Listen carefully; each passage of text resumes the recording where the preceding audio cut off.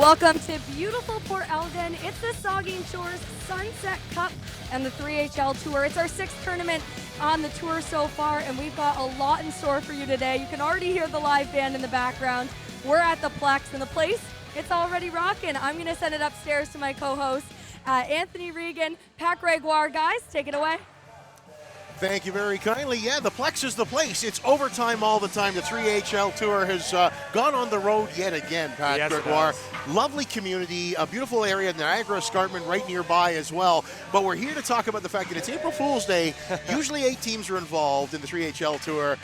Not on April Fool's Day, there's a 9th. No, yeah, exactly. There's a little bit of a twist here at the Plex today, and a local twist, if you will. The Saugeen Shores, the Winterhawks, the senior AA team, getting a chance to get their hands in on the Sunset Cup and a play-in game against the Kitchener Lions. Now, I was talking to Matt Crane, and I asked him, what are your thoughts on, having that play-in game? And, maybe I thought he was going to be disappointed that his team had to get into that tournament, them near the bottom. But he thought it was a great challenge, and, he said anytime you get a little extra hockey, especially when it's on the 3HL Tour, you got to be happy. So he's ready for the challenge, and he wants to get going, get in the bracket, and start making some money. Somebody who's very familiar with the ice surface as we take a look at the 3HL standings, of course, Milton, we'll get to them in just a moment. Yeah. The rich seem to get richer. Yes, we'll get to that in just a minute, as we say, though. But Theo Peckham has played here before, and he was here with his wife and his little one as well earlier, having a family skate. So he's no stranger to this facility. He plays with the Winterhawks. Yeah, he does, exactly. And the Winterhawks actually on their Twitter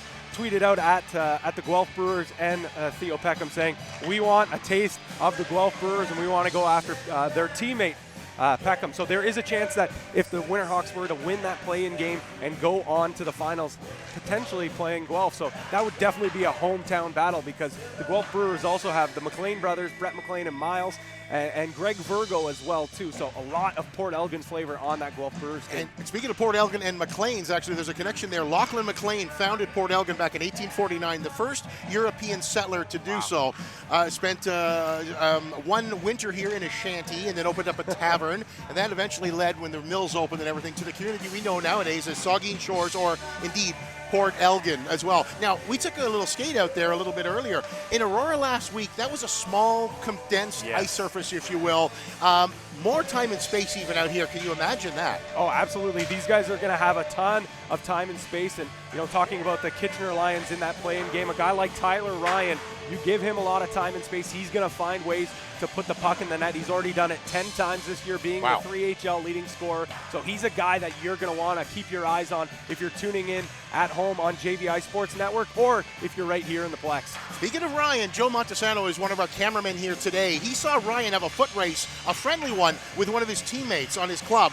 And Ryan blew around there, and Joe said to me, wow, that guy is NHL quick. And I said, he's the first one to 10 goals at this league, and also he doesn't seem to miss when he has a chance with a breakaway, i.e. a penalty shot. No, he doesn't. I mean, the guy's absolutely automatic when it comes to penalty shots or the breakaways, and it has a lot to do with his speed. He goes in, takes that shot, he's got a quick release. The goalie really doesn't know where it's going, and he's proven that he's an elite goal scorer in the 3HL, and if his team is going to want to be successful today, he's got to be on his game as well. And speaking of that, there's a great band playing here in the background. You're going to tell us all about them as well. There was just an article published just a very short while ago, even just a couple of days ago, that said your experience at the hockey rink is closely tied with the music you hear there. And I think we're in for a great time here this afternoon. Oh, we certainly are. Absolutely. It's it's just a great event. You see the Winterhawks out there warming up. We're going to get to their roster in just a little bit. But yeah, you hear Chris Barkley in the background. This is a guy that has also played a little bit of junior hockey as well. Nice. Mostly in Durham region with the Pickering Panthers and the Ajax Attack. He also went on to play in North Bay as well. So he's got a lot of talent. And we were joking around. He says, I kind of want to play on one of these tournaments. So, and he also went on to play at York University as well. So he played with Jesse Messier. Played with Jordan Forfar as well. So, you know what? We're actually going to now send it down to Dalton Finkbeiner, who has something about the Milton Flyers. Dalton. Thanks, Pat. Yeah, the Milton Flyers, not like they needed any help themselves, but they are going to get a big boost to their roster. Former Toronto Maple Leaf Luca Caputi will be suiting up for Milton today. He played 35 games in the NHL, totaling 9 points. He was last playing overseas in Sweden back in 2014. He'll be wearing number 11 for Milton. So guys, one of the top teams in the 3HL get another offensive weapon. Don't know if they needed it, but Luka Caputi, another NHL star here in the 3HL. Thank you very kindly, Dalton. Here's a look there at the Saugeen Shores Winterhawk. A couple of brothers in there. Yes. Brent and Jeff McDermott stuck out in my mind. Yeah, you know what? I mean, the McDermott brothers, both of them from Sauble Beach, Ontario, and they bring, a lot of experience to this roster. I believe it's Jeff. He's just come back from playing pro, last year as well. So this is a guy that's going to bring a lot of experience to this Saugeen Shores team. They've been out here since pretty much, the ice has been open, so they're ready to play. And we talked about it before. It doesn't matter how much talent this team does have. It's going to be adjustment to see if they can play 3-on-3 pro hockey. You know what's interesting is as I took a skate out there, and I wanted to see, like, Theo Peckham was out having a skate, and other people were there, and I thought, how often do you get to say, yeah, I'm going to go out and have a skate with a guy who played in the NHL as well? So I decided to go and do that, and while I was out there, I took the opportunity to look around. I imagine you, me, and one other guy out there with a goaltender taking on these other teams. It looks like you're playing a game on a giant ice surface when there's just a couple of you. Yeah, no, it is. So we're going to send it down to Sam, who's actually standing by with one of the Winterhawks. Sam? Thanks, Pat. I'm here with Curtis Johnson from the Winterhawks Senior AA team. Curtis, first off, this is the 3HL Tour's first look at your team. What's to watch out for in your guys' game today? We got a lot of speed, good players, and good talent on our team. Anything can happen. Speaking of anything can happen, in your season you have 4 game-winning goals. We see a lot of that at 3HL Tour, a lot of creative ones. What are you taking from your play that you think is really going to help you at this 3-on-3 hockey? Just taking advantage of the opportunities given to me and hopefully bury on my chances. This is a really unique opportunity to play in, the first ever on the 3HL Tour. How do you prepare for a game like that? It's pretty hard to prepare. None of us have really seen this 3HL, so we're going to take her in stride, and every shift is different, so we'll go from there. Thanks, Curtis. Best of luck. Thanks very much. Let's send it back to you, Pat. Well, thank you very much, Sam. Yeah, so the Winterhawks, like they were saying in that interview there, they've got a lot of talent, and it's going to have to be a feeling out process. But the thing with the 3HL is you don't have that much time to feel things out because it's only a 14-minute game. That's what I was thinking. I thought it boiled down to about what, $2 a second, really, if you sort of equate that little timeouts and face-offs and things, and not really stoppages of play, but the puck, the time keeps going. So you're about $2 a second. So there's over time, there's a lot of money at stake as well. Yeah, it is, and you see that there. So the winner of this Kitchener-Saugeen game, we'll get to the Kitchener Lions team in just a bit, but this is a team, whoever's going to win, they're going to take on London in that game at 4:30. So like you said, and a chance to not only get in the bracket, but then get some chance to get their paws on some money. I was touching base with you yesterday, Pat, and I wanted to know, I said, are any of the teams practicing 3-on-3? Are they taking any chances to rent a little bit of ice and spend a little time working at this particular, the craft here? Because it's a different animal entirely, different entity, and maybe that's something teams will take into the future if they don't now. Yeah, there are some teams that actually have practiced, and like you said, get ice and go out. I know the Toronto Bees, as you see them now, Brandon Turner actually is one of the of the teams that has organized ice. Actually, I believe it was 2 Sundays ago they went out to Ted Reeve Arena, had some extra ice, so a lot of the guys there were out, and it obviously helped because they did have a couple of new guys in the roster, which we'll talk about a little bit later, that had a chance to get together and kind of figure out the game. So we're going to take a look at this Toronto Bees roster now. Okay, David Blair, the netminder, in there as well. Brandon Turner, the captain, wearing number 44. Jackson Wiseman plays. We just saw Rob Quitt a minute ago there. He had one hand on the stick, sort of just folding the puck into the net, if you will, off one knee. But I'm telling you, I think the goaltenders are so used to almost everything. You almost have to be dirty like that. Try something completely underhanded, if you will, in order to beat these fine, talented netminders. Yeah, you certainly do. And one guy that was dirty all last weekend in Aurora, the guy had 3 goals and 3 assists. It was Ridge Garbett and Sam McDade by him on ice level. It looks like he's not quite ready yet. So what I was saying, though, Ridge, that part of his success was he had so much chemistry going on with Jordan Reed and Adam Place, but Jordan Reed's not in the lineup this week. So it's going to be interesting to see who they replace Jordan Reed on that D3 line that we said. So actually it looks like Ridge is almost ready. He's coming on over. So Ridge is now with Sam McDade, so we're going to send it down to you, Sam. Thanks, Pat. Ridge, the Toronto Bees facing off against the Newmarket Saints, kind of a rematch of last weekend's semis. You got to tell me how you held the very offensive Newmarket Saints goalless in that game. Just a lot of back checking, skating hard, and trying to keep pucks deep. In your time during the NCAA, you had 68 points in 78 games played. What are you taking from your play there and applying it to 3-on-3? How are you making it work? Just trying to work with my teammates and lots of talk. Keep the puck moving around. The Bees knocked out of finals last time. Are you saying that you guys are here for revenge? Yeah, that's what we're here for sure. Thanks, Ridge. Best of luck in the game. I'll send it back to you, Pat.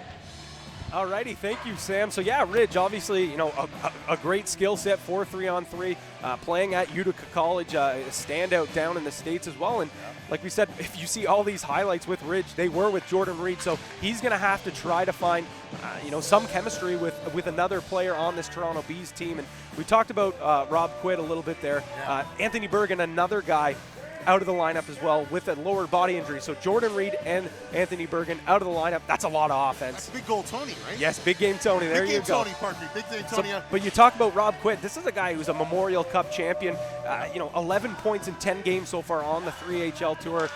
You know, he spent some time playing pro hockey, decided, you know what, I'm going to come home, working with his father as an elevator mechanic, and you know, so Monday to Friday he's fixing elevators, comes here on the weekend, is an absolute superstar on the 3HL. I think if the Bees are going to come out with a win this week, he's going to have to be on his A game. He is a defenseman, but he's going to have to produce some offense, which we've seen him done this year. We certainly have. He played 47 games for the Wellington Dukes under their head coach Marty Abrams. Then he went to the majors, spent 3 years in the OHL with them, then went on to the Spitfires as well. 2008-2009, he had 67 points in 66 games. Not bad for a guy on the back end. No. You know, you spoke about elevator repair. Justin Olden for the Bees is wearing number 20. He played for the Aurora Tigers. He and his brother were the PK shutdown specialists. I called them Justin and Jesse Olden. I called them the Golden Oldens because they were magnificent. I can't wait to see Justin Olden apply his craft here at this level. A guy that everyone should be having their eyes on is actually Kelly Jackson right here. He was a huge part in the reason why this Newmarket team was shut out. He played so well defensively. One of the plays, he took Chris McKinnon, ran him into the boards. The play goes the other way. Brandon Turner moves the puck up ice, and Chris Keeler rips a shot right past Jimmy Sargent. And I thought that was, you know, the nail in the coffin for them to go on and pick up a win and go to the finals. And they also collapsed well in front of their net, indeed. Now, the other end of the ice, of course, we got those Newmarket Saints. I saw Jimmy Sargent talk to his dad a little on the way in. He said, "What brings you all the way up here?" I said, "The same thing that brought you all the way up here. Some fine hockey, my friend." Yeah, it's, you know, this Newmarket Saints team, very motivated. I talked to PJ Buys, you know, before this, and he was saying that, you know, they weren't happy that they were shut out. This is a team that prides themselves off being offensive. You got a guy like Chris McKinnon, who, you know, is an offensive superstar, leading the league in scoring. This is a guy that was back-to-back scoring in top 10 in the OHL. So there's no reason that this team should be shut out. You got to tip your cap to David Blair, the goalie for the Toronto Bees, but you can almost guarantee this Newmarket Saints team isn't putting up a goose egg, and you see the roster there. Well, have they made any adjustments? That's what I was wondering, because after last week, they were waiting till the last minute kind of to submit their roster. They have 9 skaters and a goaltender as well. So, any new names on this roster for you? Yeah, so I mean the one name that really sticks out, not of the new names, but Sean Jones was actually one of them. He you know, he had a really good tournament, I thought, in Aurora. I think he led them in goals in the tournament, so he's a guy that I think that needs to provide some offense for this team. Nick Hovanesian is another guy as well. He's another defenseman, but he can produce some offense as well. So I think this team, if they're not putting the puck in the net, it doesn't really work their It's because that's their mode, or that's their game plan, right? They say they're going to be faster, they're going to score more than them. So it actually seems like Sam McDade is by Jimmy Sargent, so she's going to talk to the Newmarket Saints goaltender. I am with Jimmy Sargent. Jimmy, we were just chatting about how this is kind of a rematch of semis for you guys. What do you think on that? Yeah, I mean, we got worked pretty hard last weekend, so a little redemption here for the boys, but you know, it's a new tournament, so that's a good thing. So it doesn't matter what happened last weekend, so turn the page. I noticed you have a new player on your roster, Elliot Burlon, number 12. You guys played with Brandon, his brother, growing up, and a little bit with him with the Hurricanes, is that? I never played with Elliot in Newmarket. I actually played against him when he was in the league, but yeah, I used to play against his brother all the time, and then yeah, he's a good player, and hopefully he can bring a little magic like his brother does. I was going to say, what do you think Elliot's going to bring to the team, the Newmarket Saints roster today, if there's anything more to be brought? Yeah, I mean, he's a big body. He can skate a bit too. So, I mean, our issues for pretty much everything has been defense, I think. So hopefully he can kind of bring some of that too. You know, take care of our end. We've played a lot of run and gun, and it's kind of got us in trouble. So I think our game plan now is to kind of, you know, take care of our end a bit more first, and then hopefully the offense will translate. So we'll see a little bit of a change in the Newmarket Saints in this tournament, hopefully for the goaltender's sake, right? Absolutely. It makes my life a little easier, hopefully at least, right? Thanks, Jimmy. I'll let you warm up. Best of luck. We'll send it back to you, Anthony and Pat. Very kindly, Sam. Interesting. You're supposed to stay away from starting goaltenders and starting pitchers, but I don't think Jimmy Sargent minds talking at all. Interesting to what he spoke to about their team is known for run and gun offense and scoring a ton of goals, but perhaps today they're going to try and hang back a little bit and help their goaltender. So we may be in for a bit of a chess match, although this is a chess match which has, you know, fast forward on it as well. Exactly, and I don't think you can really take away that run and gun style from the players that they have on their team, but they do need to make a better commitment to defense. I mean, Jimmy Sargent was left to hang out to dry in that game against Toronto. If it wasn't for him, it could have been more than just a 3-0 game with an empty netter, to be quite honest. Adam Davies, you see there, we talked about him a little bit. He's leading the league in score. He was leading the league in defenseman scoring until last tournament when Rob Quit filled the net, and there's the man there, Chris McKinnon. I mean, human highlight reel, right? It's unbelievable. I said it last night on our live broadcast. There's really no reason that this year is his first year playing pro hockey in the 3HL. This is a guy that, you know, was back-to-back not leading scorers, top 10 scorers in the OHL. And I think maybe because he's not the biggest player, he didn't really get a chance to go to that next level. He went to CIS instead. Yeah. But like I said, there's no reason. You talk about not having the size. This is a guy that has size. Kevin Jarman, you know, he's so big, so strong, so fast. He can put the puck in the net almost on will when he is, you know, scoring off the rush because he has such a great shot. And you see him there, big boy. He's not even wearing shoulder pads. That's insane. Well, there isn't going to be a lot of physical contact, although I thought that going into the Aurora Danglefest, and to my surprise, there was plenty of hits. Yeah. And I guess when there's money on the line, it's not just your pride as much as anything. There's a reason you're playing with some passion as well. Yeah, exactly. And I think these two teams now, this will be the third time that they met. So that also plays a lot into it. And Newmarket right now down 0-2 in the season series. So they're hungry for a win. And you can tell that, you know, today they're getting ready to go. And as I mentioned that, they're getting off the ice. So it's the Milton Flyers that are taking the ice. And we talked about it. The Milton Flyers continue to get richer. They had a guy like Luca Caputi as if they needed more offense. Exactly. Now, of course, Leaf fans will be very familiar with Luca Caputi's name from just a short while ago as well. But it's my first look at Tristan Fairbairn. He came up to say hello last week in the booth at Aurora, but he wasn't playing because he had an injury. Today, I get a chance to look at him once again and see how well he does out there. But as you said, it's one of those instances where those that are doing well get another quality player to play with. Yeah, exactly. And Tristan Fairbairn, like you said, out with an injury last week, but still a big part of that team, being the captain, being a real leader. But him on the ice, I mean, having him as well, this is a guy that has some pro experience as well, was a captain for the RIT Tigers down in the NCAA. So you see the roster there, though, the amount of talent that they have on this team, so much depth. So it's pretty impressive, you know, week in, week out, how good of talent they have. And then you go ahead and add a guy like Luca Caputi. You know, Carson Devine as well. He's a guy that really sticks out to me. He played in the FHL, so a little bit of semi-pro hockey in the States. But he's been leading the team. And a guy who had a great game was actually Devin Didiometti, who's actually with Sam McDade down on the ice. Thanks, guys. I'm here with Devin, like you said, Pat. Devin, first off, coming into this tournament, what are the Milton Flyers going to do? They're now 3-time champions. What can we expect for today? Well, last weekend was my first tournament, so I can't really speak for the whole year, but I think we just have to do a lot of what we did last weekend, play defensive hockey, and keep trying to put pucks in the back of the net. Pretty good to be a champion on your first tournament, eh? Yeah, it's not bad. I haven't been a champion for a while, so it's a good feeling. You had a pretty good season in the Alps Hockey League. You're also an NHL draft pick. Your experience brings a lot to this team. What do you think that you contribute most? I don't know. It's tough. Obviously, like you said, experience is a big thing.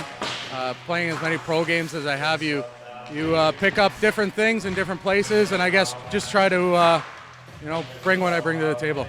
When I was looking at the rosters last night, your guys' roster is all forwards, and that's a little bit unique for this tournament. What are your thoughts on that? I don't know. We might have to get a couple guys playing defense today, so I don't know. We'll see. Well, everyone back check, eh? Yeah, for sure. Thanks so much. Good luck. We'll send it back up to you, Anthony and Pat. Thank you very kindly, Sam. Now, Devin, can I call him 3D? Could that be his nickname? Because Devin DD? It is now. There you go. There you go. 3D Devin DD. Didn't he score the overtime winner to propel his team forward into the finals? Yeah, you actually saw that on the TV there. There you go. It was a huge goal and wasn't it? Massive, big celebration after, and you could definitely tell that that it really injected life into that Milton Flyers team heading into the finals. Really taking care of business. Kevin Willer leading the team and the league in assists right now. He's a little shifty player. He's been working really well with. Actually, the one guy that's not here is Daniel Spivak. So that's an interesting thing, as well as the fact that they don't have any defensemen dressed. So it's going to be interesting to see what Tristan Fairbairn does with today, having John Gleed and Spivak out of the lineup. So it's definitely an adjustment for a team that prides himself on defense, and I guess you could say some good goaltending from Dave Davenport as well. And of course, pro experience is one thing, but does it always translate into 3-on-3 hockey, my friend? I mean, is Luca Caputi going to feel as comfortable? I know he plays a lot of ball hockey as well, but is he going to feel comfortable in 3-on-3 when the rules are sort of unknown to a lot of players? Yeah, you definitely tell that some of the guys definitely have to feel out the process, not just all the ice, and you can see guys that they're playing their first tournament. They're worried about staying on side, and you hear the other players, "Don't worry, no offside, or icing." So the rules definitely play in a factor. So I think Luca Caputi, with the skill set that he has, it fits really well for 3-on-3 style of play. Indeed, it does. We're just taking a look at Justin DiBenedetto there. In 2008, he made his pro debut with the Bridgeport Sound Tigers. He was called up after his OHL season was over for 3 AHL playoff games. How'd you like to go from one level of hockey to the next big step up in the playoffs, where everything's on the line? A lot of pressure there. Oh, absolutely. A ton of pressure. And speaking of pressure, this Oshawa 88s team that the Milton Flyers are playing against have a ton of pressure. They haven't won a game since their home tournament in Oshawa at the Tribute Community Center. And once again, Mitch Scott making some changes to his lineup. We're going to see one player here, Tyler Melanson. He played in the first tournament already, this is a guy that fits 3-on-3 style of play so well. He's a little bit of a shorter guy, but so fast, so shifty. He put up 180 points in just over 100 games in the Netherlands European League overseas. So, this is a guy that definitely is going to bring some good experience, and a guy who will also bring some experience getting his first 3HL game is Brett McConaughey, and we'll send it down to Stan McDade. Coming into this tournament. We're really excited about it. It's a big opportunity to have some fun, make some money, and play with a few of my teammates and some new guys, so we're really excited about it. Captain Mitch Scott calls you the shooter. You got to explain that for me. Well, I have a show on YouTube. It's called The Shooter Shack. We just reached 2 million views. My co-host is Patty Gregoire, and I got a pretty heavy shot, so that's another reason why they call me the shooter. Now, in all seriousness, the Oshawa 88s have a tough opponent in the first round. The 3-time champs last tournament, Danglefest, in the Milton Flyers. What's the game plan for game one to come out hot out the gate? You know what? We're going to come out here. We're going to play hard. We've improved the roster. We know they got a good squad, but all we can do is come out here, try our best, and hopefully we can take them down. Hey, you're saying they improved it because it's your first game, right? Exactly. You know it. Best of luck. Thank you for the interview. We'll send it back to you, Anthony and Pat. Thank you very kindly. So congratulations on the views there. 2 million views. Yeah, it's a lot of fun down in the Shooter Shack. So I'm looking forward to see Brett McConaughey out on the ice. Like he said, he's a shooter. He can move as well, but you get him in the slot playing with, and that's the thing too. We talked about how, when those new players come in, they have to feel out the chemistry. Yeah. Tyler Melanson, Corey Tamlin, Chris Gore, Jason Dale, and Brett McLean all played together with the Whippy Dunlop. So there's no feeling out process. The chemistry is there, so they immediately walk in with some chemistry. The only thing they're going to have to get used to is the 3-on-3 play and the new rules. And that's the thing, too. I think that's where, like you said, you can see the wheels turning in some of the players under the helmets. You're thinking, should I be onside here? What do I have to do? And there is no offside. And they have to remember that. The only thing you can't do is go back out over center, of course, for an over and back. Other than that, it's almost you make up the rules and you get creative and you put pucks in areas for guys to skate into. The team that makes the least mistakes end up with the more chances and possibly winning the games. Is that correct? Yeah, absolutely. We talked about that was a big theme in Aurora. I thought with the smaller ice surface, you can easily quick turnover. You're up and gone quickly. Fast break opportunities. Where you see Stefan Scholich. This is a guy that you definitely should be looking out for. Big, huge body. He can skate. And actually, him and Tyler Melanson played on a line together on January 1st.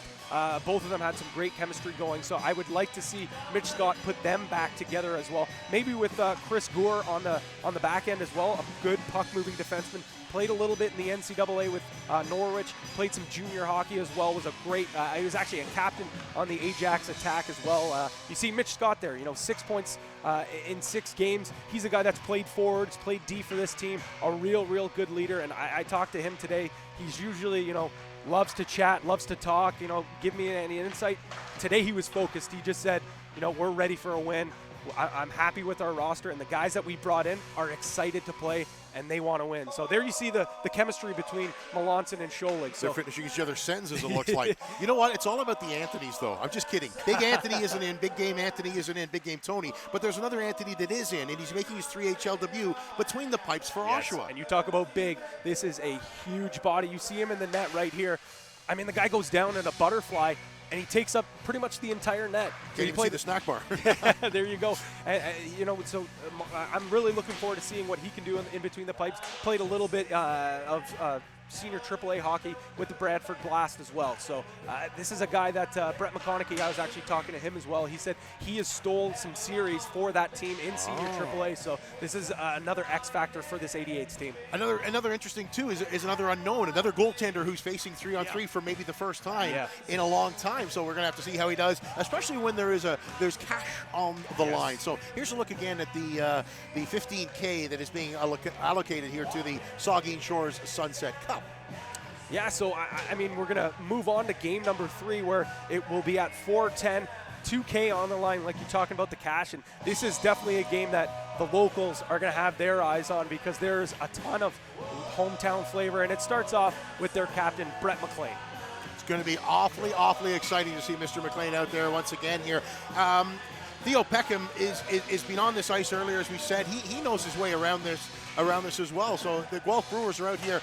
He already sort of knows, should the Winterhawks get through, he knows what he's looking at, and maybe some of the skill set of the guys that he's going to be playing against, should they get that far. Oh yeah, absolutely. I definitely think he's going to have a little bit of an edge there. But you see the lineup here for this Guelph Brewers team: Brett McLean, Miles McLean, Matt Kennedy, Theo Peckham, Brett Mackey, Greg Sorelli, Ken Paroff, Greg Virgo, and Joe Underwood. There's so much talent on this roster. We talked about it on the live broadcast last night. We think, on paper, myself and Justin say, on paper, this is definitely the most talented team. I think they've been probably the most consistent team as well. They haven't won a tournament just yet, but they still have won the second most amount of money. So this is a team that really wants to get the monkey off their back, if they will. And I mean, what better way to do it than right here in Brett McLean's hometown? Yes, indeed. It's going to be exciting as well. Now, I did a little research there. When you told me about Brett McLean's story, I wanted to find out a little bit more. So I started researching articles and found out all about his involvement since his incident with the Heart and Stroke Foundation, and his tremendous work. And the fact that he is able to play at this level is pretty amazing when you think of what happened to another AHL player very recently. And I saw that Brett McLean had already tweeted about this particular player. Maybe you'll fill us in on those details. So one of the players from the Phoenix Coyotes, he went through. I believe it was an infection in his leg, correct? You actually, it seems like you're pretty familiar with the story. Just finding out a little bit about myself, because Mr. McLean tweeted it out there, but it was a player, of course, who had similar instances, had a heart attack involved, and there was some. He lost one of his legs, his left leg, and was partially paralyzed on his left side. We'll get to that a little bit afterwards. Right now, I believe we're throwing downstairs. Yeah, so we actually have Brett McLean down with Sam McDade. We had a little wave there. Thanks, guys. I'm here with captain of the Guelph Brewers. Brett, you have so much experience in hockey right now, just starting with your being a draft pick for the Phoenix Coyotes. Can you touch a little bit on how that helps you lead this team? Yeah, I mean, I've been playing for a long time, played at the NHL level, the American League level, and the OHL, and try and draw on my experiences from that to help the guys out. But really, 3-on-3 is so different. So I'm kind of learning along with everyone else. So it's been a lot of fun, but it's been an adjustment for me as well. Speaking of adjustments, like you've had offensive success in all those leagues that you just listed here today. How did you find the transition to 3-on-3 hockey? It's tough, you know. I think the first thing you have to learn, you have a lot more time and space than you think. So you have time to make plays, but you got to be patient. And you know, our team, we still haven't won, so we're trying to find our place in the league and trying different things out. So hopefully we'll get a win today. The Brewers have been so close, though. They haven't won, but they've been so close every single tournament. The past three, you guys have been just right there. What's the changes made today to the game plan to come out maybe with a couple more wins and get you a final title? I think we got to stay away from overtime. We've lost our last 4 times in overtime, so you know, try and get out quick on teams. A couple times we've had leads and let them go. So I think trying to be consistent the whole game, and you know, the big thing, just trying to have fun with it. We have a talented team. There's a lot of good teams here, but you know, we like our team, so you know, we're just gonna try and play our game, and hopefully that'll help us today. Thanks so much. Best of luck. I'll send it back up to you, Pat. Thank you very much, Sam. So yeah, like we talked about how Brett McLean and his brother Miles are from Port Elgin, but there's some other guys who have some local flavor as well. Yes, indeed. One of the forwards wearing number 16, Greg Virgo, out there as well. So I'm wondering, are the Winterhawks going to have the home ice advantage, or are the Guelph Brewers going to have a bit of home ice advantage? I mean, I think both of them have a little bit of advantage. I think that it's been a while since the McLeans and Virgo probably have played a meaningful game on this ice surface, but like we were talking to Miles McLean yesterday on the pregame show, and he said he's pretty excited to, you know, to finally play a game where he's won some championships as a young player, you know, first when he was growing up. And another guy, though, Theo Peckham, you already talked about it, he knows this arena all too well, playing with the Winterhawks, so he definitely has a little bit of an advantage to this arena as well. And like you said, you don't really realize how big this ice surface is, so these players are going to have so much time and space. And if you give a guy like Brett McLean, who, you know, had 61 goals in 61 games in his last year with the Oshawa Generals, I mean, it's going to be a shooting gallery for him. It certainly is. And Theo Peckham was out with a little one in his arms and his wife out there on the ice, and they were skating around. I said, okay, you're just making this the most adorable thing we've ever seen. It was out there having a little tiny skate because it was family skate ahead of time. Many people got to come out and skate with some of the people they've watched play hockey for years, perhaps. Yeah, it was pretty cool. And you had, you know, Miles McLean and Brett as well out there, so a lot of the kids were following them as well. A couple of the Kitchener Lions were out there as well. But yeah, I think the highlight for sure was seeing Theo Peckham out on the ice with his wife and his little one. And, you know, Greg Sorelli, you see the highlights there. Greg Sorelli, this guy, he even said on the broadcast in Aurora, I am so lucky to be playing with a guy like Brett McLean. He's been setting them up. We talked about how Spencer McCormick and Lucas Spaleshta on the London Threes have probably been the most dynamic duo in the 3HL so far. This tandem is pretty darn good as well. So who is Guelph going to be facing, my good friend? Yes, the Markham Millionaires, as you see on the bracket there. A team that is hungry to get back into the win column as well. And instead of me telling it, why doesn't Sam and her guest talk about the Markham Millionaires? Sam? Thanks, Pat. Adam, I'm going to talk to you a little bit about, you were a draft pick in another pro league, the NHL Pro League. Let's talk about the 3HL, though. How's the transition been to 3-on-3 hockey for you? It's a lot of fun. It's tough to get used to the no offsides and no icing. So figuring all that out is a bit of a challenge, but it's a lot of fun out here. The Markham Millionaires are looking for some wins today. What's the key to getting a couple wins in this tournament? You got to score first, and you just got to play with the lead. Keep control of the puck. It's a possession game, 3-on-3, and as long as we can do that, we should be okay. Adam, one unique thing about the 3HL is that there's no coaches here, unless they're players, and in your case, an assistant coach of the Steelheads for 3 seasons. How does that help you lead the Markham Millionaires here? Well, again, just being new, this is my 3rd event, so still trying to figure everything out as far as systems and strategies go, but with each game, we'll find something to work on and improve on. Thanks, Coach. Best of luck. All right, thanks. I'll send it back to you, Pat and Anthony. Thank you very much, Sam. I think Adam's being pretty humble. This is a guy, he said, you know, I've been feeling out the process. I don't think so. He came into that Guelph tournament scoring a couple of goals. He's fitting really well. We saw him in Aurora score a goal and have another assist as well. So I think he's a guy that's adjusted very well to this 3-on-3 Pro Hockey League. And speaking of adjusting to the league there, we're going to have a look at Brad Carge's defenseman, who's going to be wearing number 3 for the Millionaires, while Adam DeLue wears number 13. And Brad is making his 3HL debut. Do you think you can talk about it all you want, but you have to get out there and actually play it before you really understand what this game's all all about. Oh, absolutely. I mean, you even heard you heard Adam DeLue there saying he's still trying to figure out. This is going to be his third tournament, so definitely it's definitely a feeling out process. But I've said it before, you only have so much time. You only have 14 minutes to be specific to figure it out. So I think obviously the more skilled and fast you are, you're going to be more successful. But I think it's also the smarter players are also very successful earlier on because they can pick it up earlier, and they know how to play the game smart. Is it almost a given that if you have a penalty shot, i.e. you draw a penalty, you have a very, very good chance of scoring? In other words, I'm thinking that in order to be successful, you want to make sure you play with a little halo over your head. If you pull somebody's legs out from under them, you're giving another team a very, very, very good chance at scoring. Yeah, absolutely. We talked about how the goaltenders have been so good this year, but at the same time, I think that the shooters have definitely the advantage in the penalty shot so far this year. You don't have as much time to creep in, go down slow.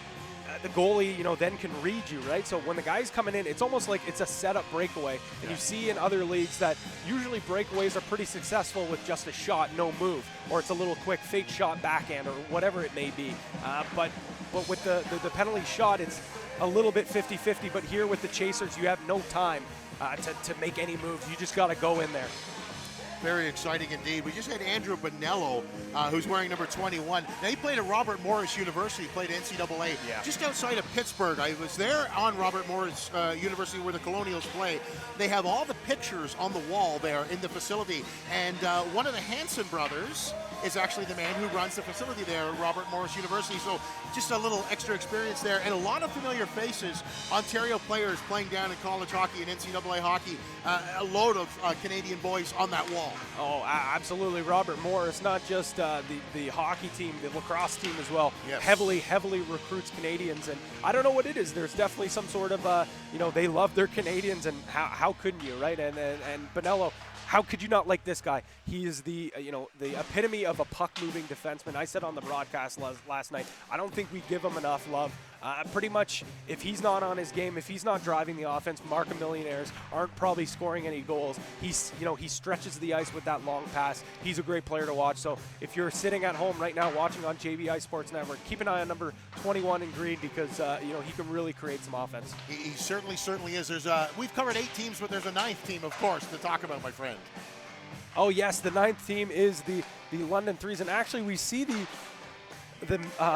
Kitchener Lions coming out again for another warm-up. So maybe they were just out getting a little bit of a skate. So so we're going to talk about this Kitchener Lions team led by Matthew Crane. He's done a great job bringing in some new players. We saw the Pittons make their debut as well in Aurora. I thought they were fantastic. Anything but a pittance in my estimation, I'd have to say, having a little bit of fun with the words there. But both of them, of course, were doing such a terrific job last year.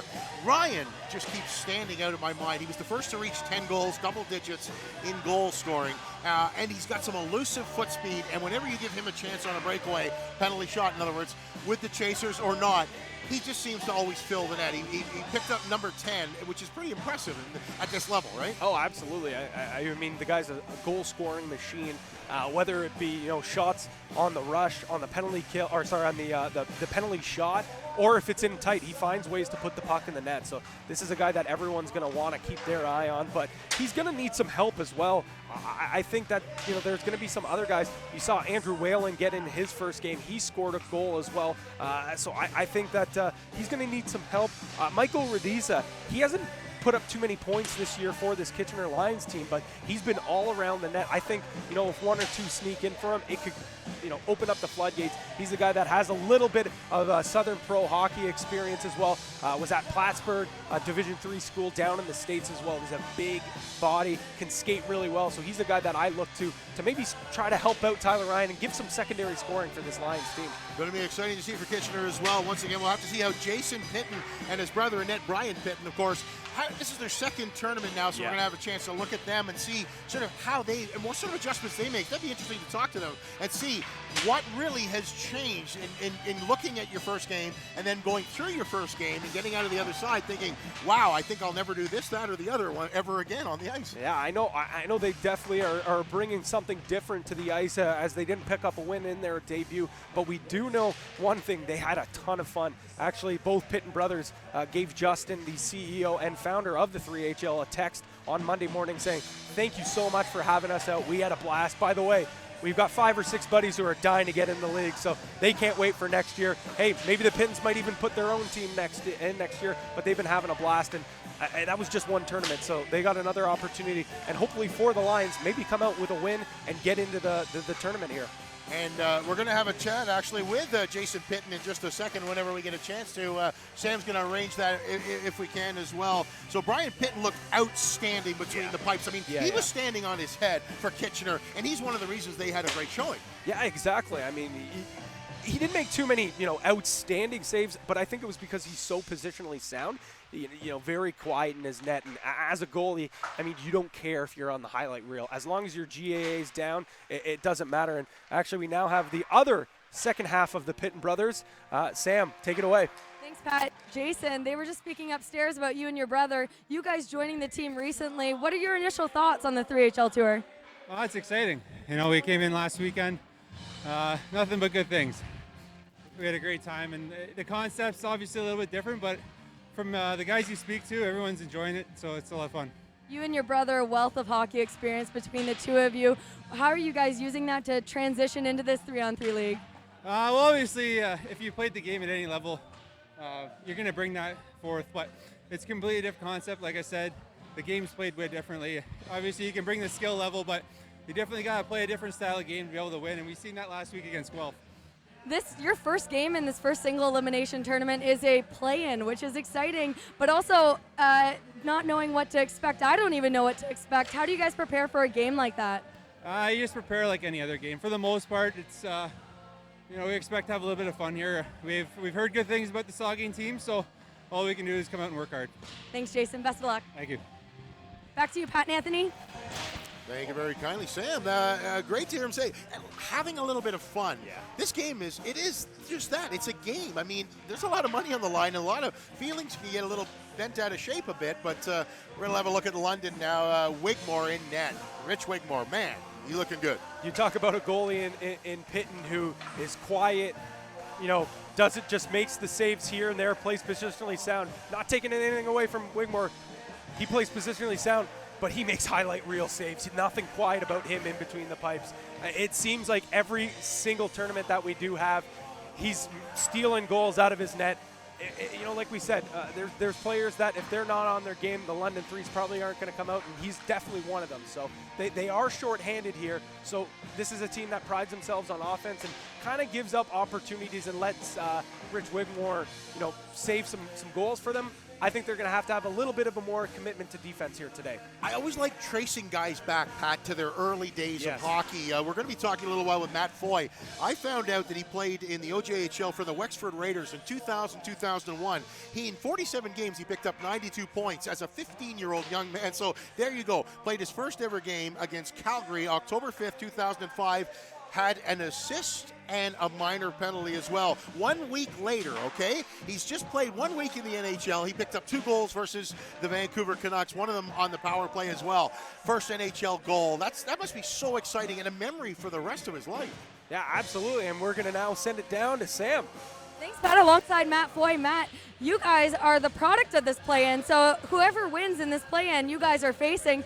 And I asked Jason Pitton how he prepares for a game like that, not knowing his opponent, but how do you prepare not knowing it could be either one? I don't know. I just see and wait. There's no real answer. I don't know much about either team, so we just go out and do our own thing and have fun. London going in with a bit of a smaller roster today. Do you think that that's going to wear on you guys a little bit? How do you keep fresh throughout the game? I don't know. Hopefully I'm in good enough shape. We're only down one man, but we have one more guy coming, so I think we'll be fine. Matt, you have a wealth of hockey knowledge as well as a couple other guys out in this league. How are you using that experience on the 3HL Tour to help you in this 3-on-3? I don't really know. That's a good question. I'm just out here to have fun and I don't know, try to win some money. And I just met these guys last week, so it's a little bit of getting to know each other. But I think we'll be fine. Thanks, Matt. Best of luck. No problem. Thanks. We'll see Matt Foy figure it out a little bit later as the tournament progresses. I'll send it back to Anthony and Pat. Guys?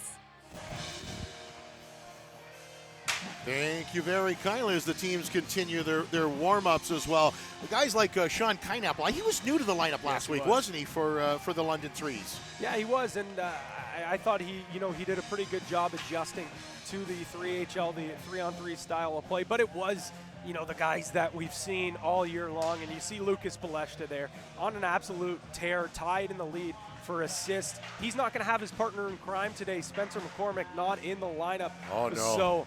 So he's going to have to find some chemistry with another player, a guy maybe like Patty Morgan, perhaps to play with. Maybe you go with a guy like Kineapple as well. They played together in senior AA with, in that senior AA league with the Tavistock Royal. So maybe they throw them together. But Patty Morgan, you see that there, 9 points in 7 games. We talked about his story a little bit last time.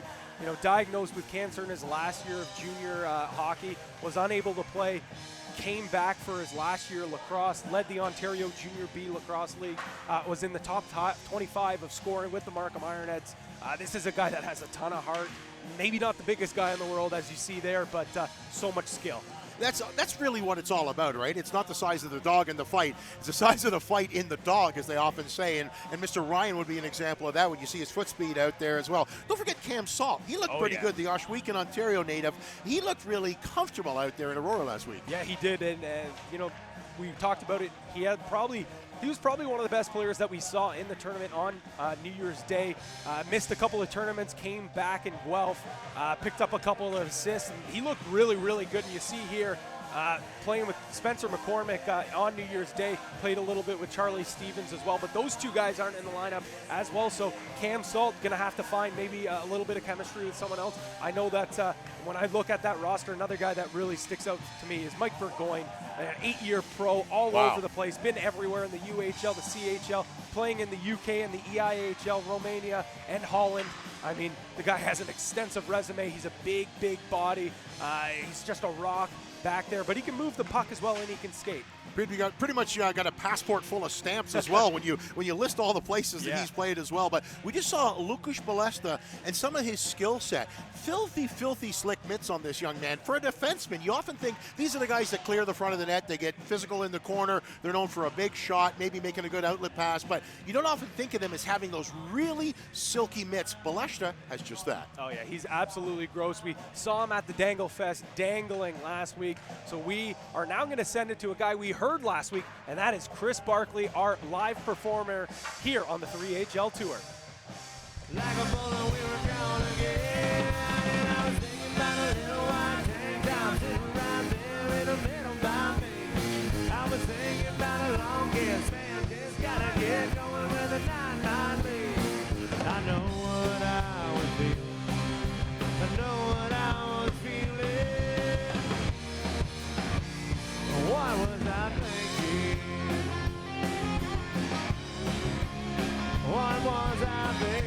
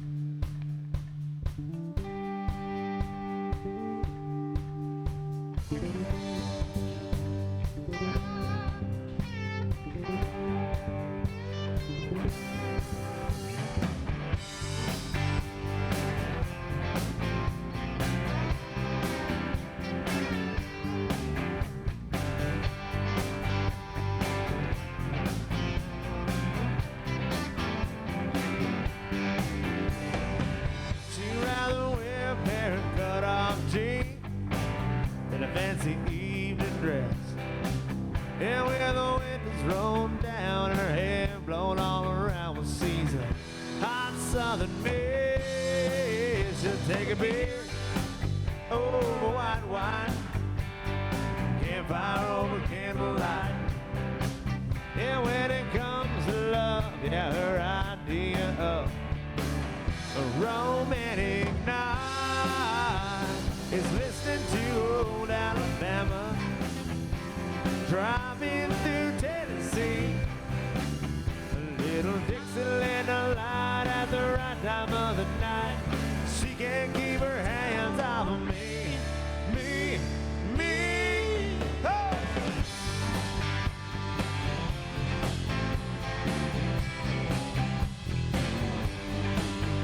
Now we're rolling down an old back road. I got the steering wheel in one hand. We'll find a hideaway, she and I can play. Mother Nature's bed, and now we're listening to old Alabama.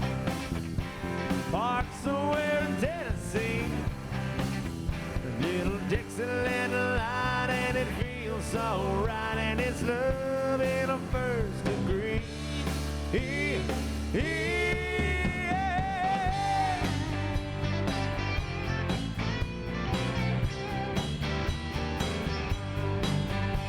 Forget about Sinatra and Coltrane, some old Rogers Brothers song. Yeah, even Barry White ain't gonna work tonight. Yeah, if you really wanna turn her on, play some tobacco, come on, music that comes from the heart. Play something with lots of feeling, 'cause that's where music has to start. We're listening to old Alabama, driving through Tennessee. A little Dixieland light, and it feels so right, and it's love in a first degree. Yeah, you know we're listening to old Alabama, driving through Tennessee. Little while, lady, why the right time of the night, Lord, and she can't keep her hands off of me, me, me.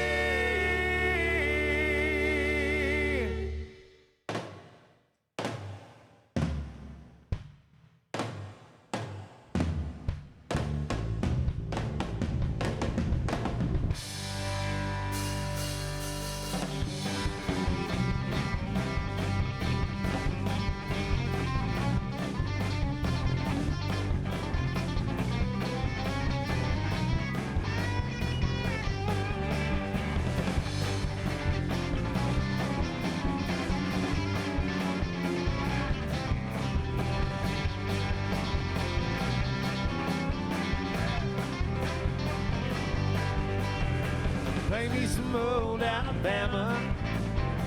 Play me some old Alabama.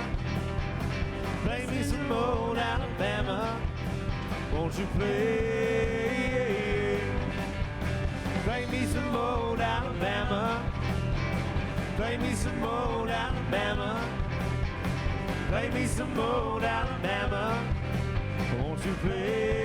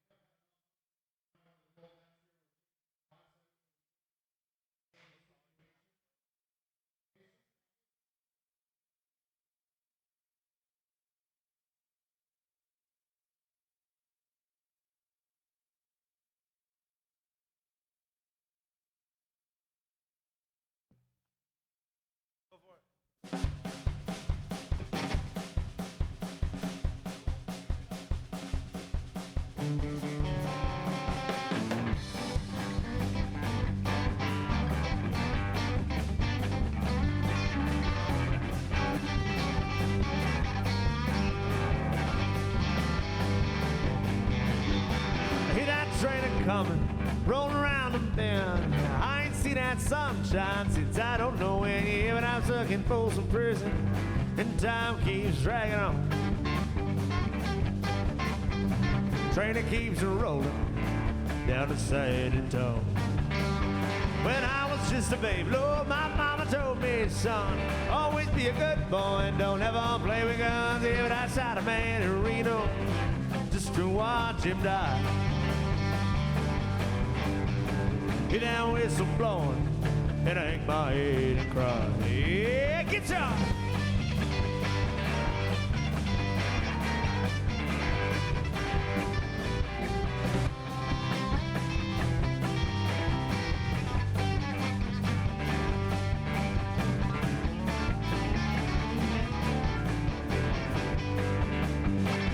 There's rich folks eating in a fancy dining car. Good Lord, I bet they're drinking whiskey and they're smoking cheap cigars. Yeah, but I know I had it coming. I know I can't be free. Be that lonesome whistle, that's what tortures me. Yeah, go!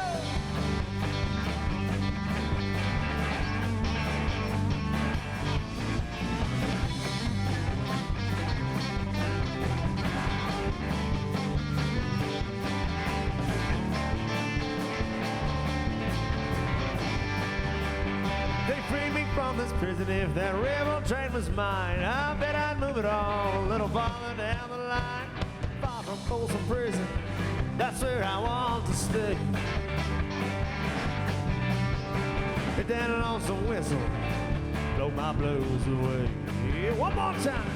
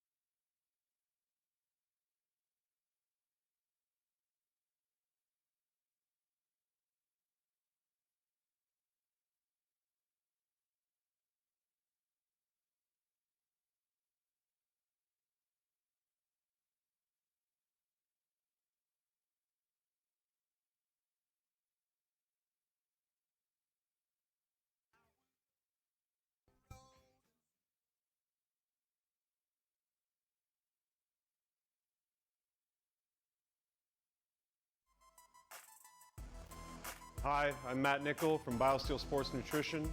Here to talk to you a little bit today about proper nutrition and proper training for hockey players in the off season. So everybody knows that it's important for hockey players trained to be fast, to be explosive, to have great endurance, to have great strength. It's also extremely important that they stay on top of their nutrition and have proper nutritional habits. Our BioSteel HPSM is the healthiest, safest, and most effective sports drink on the market.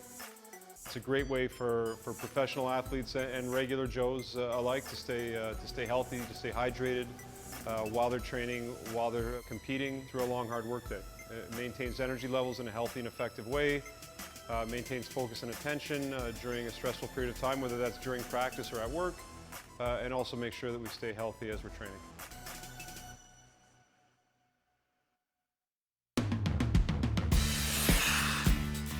Having the 3HL land in Guelph aligns perfectly with what we're good at and what we want to attract: festivals and sports tourism. It also helps with really making the culture in our downtown entertainment choice. You know, grab something to eat before the game, come and take in the game, take in some entertainment. I would say that it's great for our local charities too. And you know, partnering with Community of Hearts, which is you know, close to my heart, close to the community, is just fantastic. So it's really giving back to Guelph. So I'm really excited for the 3HL to be coming here.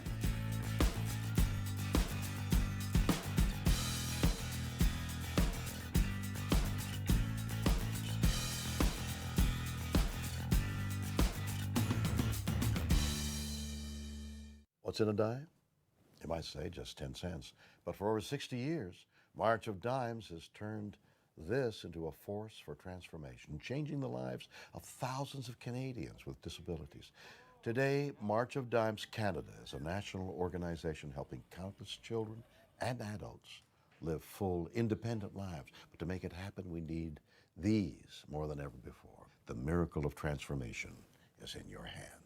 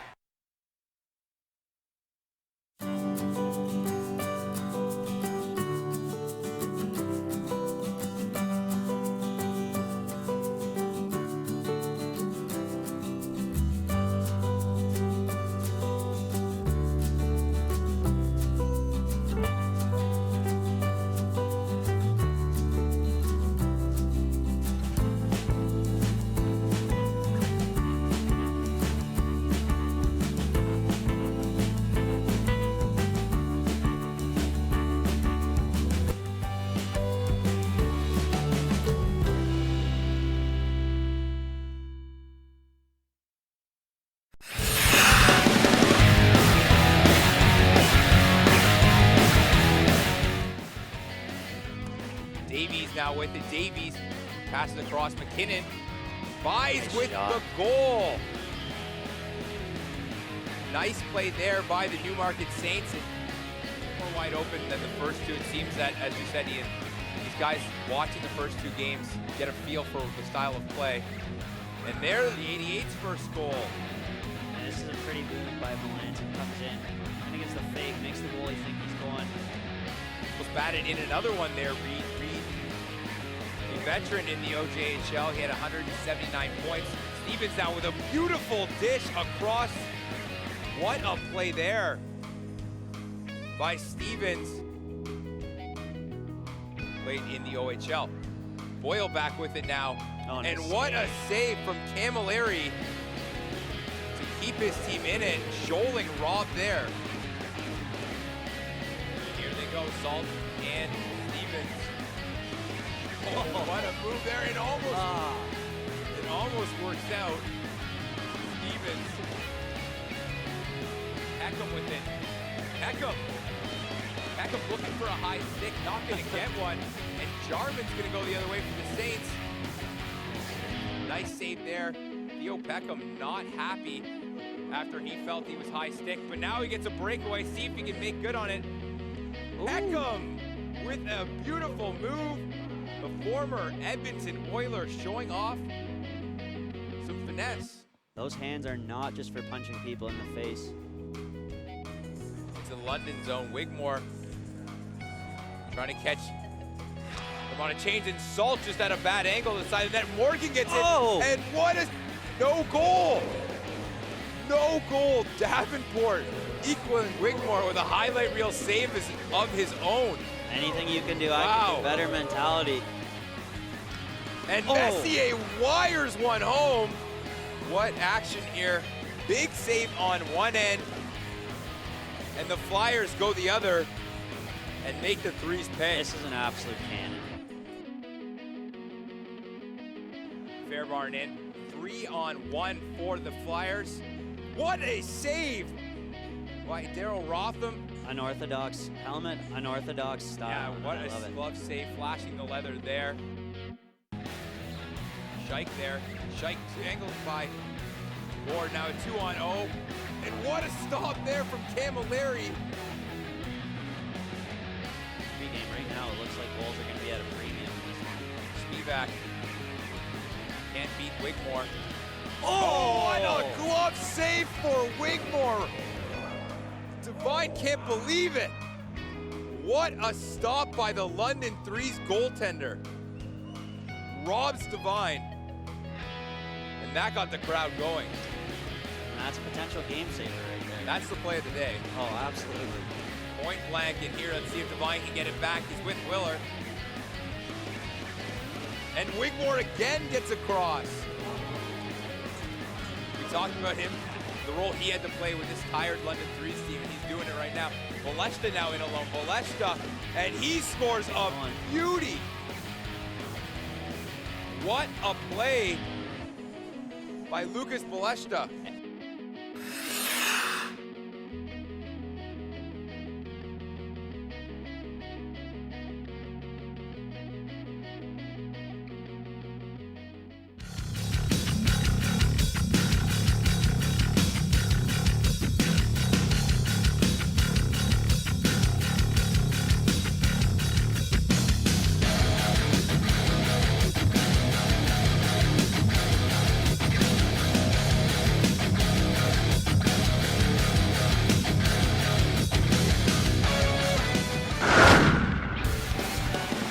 Mackey over to Kennedy. Kennedy turns it over though, 2-on-1, Reed and Place. Jordan Reed waits and gets it over, and what a stop from Dupuis. Here's Jarman with it. We've seen him have a shot. Buys, no look, fires it. McDonald up to the task. Todd Hosmer all the way for DeLeon. And he sneaks it 5-hole. If this was soccer, they'd be calling that one cheeky. Yeah, that was cheeky. That was the definition of cheeky. So now the Brewers, Spivak walks in. Spivak scores on Dupuis.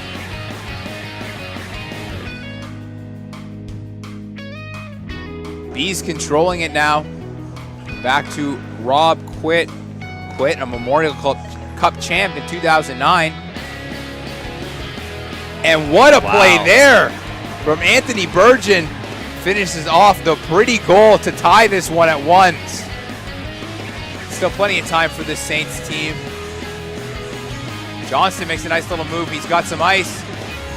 And what a save from David Blair. He has been fantastic here in this finals. Peckham over to Mackey. Mackey to McLean. Brett McLean keeps the puck there. Nice play. And Brett McLean, what a goal from the Brewers captain. He's used to scoring in this building and does it once more. And the Brett McLean fan club is loving it over there. So as soon as you come out to challenge too far, they're just going to slide it behind you. Adam Place all alone and makes a beautiful move. Fancy goal there from Adam Place, the old Peter Forsberg. London trying to even this up before the horn.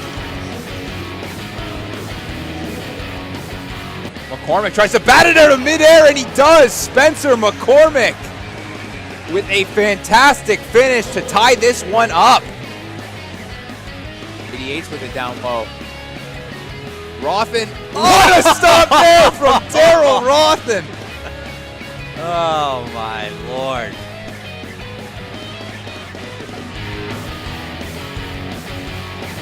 Chris McKinnon back with it. McKinnon controls it. Chris McKinnon, nice little move. Oh, what a goal from Chris Lord. McKinnon. Wow. What a play by the Saints captain. I don't care how many hockey schools you go to, you cannot teach that.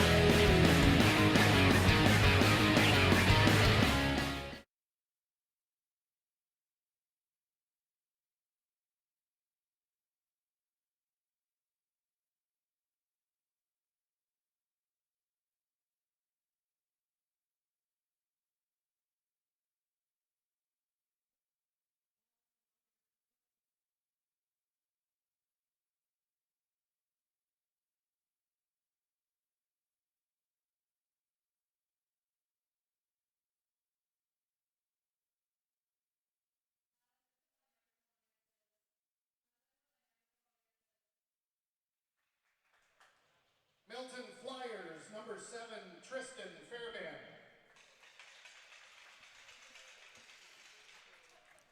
Markham Millionaires, number 19, Nate Donaldson.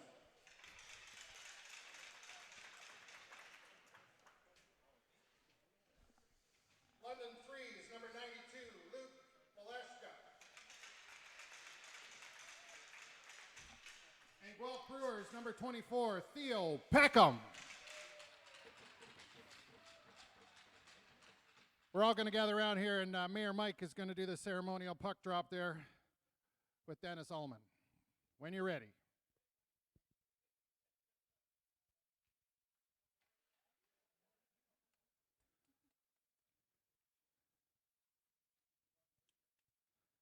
Thank you, gentlemen.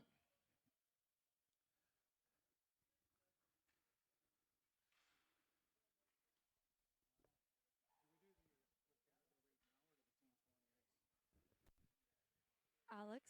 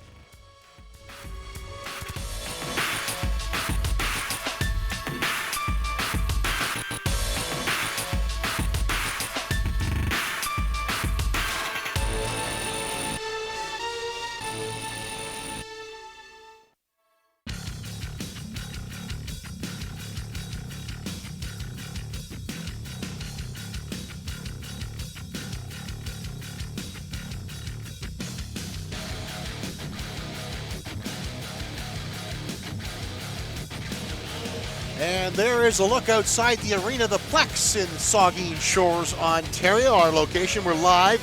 It's the Sunset Cup. It's the 3HL Tour. Pat Gregoire, we have the Winterhawks in dark and the Kitchener Lions in gray and blue. Some terrific colors out there, and a lot of fans in attendance here checking out Saugeen Shores. Certainly is. Sorry, I was taking a big swig of some BioSteel there. That's why I couldn't say anything. Drinking the pink. Nice. Here we go. Okay, so Kitchener controlling off the hop. As we say, no offside, so they gain the zone. Pass back, looking for number 4, Dorigo. Dorigo loses his footing now, and here's an opportunity for the Winterhawks. Oh, the puck just skips off the stick of Brent McDermott, one of the two brothers from Sauble Beach. McDermott takes a look at that one. Here goes Quaid. Pass over to the far side for Trent Hawk from Wyerton. Shot right on in that. Off the pipe. Yeah, way up into the crowd, into the mesh rather.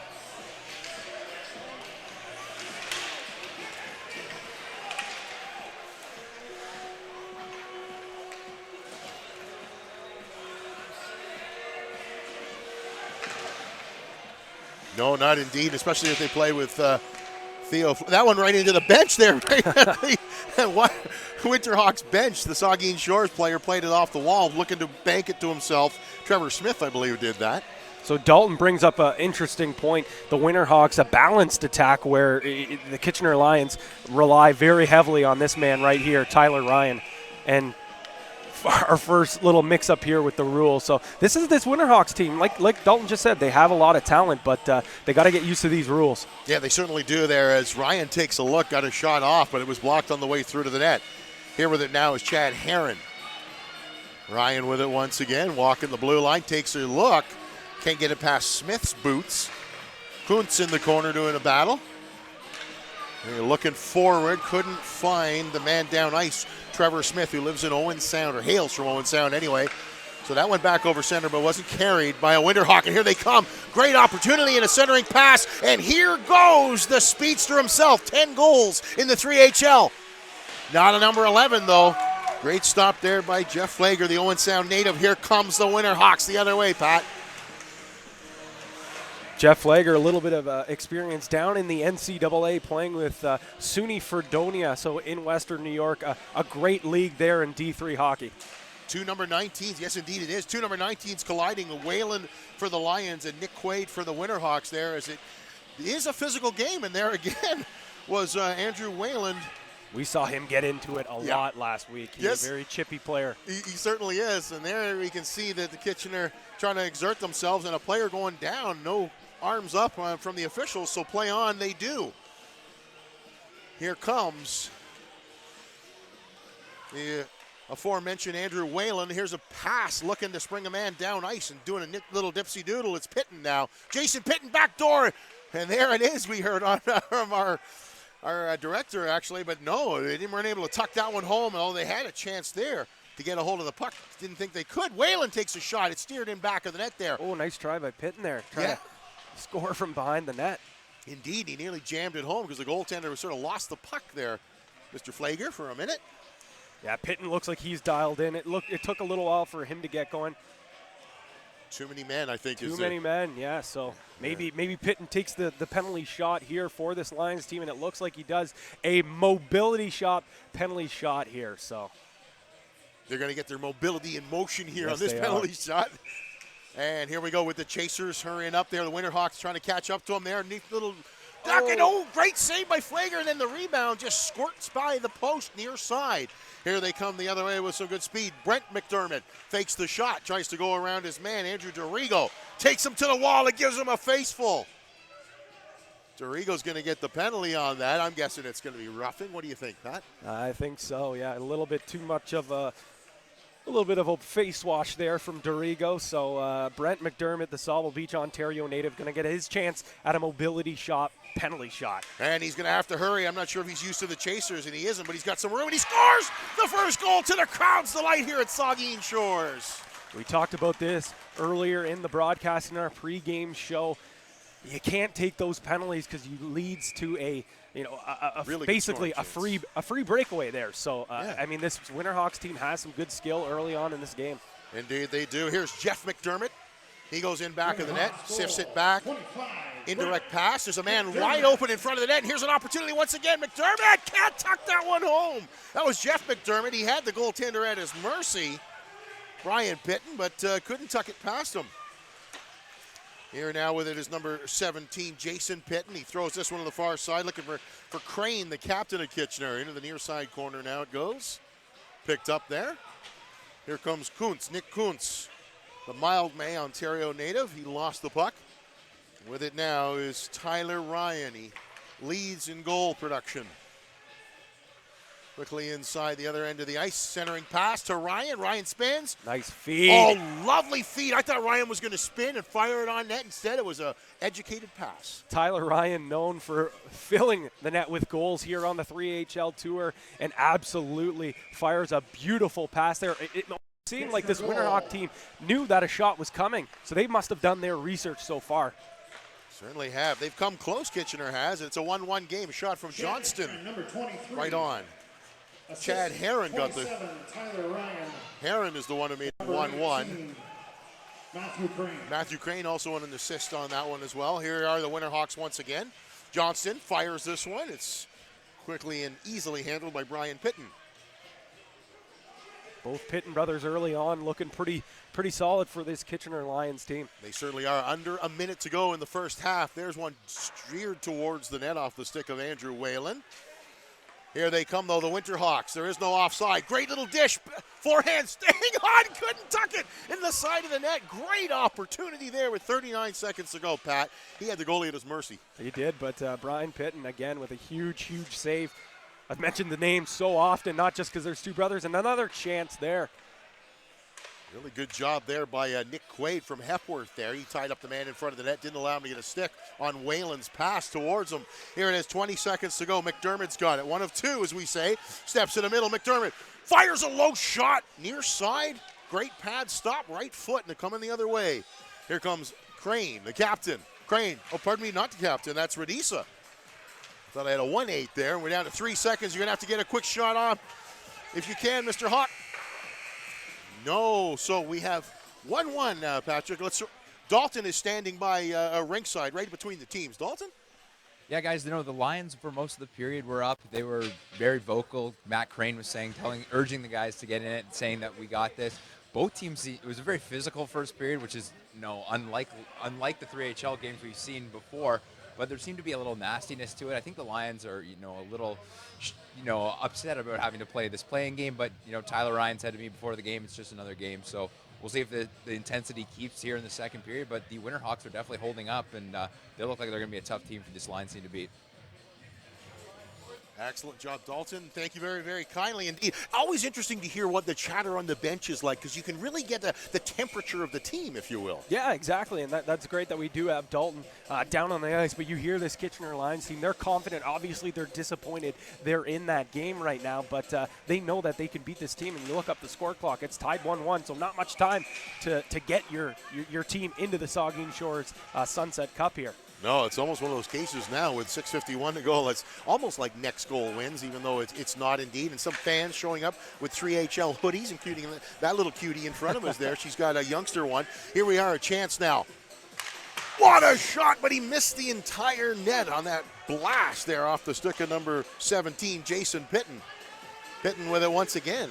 Throws it into the corner. Unable to handle that one was Radisa, who gives chase now. But it's the Winterhawks starting out slowly. Quaid takes it off his heels.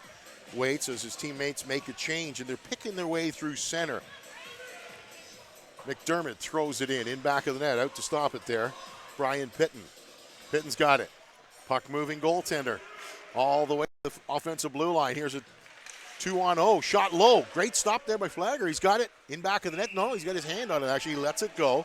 So here they come the other way. Blake Underwood from Port Elgin, the local man, to McDermott. McDermott sifts around his man, gets sent to the ground. No penalty on the play, so McDermott heads off. But yeah, you're right. Kitchener's a little incensed at their opposition, even though the Winterhawks have done nothing but play some pretty good hockey so far. There's a pass. They're looking for a return feed, and it was Ryan in the way of that one. Tyler Ryan doing what he does so well. He's got some room. He's got everybody backed off. That should almost be too many. Oof. Tipped in front on the way through. Chad Herron trying to make it look really interesting there. The Guelph native coming close. Here's one of the other McDermotts now. He picks a pocket. Got a chance. Back door. Oh my goodness. Sifts it out front, and waiting for it there was Pitton. It's Brian Pitton. That pass forward. McDermott cut it off there. Great job by Brent McDermott. McDermott's got it again. He plays this one back. I think the big store. Oh, we'll have a chance here. Played it towards the front of the net. It's gobbled up. Sorry? As I was saying, I think the biggest storyline right here is the battle of the brothers with the McDermotts being all over the ice. And then you have the two Pitton brothers, one in between the cage, the other one who has pretty much driven the offense for this Lions team. Indeed. So, oh, brother, where art thou is a sub-theme here to this one. Indeed. Oh, here's an opportunity. It's Heron again. Heron gets it through to Crane. Crane goes upstairs, makes the stop. And what a great save that one was. Mitchell's waiting for it on the near side over here. He gets it, Andy Mitchell, another Port Elgin native, plays this one forward. And look at the foot speed of Whalen there. Whalen has a look down ice, finds his man behind everybody. Here's an opportunity shot right into the midsection. Shot, but right on off the stick of Justin Abraham. He played some pro in Sweden as well. McDermott the other way. Nearly lost it, hangs on.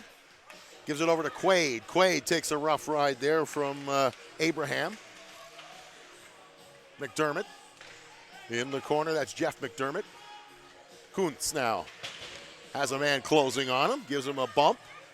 Plays along the wall. Gives him another shove there. Loses the puck in the corner. Does the Winterhawk guy. But now he gets it out front. One-on-one shot. Oh, great stop there by Pitton. He got a piece. They have a whistle on the play. If this Kitchener Lions team comes up with a W, there's a few guys on this Lions team that Pitton, a couple of Outlaw Brews, we'll say, oh, yes. Our proud sponsor as well. He has been playing phenomenal so far. The tall cans of Outlaw are very, very much in demand here, especially post-game. Here's Whalen with it once again, that familiar-looking helmet. And, of course, the red at the top of those hockey pants. Far side, sharp angle shot, doesn't make it through. Whalen does a nifty job along the wall against Johnston. Now Whalen's got it, protects, has the feet wide open. That's off the skates of Quaid into the corner. 2:56 to go, rimmed around the far way. Whalen cuts that one off, comes up with the puck, sifts one out front, nobody home. Here is Radisa now in the corner. Radisa couldn't get a pass across, so he's got it once again. Throws one right over to number 17, Jason Pitton. Shot right on. Quickly played by the netminder. They have to be aware of that. You can't just hang on and wait for a whistle or you get delay a game. Bad change there from the Winterhawks. Yes, indeed, and even worse shot selection up there. I guess it was great to go upstairs, but not that high. Yeah, Pitton, couple of chances just soaring it just over the net here, so.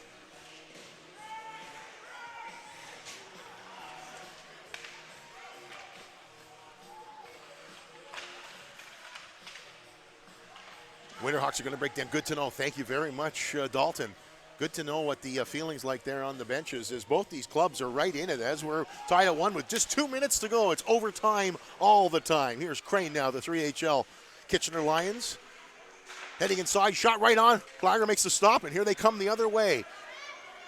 You got to be careful you don't take too many penalties as Dorigo takes a poke at his man, and both goaltenders, guilty of, whoa, there's penalty a big coming hit up on Ryan. That from behind? Cross-check, they're calling it there. Cross-check on Tyler Ryan, and we'll see if Mr. T-Rye can find the back of the cage here and get number 11. He's had 3 chances already so far. For the Hawks bench not happy with that call at all. Yeah, I don't blame Dalton saying the Winterhawks bench not happy with that call at all. I wouldn't be either. But the man who scores so many times on the penalty shot denied there. By the Winterhawks goalie. Sorry. Great save by Flager. He really came out of his net to challenge Ryan there. Ryan had no choice but try to just throw it on net. Indeed, and Ryan, and chasing, of course, with Jeff McDermott, some great foot speed, number 27 for the Winterhawks. It's around the periphery, though, less than a minute to go. Ryan, centering pass, shot right on. Flager makes a stop, another jam play. It's whistled down there. And quickly grabbing a hold of it is Flager. Now he decides to hang on and play this one carefully, if you will, to Andy Mitchell, the Port Elgin native. Here's McDermott again. Jeff McDermott, that would be. 27, he and his brother. Numbers in the mid-20s. Here's Kuntz now. Steps away from his man. In the corner now. Lifts the puck. Throws it in back of the net. Now they got a man in front heading, but he's got a man right on him, and that's Ryan. Watch out if you get Ryan loose. And there's a great opportunity. That's off its moorings in back. Thought we were going to have a penalty with 30 seconds left. This is more exciting than I think people would have imagined, because the Winterhawks maybe, they don't know it's $2 a second here, do they? Yet.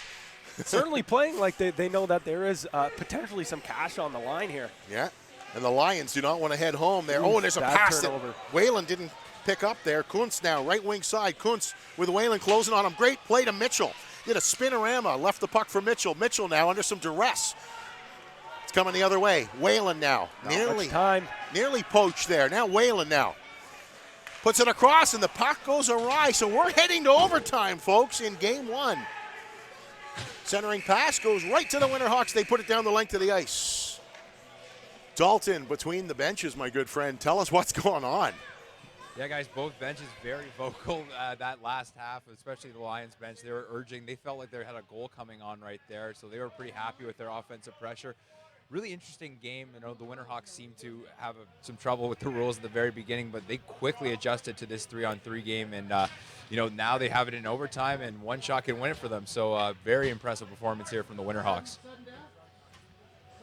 Yeah, thank you very much, Dalton. Yeah, absolutely. I think that the Winterhawks have done a pretty fine job. I got to agree that, you know, I think they've done a really good job adjusting to this 3-on-3 style, but you got to tip your cap to both goalies. They've played pretty well. There has been some quality goal-scoring chances for each team. And much like we were saying in Aurora at the Dangle Fest, of course, now the next goal wins, obviously, in this one. So there's 10 minutes on the clock. We don't know if we'll need the whole thing. It's usually solved early, but it's the missed opportunities that'll bite you almost as much as great goals, won't they? Absolutely. It really will, and that was definitely a big theme at the Dangle Fest last week for sure. Little holding of the stick over here. We had, let me see, Andrew DeRigo's stick was under the chicken wing of Brent McDonald, who opened up the scoring.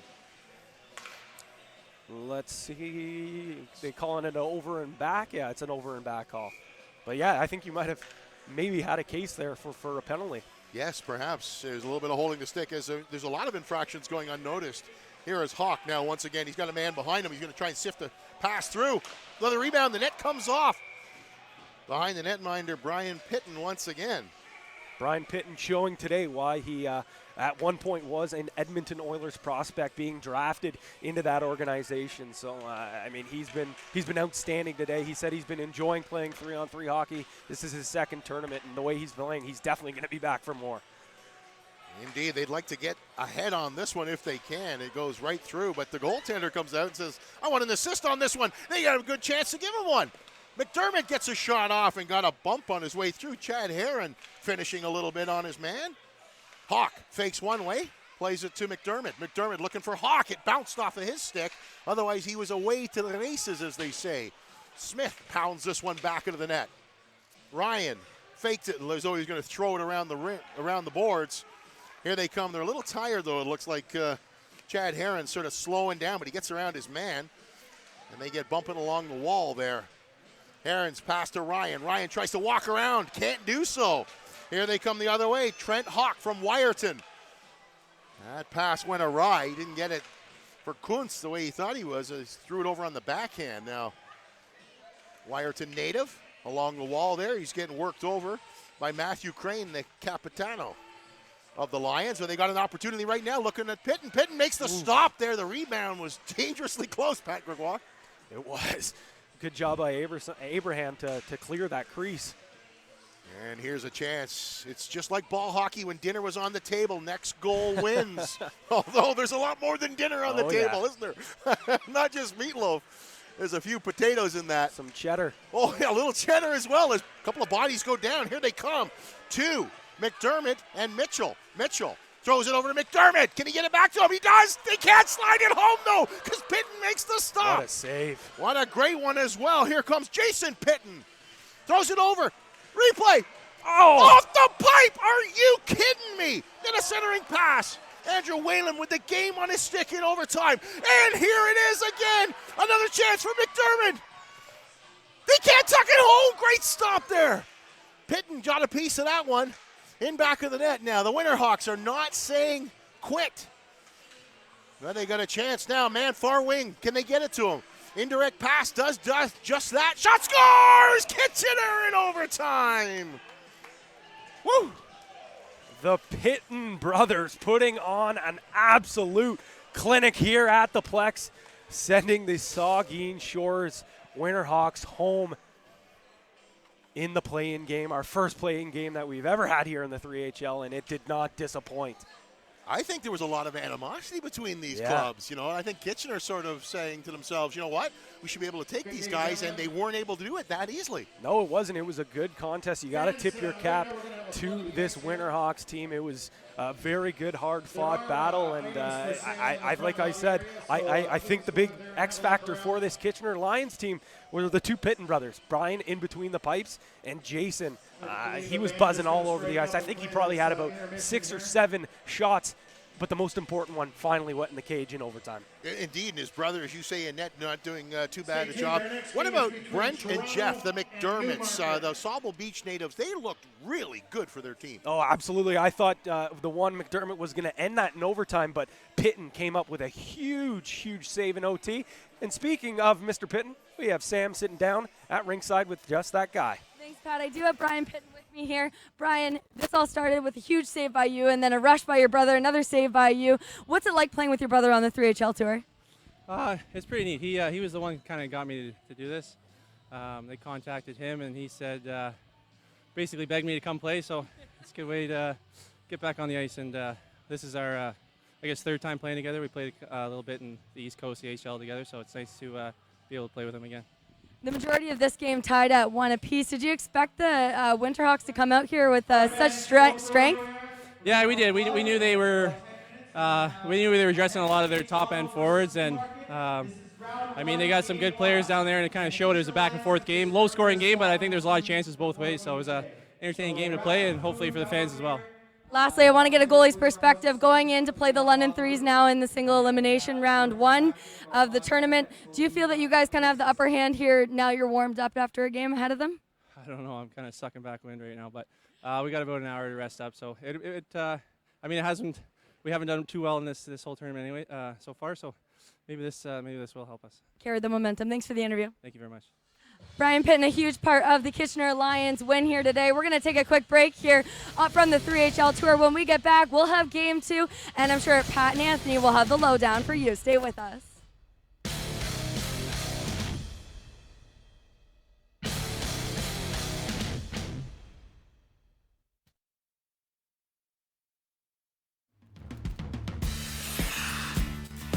Having the 3HL land in Guelph aligns perfectly with what we're good at and what we want to attract: festivals and sports tourism.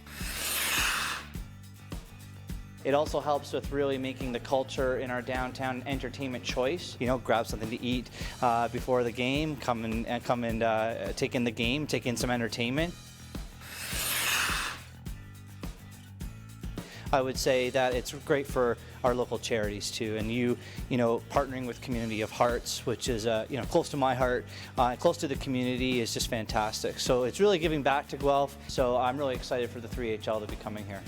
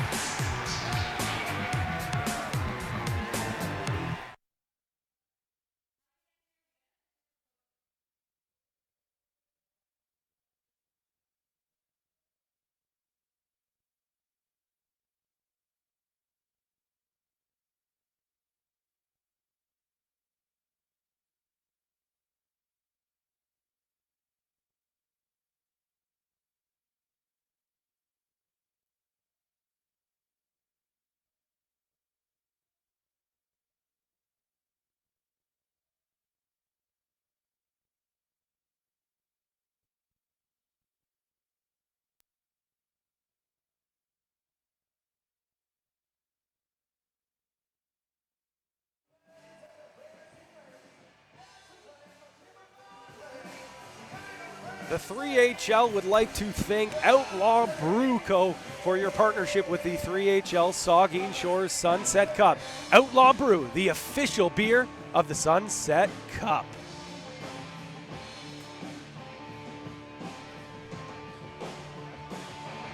Alrighty, I am now joined by Dalton Finkbeiner, who is down at ice level. Dalton, the first ever play-in game. You were down in between the benches. What was the overall vibe between these two teams? One team, Kitchener, that's played since January 1st in this league, and another, a team that got their first taste of 3-on-3 pro hockey. Well, no, the Kitchener Lions seem to be very up on the bench. There was a lot of chatter coming from their bench. Matt Crane, very vocal, telling his team to keep on the pressure. But yeah, they definitely seem to be especially fired up to play the Winterhawks. Obviously, they probably wasn't ideal for them to play in the playing game, but as you heard in the interview, maybe that's just what they need to get back on track. They haven't had a ton of success in the 3HL lately, but it was a really good game, and I think the test might actually help them going forward. Now, you were closer to the Kitchener side, so you definitely heard a little more banter in between there. Was there a lot of cheering for Brian Pittman in between the pipes? He was pretty electric, wasn't he? Oh yeah, no, the Kitchener Lions were the player very, very supportive of him. They were yelling at him, telling him how great a job he was doing.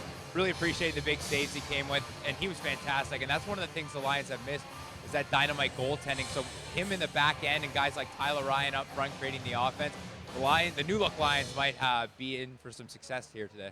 All right, now in game number 1 coming up, we got the Newmarket Saints taking on the Toronto Bees. It's a rematch from the semifinals number 2 that we had in the Dangle Fest.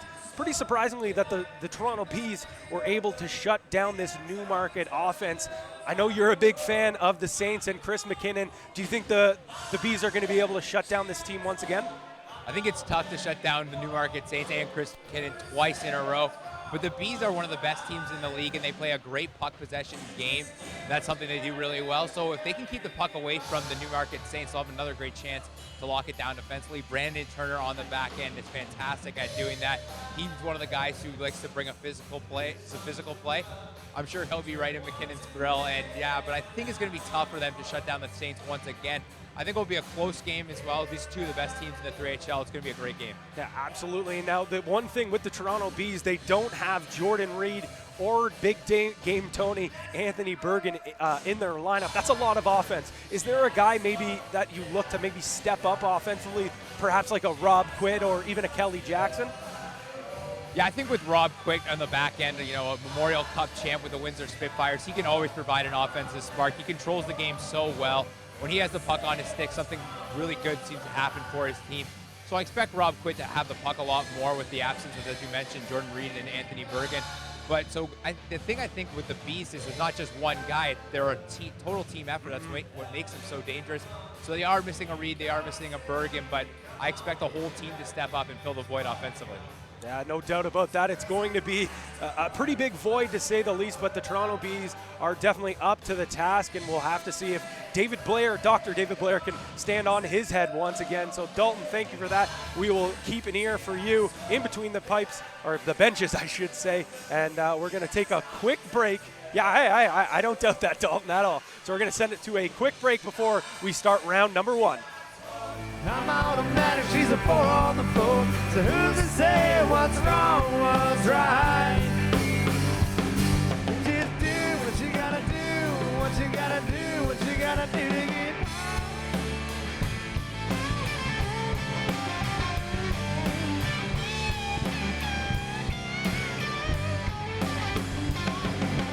I like to drink, she like to smoke.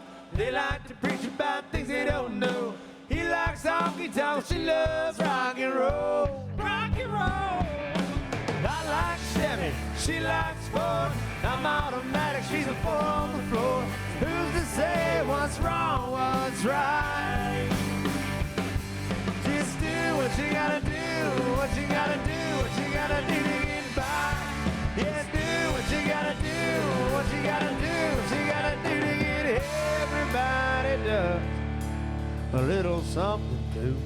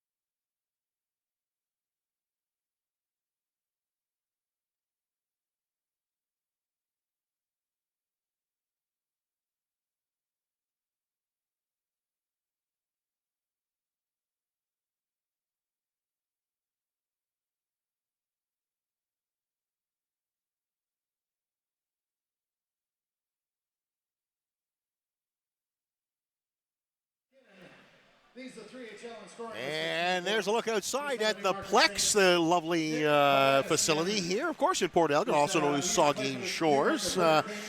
The Toronto Bees against the Newmarket Saints. The Saints have made a few acquisitions here because there are a couple of their players aren't playing, so they picked up Reed Smith and Elliot Berlin, and they spoke about Berlin with Jimmy Sargent when he was talking with Sam before the game as well. So we have a couple of players that have some OJHL experience, but maybe not necessarily 3-on-3. No, exactly. So this is going to be, I know I've said it so many times talking about the adjustment period for those players, but you'll see there Reed Smith playing as well, and you talk about Elliot Berlin as well. I think he's wearing number 12 there, wearing the cage. So you see the bracket coming up here. So we see the Kitchener Lions have etched their name into that lower bracket. They'll take on the winner of the Markham Millionaires and the Guelph Brewers. And next up, the other side of the bracket, you see here in game number 1, the Toronto Bees taking on the Newmarket Saints. I was talking with Dalton Finkbeiner. We saw it firsthand. This Toronto Bees team was somehow able to shut down Chris McKinnon and the offensive powerhouse of this Newmarket Saints. But we heard Jimmy Sargent say they're going to do a better job committing themselves to defense. And pretty funny hearing that from the goalie. Usually they're pretty. They don't really make excuses for their take the load. But he even couldn't even do that because he knew his team did not play well defensively. Indeed, and that's the thing. And you saw Jimmy Sargent posted it on YouTube, a highlight reel save where he showed the puck on the goal line. He uncovered the evidence right there. They dusted it for prints, found out everything was good. And Jimmy Sargent is just such a gamer. That's why he said, no, play on, boys. Yeah. He reminds me of a guy like a Dominic Hasek. I was watching him in a Buffalo Sabres game against the Toronto Maple Leafs down in Buffalo there, and the net came off behind Hasek when he was playing. He reached behind him with his free hand and pulled the net back on the moorings. That's the type of goaltender we're talking about here. Absolutely, and I think Jimmy Sargent's definitely been one of the best goalies that we've seen so far on the 3HL tour. I think anytime that he's not on his A game, this Newmarket team usually doesn't come on top. But last game we saw them in the semifinals, it could have been his best game, but for some reason this Saints team couldn't get the offense going. And I talked about it a little bit in the pregame show. It had a lot to do with Kelly Jackson, a guy who originally has played forward, but he's kind of moved on to a little bit of a defensive role for this Bees team. So I look to see him, continue to match up. As I mentioned that he's not going up against Chris McKinnon, but we see Rob Quit there. We talked about his experience that he has in the OHL all over through the ECHL and the AHL. So I definitely think he's going to play a big part in shutting down this team, but they're going to need some offense from the D-man as well. Indeed, and Garbett and McKinnon were having a few words at center right before the face-off. So in back of the Saints net, Adam Davies with it right now. Davies gets it ahead to the aforementioned captain, McKinnon. He's over the blue line. Quit's on him. Quit gets a stick on that one. The first shot steered towards the net is off the shaft of Quit's stick and out of play. So I know you were talking about Olden before the game, Justin Olden. Unfortunately, I talked to Brandon Turner in between the warm-ups. It was a last-minute. He was actually taken away, so he's not here today. So they are playing one man short here with the Bees. So. Well, that'll be interesting to see. I was really looking forward to it. I know his brother, Jesse Olden, and I believe he was also one of those people. You talked about elevator repairs. Yes. Yep. And he's indeed one of those players. But here comes the Bees, a chance for Ridge Garbett. Garbett now, he's under some duress there as he's got two Saints. And they came marching in and took the puck away, those Saints, didn't they? They give it up to McKinnon. McKinnon's got Jarman heading to the net. McKinnon sifts one back. Shot coming wide of the mark, off the back wall, but it was so soft the puck sort of died, if you will. Reed Smith there, number 22, taking the shot there. So 22 is Smith. Nice save by Jarman to keep that from being over and back. Nice heads-up play there. So it was Garbett out of the gate, but right now it's been all Saints for the last 30, 40 seconds, and that's a huge chunk of time. Here comes Place the other way now with some speed. He's off the bench. His shot, once again, steered towards the net, but it's off the stick of a defender, and it's all for naught. And they tried to put that one around his man. Kelly Jackson tried to be really, really clever against Sean Jones, and Jones skated into the puck and came away with it. But here they come the other way. Taylor Clements now. Clements with a neat little move, but he loses his footing there. Kind of got helped by Adam Davies a little as he went down. Jackson with it. Jackson making a big circle, eludes the slash from Hovanesian. Back it goes to Place. Place in his place on the blue line, couldn't hang on to it. Here comes Sean Jones. Jones lowers the shoulder. Fires the backhand. Oh, tipped out of midair there. And that was dangerous. Right in front of David Blair. We call him David Blaine sometimes because he looks like a magician. Garbett now. Oh my word! That was over the shoulder. Ridge Garbett, not an elevator mechanic, but he is no stranger from going upstairs. What an absolute bullet from number 55, the pride of Utica College, with an absolute snipe there. Yeah, Jimmy Sargent going down to his knees a little to take away the bottom of the net, so Garbett says, I'll go upstairs instead, as you say. Beautiful shot, well placed. Here he comes again, 55 in yellow for the Bees. Leaves it for Quit. Quit with none in him. Heads to the front of the net, tries to tuck this one home. Sargent stopped. Rob Quit wanted a call there for a hook. He's not going to get it, though. There's been a few infractions that they what do they call them? GNCs, good non-calls, right? Yeah. Let them play on, they say. I think that's Elliot Berlin there, number 12. Is that correct? He's going to be wearing... Yes, yeah, he's wearing 12, yes. Okay, so Reed Smith is 22. No name on the back. McKinnon has no name on the back of his sweater as well. They tried to go around Berlin. It's Quit now. Oh, nifty moves. Quit. Throws it out front, and that was all they needed. Saints coming the other way. 3 abreast, although one of them backs off and heads off. That's Reed Smith to Berlin. Berlin looks upstairs. Blair had most of it covered, but he missed the net nonetheless. Stop it up is Davies. Davies then gets on his horse, heads in back of the net. Stick slashed out of Jarman's hands. He heads back. Pass across to Berlin. Berlin loads up, fires this one. Again, missing the net. Jarman hanging on, throws this one right up the middle. Good job for Davies. Davies to the back door, man. He tries again upstairs, but David Blair shuts him down. You talk about how puck-moving defensemen like, Rob Quit and Adam Davies there. Oh, we have a break. Yes, we do. And he scores as Kelly Jackson gets in behind everybody. And Jimmy Sargent has one trickle in over his gear. Kelly Jackson with a beautiful little backhander beating Jimmy Sargent. A Queens alumnus getting the Bees on the board, or getting their second goal, I should say, there. Yeah, indeed. As Hovnessian's already heading towards the net, they're going to have to get something on the score sheet pretty soon with 2 minutes 35 seconds to go in the first half of this one. McKinnon now working against Jackson in the corner. McKinnon gives his man a shove. Jackson peeled off of it. Now he's working against Hovnessian, protecting the puck. Stops, spins around. Still has it on a string. To the backhand. He's taking a look. Throws it to Turner. Turner walks down. He tried to find Hooch in front, but there's no such man there. Turner with it once again. Hanging on. Through the skates there. Garbett had to kick it to himself, and it's over and back. That's a great rule, isn't it? It is. I do really like it. It really forces the issue, to always be moving forward, playing that high run and gun, offense first minded game. And that kind of hurt the Toronto Bees when this rule came in play, because they like to use David Blair as an extra defenseman. Oh, no kidding. Moving the puck. Now, could goalies come all the way out past the blue line to center, or is it much like a game you can't go past your own blue line or indeed high slot area in some cases? You know what? We haven't seen it yet. I think we've seen a goalie go past the blue. Haven't seen him center, so I think it's center ice that they're not allowed to get to. Okay, because we do remember a penalty called, 2 penalties actually called in a delay of game, and one of the goaltenders came out and smothered the puck. Yeah. Davies getting dangerously close to the center line. Passes it to Jones, an indirect bank pass. Davies looking for that one again. Garbett picks up the recycling. Heads to his right and goes around Davies.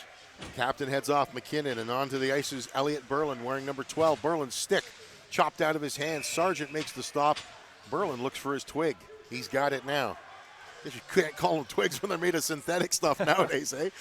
It skips over the stick of Jones there. It's the missed opportunities that are costing Newmarket as much as anything. Great job by Blair to knock that pass and intercept it. Here comes Place with some speed. Berlin's closing on him, though. Just like a partial penalty shot there. Yeah, one-man chase. Yeah, one-man chase. We saw that push-off last week there, almost like a speed skating change, if you will, where one of the chasers was pushing another one to give him an extra burst of speed. Oh, what a nifty little pass. Jones just didn't connect. Very dangerous look at the net there as Berlin's got it once again. He finds Jones. Jones has Adam Davies. Davies runs into his man in front. That's Taylor Clements. I think Sean Jones has been such a good pickup for this Newmarket Saints team. He joined them in the tournament in Collingwood where they won, and he's been such a good player for this team, and the Bees are on the way. Yeah, and the Bees now looking to go. Oh, Jimmy Sargent got a piece of that one, but in a 2-on-1, pass came across right as the buzzer sounds. So 3-0, that was the score in Aurora. Yeah, it was, and I mean, it looks like this Newmarket Saints team is just deflated right now. I don't know what it is, but Dalton, can you maybe hear anything? What are the Saints saying right now? Yeah, Chris McKinnon is saying they need to get back on track. But you guys mentioned it. They definitely had their opportunities in that first period. They just missed some. Another thing to keep an eye on, Newmarket only have 7 players, a very thin roster. Fatigue might be a factor here in the second half, and trailing by 3 to the Toronto Bees. It could be a tall task here for Newmarket. Yeah, thank you very much, Dalton. Absolutely. I mean, the Newmarket Saints have had their chances. There's no doubt about that. They missed the net. Yeah. How many, 4 or 5 times as well? Or again, Sean Jones had a great tip in front, but it went wide. So it's all for naught. It looked really good, was a dangerous opportunity, a good scoring chance, the coaches will say. But unless you cash, well, look at this as Garbett tries to pick the pocket of the Saints. I will say this is a huge game for both teams. They're neck and neck in the standings right now. And, with the overall standings leading to seeding for that final Champions Cup, this could be, a huge, huge loss for either team or a big win. Yes, Eric Wiseman taking the puck away from the captain McKinnon as the Bees are flexing at the Plex. They flex their pecs at the Plex. Is that right? Is that what you're trying to say? I think so. I think so. I don't believe you'd try and say that, but that's okay. I got to say, though, the Plex, such a creative name for an arena. Isn't it? The Plex. I love it. Not a complex, just the Plex. Yeah, I like it too. The Plex E-Glace, if you speak French. And there's a backhand pass. It makes it to Adam Davies, who takes it off his skate, adjusts, finds a man high, Hovnessian. He had to take it off the wall. And then he gets bumped by Eric Wiseman now. And now Hovnessian is pursuing, but he doesn't catch up to Quit, who moves the puck forward to Clements. Shot coming, and Jimmy Sargent had to be careful. He was drifting to his right, reaching to his left, and he couldn't catch up with the puck. Rather, it trickled wide of the mark. Sarge is out to play this one now, cuts it off, plays it around the wall. Hovnessian has to hurry back. Backhands this one now. Time is of the essence now as Adam Davies has it with just 5 minutes and 37 seconds to go in the second frame, that is. Davies. Jones. Davies again. Adam Davies back to Jones. They collapse so well in front of their goaltender, the Bees, don't they? That's one thing we picked up last week at the Dangle Fest, and that was a nifty little try at the net there as battling hard as Elliot Berlin had his stick lifted. Here comes Place the other way. Place with Turner. A pass for Turner, rather, was intercepted, and here they come. It's Sean Jones who cuts wide. Jones now has a man off the bench, a centering pass right to the net. And it takes a bounce for the Saints. It's a long shift for this Bees team here. Yeah. Reed Smith, sorry. I was going to say they're going to have to get up here and try to get a change. They finally got one for Kelly Jackson here, who's been buzzing this afternoon. It's a long and a bee buzzing. A long change too in the second half here for the teams as well, because Jimmy Sargent said, "Are we changing ends?" And the official said, "Oh yes." Nifty little move by McKinnon. He already gained the zone. Shot. Ooh. Uh-oh. That happened in warm-up, too. Actually, David Blair took one from friendly fire. One of his own guys caught him upstairs right in the mask. He shrugged it off, but that one looked like it hurt. Yeah, Blair a little shaken up here. I think he's okay. He waved his glove at the thing. He's fine, so doesn't look like he'll be needing any more attention. He's also a chiropractor, so he could probably just fix himself. Oh, so he'll make adjustments. Is that what you're trying to say? There you go. Oh, come on, Anthony. I'll stop that right now. Here we go, McKinnon, because it's all business on the ice. No time for laughing or fooling around. It's all fun until somebody loses the prize purse. Berlin now had the stick checked, but he still got it towards the front of the net. Davies goes down. McKinnon protects. He's never going to do that against the big fella. Quit. Can't get it. Well, gets it rather up to Garbett. Garbett wins that battle against McKinnon. Garbett now checks his shoulder. Make sure he's got some company. Can't go back over center, so he plays it right on net to Jimmy Sargent. Sargent to McKinnon. Garbett, no. Comes away with the biscuit down the right wing wall. Garbett. Oh, great defensive play by Adam Davies. Used to see him sprawl like that at the Ray 20 Rec Complex in Newmarket. It's Jimmy Sargent. Came out to cut down the angle. Garbett didn't get much of a look at it, though. Didn't get a shot on net, actually, as Quit has it. Well, looking for Garbett down ice. Davies says, no, thank you. That's mine. Like the seagulls in, in Finding Dory. Mine. That's what it looks like out there, doesn't it? Here's Jarman now. And here's a great opportunity, but it's 3 minutes now in the second half remaining. Jarman's shot. Hits his man in front. Rebound. Shot right on. And, oh, look at this stuff here. Well, Eric Wiseman is not exactly making friends when he goes for one of those tall cans afterwards, is he? I mean, you touch your goalie, you're usually you're going to get a little bit of a shove there. I think the only reason really why Jarman fell down is because the net was there. But Jarman's a tough guy to knock down. We talked about how big he is. The guy doesn't even wear shoulder pads, or if he does, they're not the big caps or anything like that. His shoulder pads are his traps. So. I was just going to say, he's just got like bare shoulders out there as well. A lot of guys play shinny that way indeed, but it can be a little bit of a risky play. And here is Reed Smith.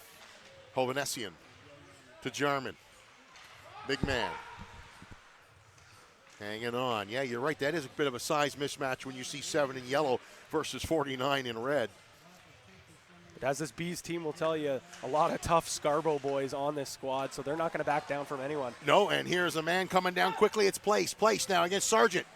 Jimmy Sargent shuts him down. Or shows him his place, shall we say. It's coming the other way. Jarman working against the captain. Turner. Jarman now. Good job now. Up the middle. Wires that one with all he had, looking for the 5-hole. Place has got it now, and he's got a man in motion, Kelly Jackson. Jackson reaching for the puck. Can't hang on to it. Buck 53 to go in the second half here. Looking all the way back to center for Turner. Turner now finds a man down ice. Quit now. He's got it on a string. Throws it out front. Oh, wide of the mark. I'm not Stick sure. broke. I'm not sure if Davies got a piece of that or what, but the stick is broken as people in front of me are pointing down ice. Here's a backdoor pass. Then the rebound comes and it's a save as well. Blair is looking at goose eggs from the last game. This is a semi and this buy-in game as well. Shot there as Garbett goes down. He almost blocked it. Now there's another one coming. This one gobbled up there by Blair once again with a buck 18. The Ajax, Ontario native David Blair playing so solid in between the pipes this afternoon. Not having to make the acrobatic saves that we've seen, but just so solid right now in between these pipes. Yes, and a good stick there by Elliot Berlin. Number 12. Berlin intercepted what would have been a good pass. 1 minute. Sorry? I was going to say, nice move by Blair with the puck behind the net. A little bit of a toe drag almost. Yes. And it's not going to be icing because there is no icing. Is that correct? Correct. There you go. So they can play catch back and forth, these goaltenders, if they wanted to. You can do, I can do better, but they need to get it down ice quickly here if they're going to break a goose egg. I mean, this is majorly concerning for this Newmarket Saints team going into the Champions Cup. Yes, indeed it is. And hanging on is McKinnon. Tried to do it himself. He had a man on the back door. Berlin takes another look over his shoulder. He was saying, I had a little bit of real estate there, but you can't second guess a guy like McKinnon. Sargent hangs on to that one. It's under his boots. No dice. 0.8 to go in this one. McKinnon now with another chance to maybe get something on the score sheet. Does he have a man? No, the man's going wide. McKinnon now hangs on. Now he makes the pass, but it was gobbled up there by Eric Wiseman once again. Back to the point. Davies now off a shin pad, and that's going to do it for the Newmarket Saints. Back-to-back 3-0 shutouts, my friend. Who'd have thunk it? This is wild. We talked about it before. We knew that this Toronto Bees team matches up so well against the Newmarket Saints. Whether it is because they're so good defensively, they collapse, they take away those fast breaks as well, and when they get the chances, they cash in. Miles McLean, member of the Brewers, mentioned actually something last night on our broadcast. He said, some teams, for some reason, match really well depending on what style of play, and it reminds them, because it's March, like college basketball. You see those upsets all the time where a team just matches so well against a certain style of teams, and I think this is exactly the case. The Toronto Bees, don't get me wrong, they are a very, very strong team, one of the better teams in the 3HL, but now they are up 3-0 in the season series against the Newmarket Saints, put an extra $2K in their pocket, and continue to climb the standings. And a big reason why the Bees came out on top was Mr. Dr. David Blair. Sam, take us away. Right, Pat, I am with Mr. Dr. David Blair. David, first off, one crazy great game for you. Faced a lot of shots in the second. But an interesting tagline in this is you had a shutout against Newmarket in semis, a shutout here today. What's the key here? Honestly, the team plays great defense. We never get too many guys caught down deep, and we keep most of the shots from the outside, and that makes it a lot easier on me. 3-on-3 hockey, I got to get your thoughts overall on it. It's a lot of fun, very fast-paced. I mean, a lot of goalies out here love playing the puck. It's a lot of fun. It's what you do in shinny, and we like to actually use it in a game that matters now. Like I said, you faced a lot of shots in the last bit of that game. A little bit of rough stuff happening in the crease. Were you guys exchanging phone numbers, or what was going on there? Yeah, no, they were just exchanging tactics there, I think, at the end. One guy wanted to go for the puck, the other guy didn't like it, so I think we came out on top of that one at least. Awesome. Well, congrats on the win. Best of luck in the rest of the tournament. Send it back to you, Pat and Anthony.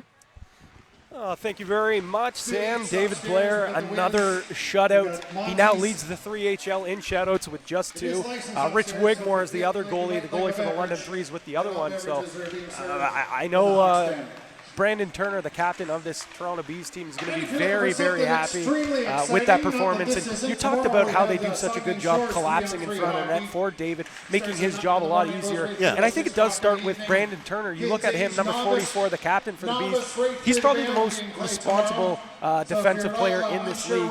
So I think when you have your captain who's so committed to playing a defensive game, everyone else kind of follows through. But let's forget about the Bees. We know they've moved on. And let's take a look at the Oshawa 88s. You see there Mitch Scott bringing in some players. We talked about them. Corey Tamlin, Brett McConaughey, Jason Dale. Jason Dale, another player that you guys are going to want to keep your eyes on. He has so much talent. 6 years pro experience playing the AHL, the ECHL, the CHL. Was a great player in junior hockey as well, mostly playing with the Brampton Battalion. So I think that this is going to be another great matchup. But this Milton Flyers team, I mean, we've seen what they've been able to do on the tour so far. 3-time champion.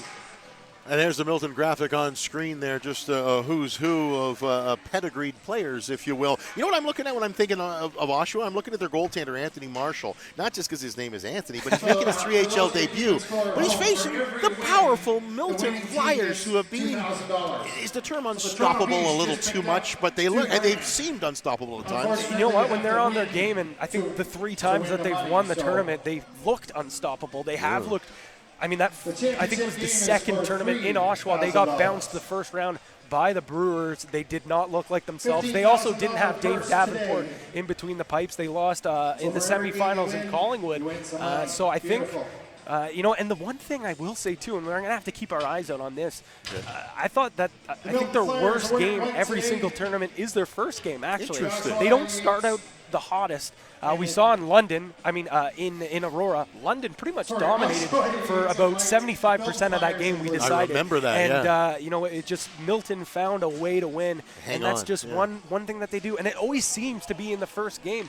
They did it in the very first 3HL game in history, just barely beating the Newmarket, or the Markham Millionaires. So maybe this team gets a little bit of a better of a jump. And we talked about it pregame. You see number 28 there. It's not a new player. It's Matt Whitehead. He's wearing number 28, and wearing his old jersey, number 11, is Luca Caputi. So if you are a Leaf fan, you definitely recognize him. Or if you're a Guelph Storm fan, he is an assistant coach there in the OHL as well. And speaking of things to watch, keep an eye out on number 22, Brett McConaughey, who you know very, very well indeed. He's got the flow out the back of the helmet, does he not? Shot right on, and welcome to the 3HL, Anthony Marshall. That's your warm-up. Not too bad. A clapper from Jesse Messier, who has been one of the more entertaining players to watch, a former captain of the York Lions and the St. Mike's Majors. Yes, indeed. There's McConaughey watching the pass, going back of the net. He had to hurry and got it. Now he cuts across, throws it over to the far side. He finds Gower there. Pass up the middle. He was looking for Tamblin, though, but it's McConaughey. Steps out. Tried to tuck one home past David Davenport. Unable to do so, but as we say, Oshawa, lots of jump right now, and good puck movement there by Corey Tamblin, Southern Pro Hockey League player, but this one's cut off here by Jesse Messi.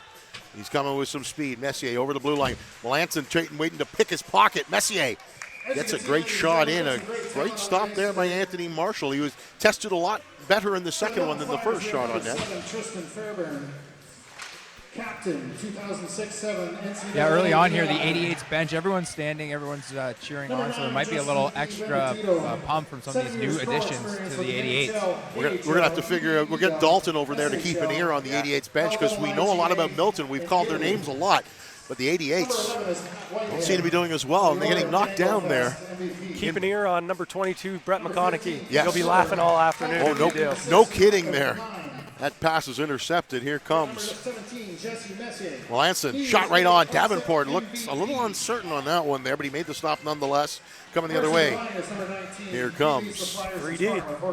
3D, yes. Didio Medi, who scored a beautiful goal, Devin did, to put his team through to the finals and make them a little bit richer. Scott with it, though, looking to add to his team's fortunes as well. Scott takes a bump in back of the net. Tries to step out. Scott's getting a beating laid on him there. And 84 is Devin Didio. Didio Media, I believe, was doing the beating, shall we say. You know what, and that's the thing. He's known in pro hockey over in Europe, and even when he played here in North America as a grinder, a tough-nosed player. And we talked about it. Sometimes these players get handcuffed into a position. Yes, they do. And they don't get to display their skills, but we saw them on full. Oh, speaking of skills. Caputi. Luca Caputi. Wow. Caputi's after the puck now. He protects it well, makes a little pass. That one gets away from the man who had the puck in the high slot area, all the way back to the captain, Tristan Fairbarn. I had to just sit and watch him in civvies last week. Now we get a chance to see Mr. Fairbarn in action, number 7, as he's closing in on his man, who's protecting pretty well. They look back for McConaughey. He couldn't hang on to it. Here is Gower now. NCAA, and oh, nice pass for McConaughey. Was intercepted there. Good job by Forfar. Number 61. They find a man behind everybody. Here's a chance now. Just looking so calm there was Davenport as he reaches out and stops that one. Schalig was the one who took a look. Schalig nearly had a chance at the other end there, but Davenport made a great glove stop. Pass up to McConaughey. McConaughey now. He's working against Messier. McConaughey protecting. Throws it over far side. Shot coming. Davenport made the stop but couldn't hang on to the hot biscuit. In the corner, a battle. One white sweater, 2 blues. The Blues come away with the biscuit. Now there's a little more pressure being applied as Melanson's in there as well. Don't sit your hands up there. Let's hear some noise for these guys. Great game. Boyle's on the ice for Oshawa as well. Boyle heads into the corner with the area vacated by Melanson, although the pass was intercepted. It was looking for Tamblin. They keep it alive inside their end of the ice. Here goes Willer. He's working 1-on-2, and then we have a change here. As 2 guys just cut. Oh, that was a great play now. Melanson, can he do anything with it? One player coming off the bench, one coming off. They both ran into each other trying to get off. So here we go, 3-on-1 the other way for the Flyers. Passes across. Oh, and a great stop by Anthony Marshall. And he got a great pass off ice. They've got Jason Dale. Can't find it upstairs on the backhand. Davenport looking large once again. Now a player goes down, and we have a clear-cut breakaway for Devine. Carson, Devine. Oh, Anthony Marshall got a look at it, but couldn't come across. Dirty dangling, my friend. Wow, risky play by Devine, No but kidding. when you have Justin DiBenedetto, who has scored a bunch of goals at every single level that he's played, you know giving him the puck is never a bad decision. DiBenedetto with the goal. Here's a chance now for Oshawa. They cut across. They hit the man who fell, his defender. Who was that who fell down? Was it Fairbarn? So Fairbarn with a great save percentage there on that stop there. Nicely done, Tristan. Such a nice, likable young man, such a talented hockey player as well.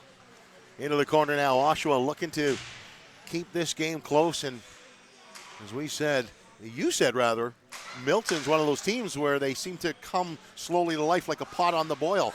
Well, right now, the team that's boiling are trying to get one into the net there and even the score, down 1 goal in this one here as the Flyers doing battle with Oshawa. Tristan Fairbarn in back of the net. He's being worked over by Jamie Wise. But it's the Flyers, and a great long pass. And it looked like Anthony Marshall was signaling it. I'm like, that should have been icing, but it isn't icing. Devine, Carson Devine throws this one in front. Marshall pokes it into the corner. Luca Caputi leaves it. And then overskating the puck there was Jordan Forfar. Played for York University. McConaughey now trying to skate into that one. Here's an opportunity right now as they got a man behind everybody. It's McConaughey. They get him the puck. McConaughey couldn't hang on to it. Throws one back. And the return feed wasn't handled easily, but it's chipped. And it's still alive. And here comes Oshawa once again. Oshawa cutting to the middle. McConaughey showing a one-timer. He's being hooked. Did he draw that by raising his arms in the air and doing a little hoochie-goochie, if you will? We have a penalty shot with 17 seconds to go. The time will wind right down, will it? You can score with no time on the clock? Yes. Yeah, okay. I think we saw a shot last week with no time but on it was the clock. denied. So it's the mobility shot, penalty shot. Luca Caputi, sorry, my friend. A little too quick out of the gate. McConaughey's got to push this one forward. He does. He's got a good lead. McConaughey gets a shot, blocker side. Davenport shuts the door. After one period of play, we've got the Milton. Well, we have a tightly matched game here. Milton up one, but we talked about the play being dominated by Oshawa. Dalton, what's the vibe like down on ice level right now? Yeah, well, I mentioned earlier, the Oshawa 88's bench, they're all standing. There seemed to be a lot of energy on the bench, but one thing is the Milton Flyers, they just controlled that whole period. It was very back and forth, and we saw chances on both ends. One thing I noticed as well is the Flyers like to use the red line as a out-of-bounds line, so to speak, and they like to pin the 88s right there, and since you can't go over and back, it's like in basketball, worst place to get the puck is right near that red line. So keep an eye on that. The Flyers seem to be employing that strategy, is getting up on guys as soon as they get across the red line. Pressuring them as soon as possible, making them make decisions quickly. Wasn't that what they said? Take away a player's time and space, and he becomes average. And here's a graphic on screen for us, my friend. So you see the Toronto Bees advancing to the next round. The winner of this game will face the Toronto Bees in the 5 o'clock game, the semifinals, I should say. So it's a 1-0 game right now. I think we have a consensus here that, yes, it is 1-0. The Flyers are winning, but this 88s team, this rejuvenated 88s team, definitely has been controlling the play so far. Yes, and it's not like the 88s haven't had their chances, of course, because Brett McConaughey's had a couple himself. The shooter came close there, and here's a chance now for Caputi, and then the rebound is right there, and it's a tap home for Jordan Forfar from Caputi. Forfar has been on a tear as of late. Not scoring, the prettiest of goals, but he's a guy that just does not mind getting his nose dirty, always picking up rebounds as well. And I think since that Guelph tournament, he's really found his game. I was looking at both benches and wondering who the coaches were, and then I realized those are paramedics from Bruce County. And there's a backdoor pass, and so close right there, but it's coming the other way as the Flyers maintain. Gotta cash in on that. Yeah, they do. 3D now. Here he comes. 3D and 4K, it looks like. Here we go. Willer. Oh, he lost his footing, but still got the pass off. Although the man was heading off. Didi Omidi had his stick knocked out of his hands, and here comes a break for Oshawa and a little slash attempt there as Boyle tried to win the biscuit, but it's coming the other way with the Flyers. Messier makes a pass across. It was a little bit hot. And that was Matt Whitehead wearing number 28. That's what threw me off for just a second. Yeah, we're used to seeing him wearing 11. ones there. Yeah, that's right. The ones. Our MVP, our BioSteel MVP last tournament in Aurora. He was absolutely electric. Wasn't he? He really, really was. And there's a great job in back of the net as Oshawa says enough of that. Been watching you carry the puck for a while now, my friend. Jason Dale.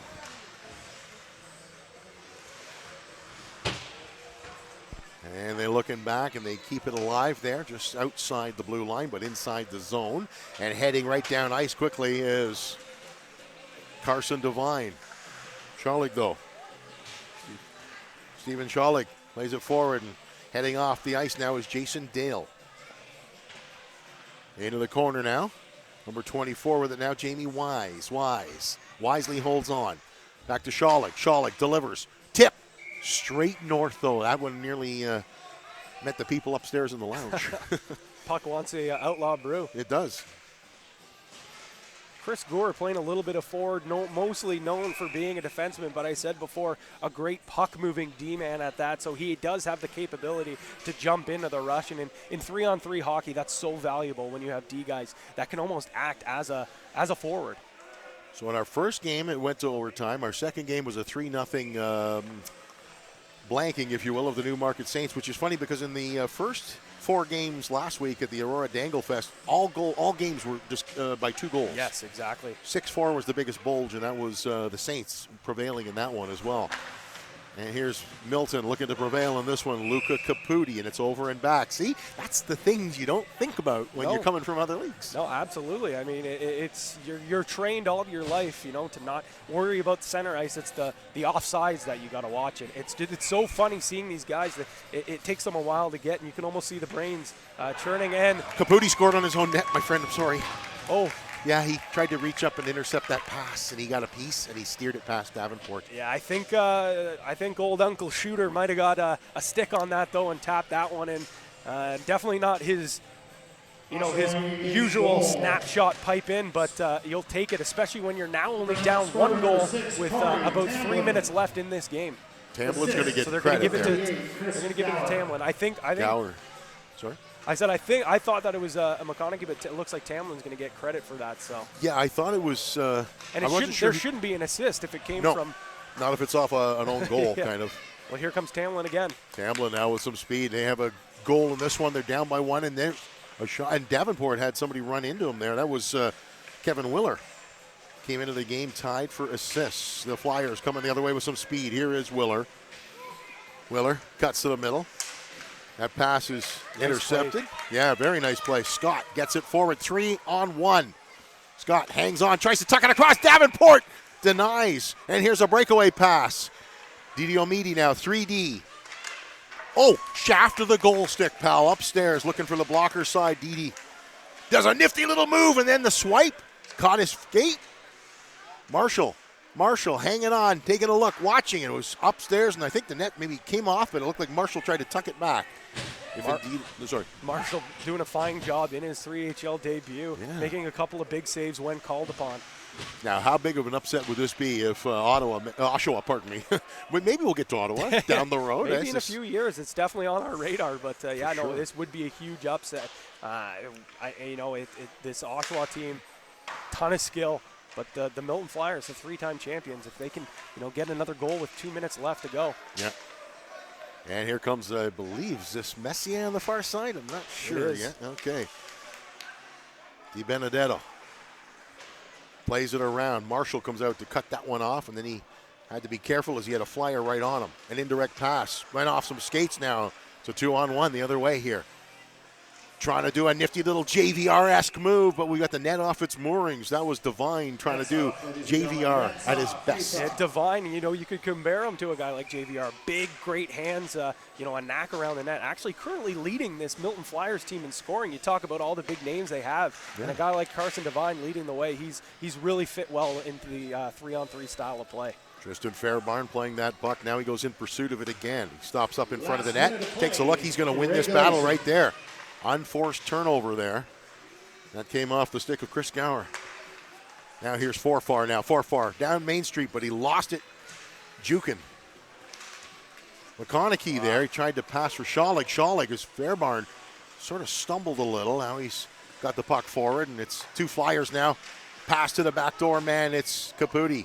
They're going to just try to chew up as much clock as they can here with 30 seconds left. Why wouldn't you now? Because, this could be very interesting if they indeed win the battle, and they do win the battle. Here it is, Chris Gower. He's got a man, McConaughey, heading to the net. Gets in the puck. Oh, what a great stop there by Davenport, but the puck's behind everybody. Coming the other way with 19 seconds. That's why Milton is slowing it down a little. They don't want a quick break the other way, do they? 10 seconds left. Here we go. Here we go. In and over the blue line now. Right wing side. Can they tie this one up? Davenport says, no, you don't. And that's going to do it. They may get another one towards the net. That was closer than I thought there as it was intercepted right on the blue. So 2-1. Oshawa doing a great showing, but coming up short.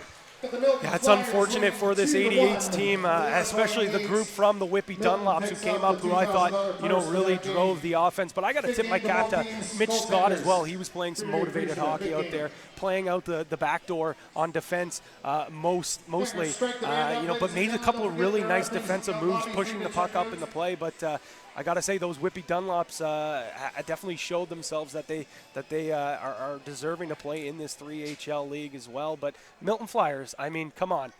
This is ridiculous. We keep saying it. Every time you think, oh, this is the time they might get knocked off, they're not on their A game, they come out, squeak a win, and there's a good chance that we see them mosey on into the finals. And Mr. Davenport, let's Oh say, my if not for a pass that was almost intercepted off the stick of Luka Caputi into his own net, he would have had a shutout as well. That would have been back-to-back shutouts. Ever had any of those at this level? No, I mean, Dave Davenport, it's ridiculous how good he is.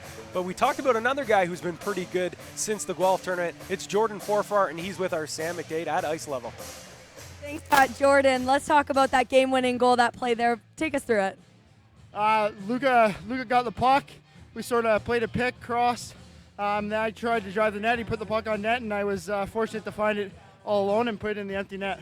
Milton Flyers now are going to advance to play the Toronto Bees later on in this tournament. How do you guys feel playing this team? They've held the Saints goalless 2 tournaments now, and a very offensive team in the Saints. Yeah, you know what? We know they're going to be out to get us after we took the Dangle Fest last week, so we know they're going to come out hard, and we just got to weather their offense. Thanks, Jordan. Best of luck. Thanks a lot. Thank you. That's right, Jordan Forfar. We're going to see a really cool matchup, kind of some revenge we're looking at from the Aurora Dangle Fest tournament. I'll send it back upstairs to you, Pat and Anthony. Alrighty, so yeah, semifinal, number 1 set. We've got the Toronto Bees taking on the Milton Flyers, so we got to wait and see what the other side of the bracket has in store. So we're going to take a quick break, and folks, if you're in the building, go grab an Outlaw Brew. If you're at home, go grab an Outlaw Brew. We'll be back.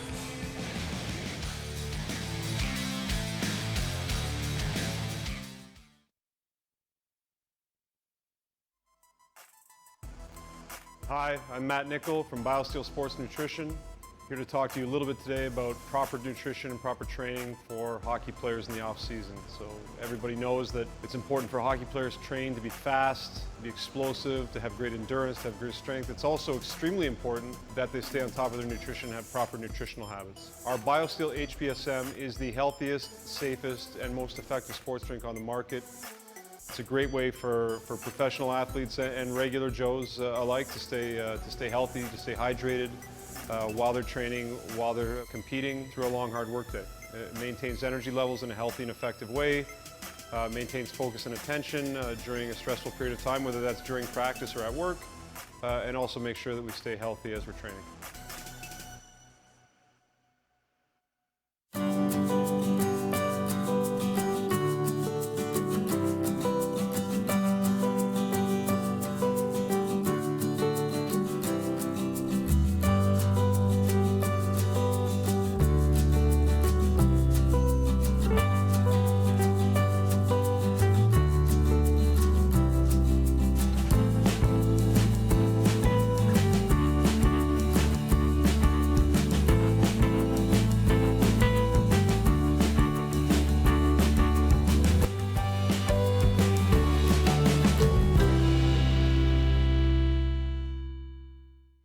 Welcome back inside the Plex at Port Elgin. We're the Saugeen Sunset Cup on the 3HL Tour. Dalton and myself, Sam McDade, we are here to talk a little bit about the games that just happened on the ice in front of us. The Toronto Bees victorious, the Milton Flyers. I don't think there's much surprise in that one as they're the previous champions and 3-time champions. Dalton, I got to get your thoughts. First, let's start with the first game and the Toronto Bees win.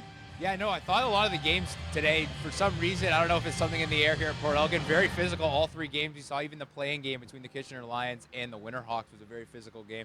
The Bees, yeah, same thing they did at the Dangle Fest. They shut down the Newmarket offense, and they're a very good, they're a very balanced team. They're really, as David Blair said in his interview with you, not many odd man rushes. Yeah. He doesn't get to see many pucks like that. So I thought the Bees did a great job locking down the Newmarket offense. And as for the last game, Milton Flyers are just they slow the game down. They really know what they're doing. Didn't really give the 88s much time, much space. So I thought they were really good locking it down. And as you said, they're 2 of the best teams in the league, so it's really no surprise. Another thing I want to touch on is the Newmarket Saints getting knocked out in round 1 here pretty early for them. Not really having much luck as of recent on the 3HL Tour. Sorry, I couldn't speak there. But I do want to get your thoughts on, you know, what they need to change with their roster as they head towards Oshawa soon. Yeah, I think the thing with today was it's just a bad draw. You're playing a team like the Toronto Bees. Sometimes you're just not going to get a good draw here in the 3HL Tour. I don't really know if they have to change too much. They're a really explosive offensive team. Sometimes they can put up a ton of goals on you really quick. So I think for them, they just need to get back to their game, a little more of a run and gun style, quick attack, and if they can do that, I think they'll be great heading for the rest of the tour. And PJ Buys, who's tied for leading scorer, also missing on the roster today, so that plays some effect as well. But moving on to the Milton game, as they won the game against the 88s, let's talk about what it takes to be a repeat champion here again. Like for two, they're already repeats. Yeah. They have 3 championships in total, but to do a third in a row. Yeah, that'd be tough. I think they're just one of the teams that have figured out how to play as a team really well. They know their own style. They're a team that likes to slow it down, especially late in the game when they have a lead.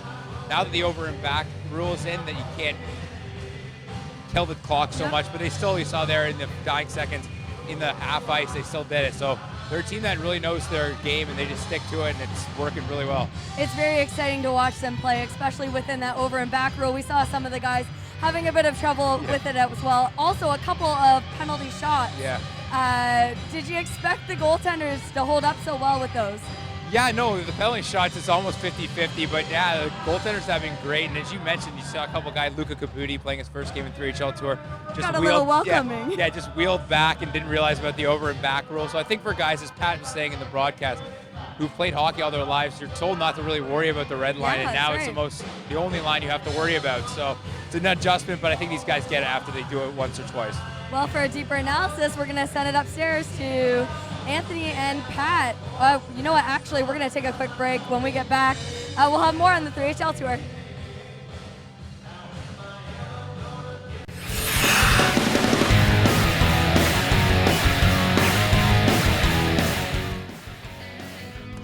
Davies now with it. Davies passes across. McKinnon buys with the goal. Nice play there by the Newmarket Saints. And more wide open than the first two. It seems that, as you said, Ian, these guys watching the first two games get a feel for the style of play. And there, the 88's first goal. And this is a pretty move by Melanson. Comes in, kind of gets the fake, makes the goalie think he's going. Was batted in another one there, Reed. A veteran in the OJHL. He had 179 points. Stevens now with a beautiful dish across. What a play there by Stevens. Played in the OHL. Boyle back with it now. Oh, and what a save from Camilleri to keep his team in it. Scholing robbed there. Here they go, Salt and Stevens. Oh, what a move there. It almost works out. Stevens. Peckham with it. Peckham looking for a high stick, not going to get one. And Jarman's going to go the other way for the Saints. Nice save there. Theo Peckham not happy after he felt he was high stick, but now he gets a breakaway. See if he can make good on it. Peckham with a beautiful move. The former Edmonton Oiler showing off some finesse. Those hands are not just for punching people in the face. It's a London zone. Wigmore trying to catch them on a change, and Salt just at a bad angle. And Morky gets it. And what a no goal. No goal. Davenport equaling Wigmore with a highlight reel save of his own. Anything you can do, I can do better mentality. And Messier wires one home. What action here. Big save on one end. And the Flyers go the other and make the threes pay. This is an absolute cannon. Fairbarn in. 3-on-1 for the Flyers. What a save by Daryl Rotham. Unorthodox helmet, unorthodox style. Yeah, what a glove save, flashing the leather there. Scheich there. Scheich angles by Ward, now a 2-on-0. And what a stop there from Camilleri. Pre-game right now, it looks like goals are going to be at a premium in this one. Spivak can't beat Wigmore. Oh, what a glove save for Wigmore. Devine can't believe it. What a stop by the London Threes goaltender. Robs Devine. And that got the crowd going. And that's a potential game saver right there. That's the play of the day. Oh, absolutely.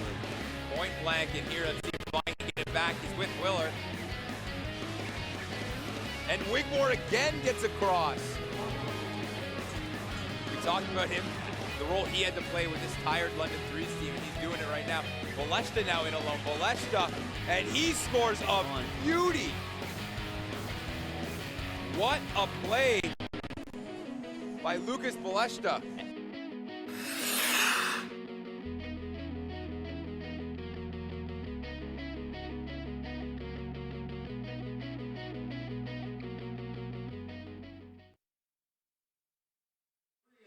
The 3HL would like to thank the Wismer House for their support of the 3HL Saugeen Shores Sunset Cup. The Wismer House, located right here in Port Elgin, and is the official host of the 3HL Saugeen Shores Sunset Cup after party. So make sure we see you tonight at the Wiz.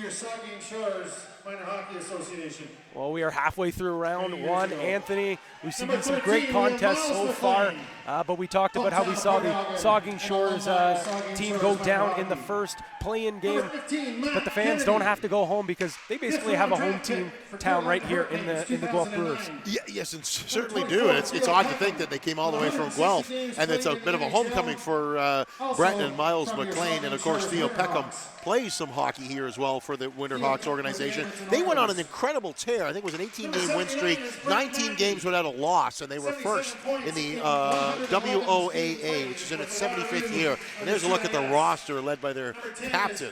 Yeah, I mean, obviously the name that sticks out, the two names is Brett McLean and obviously Theo Peckham, but a guy that, you know, people, if you haven't tuned into this this Brewers team, Matt Kennedy's another guy.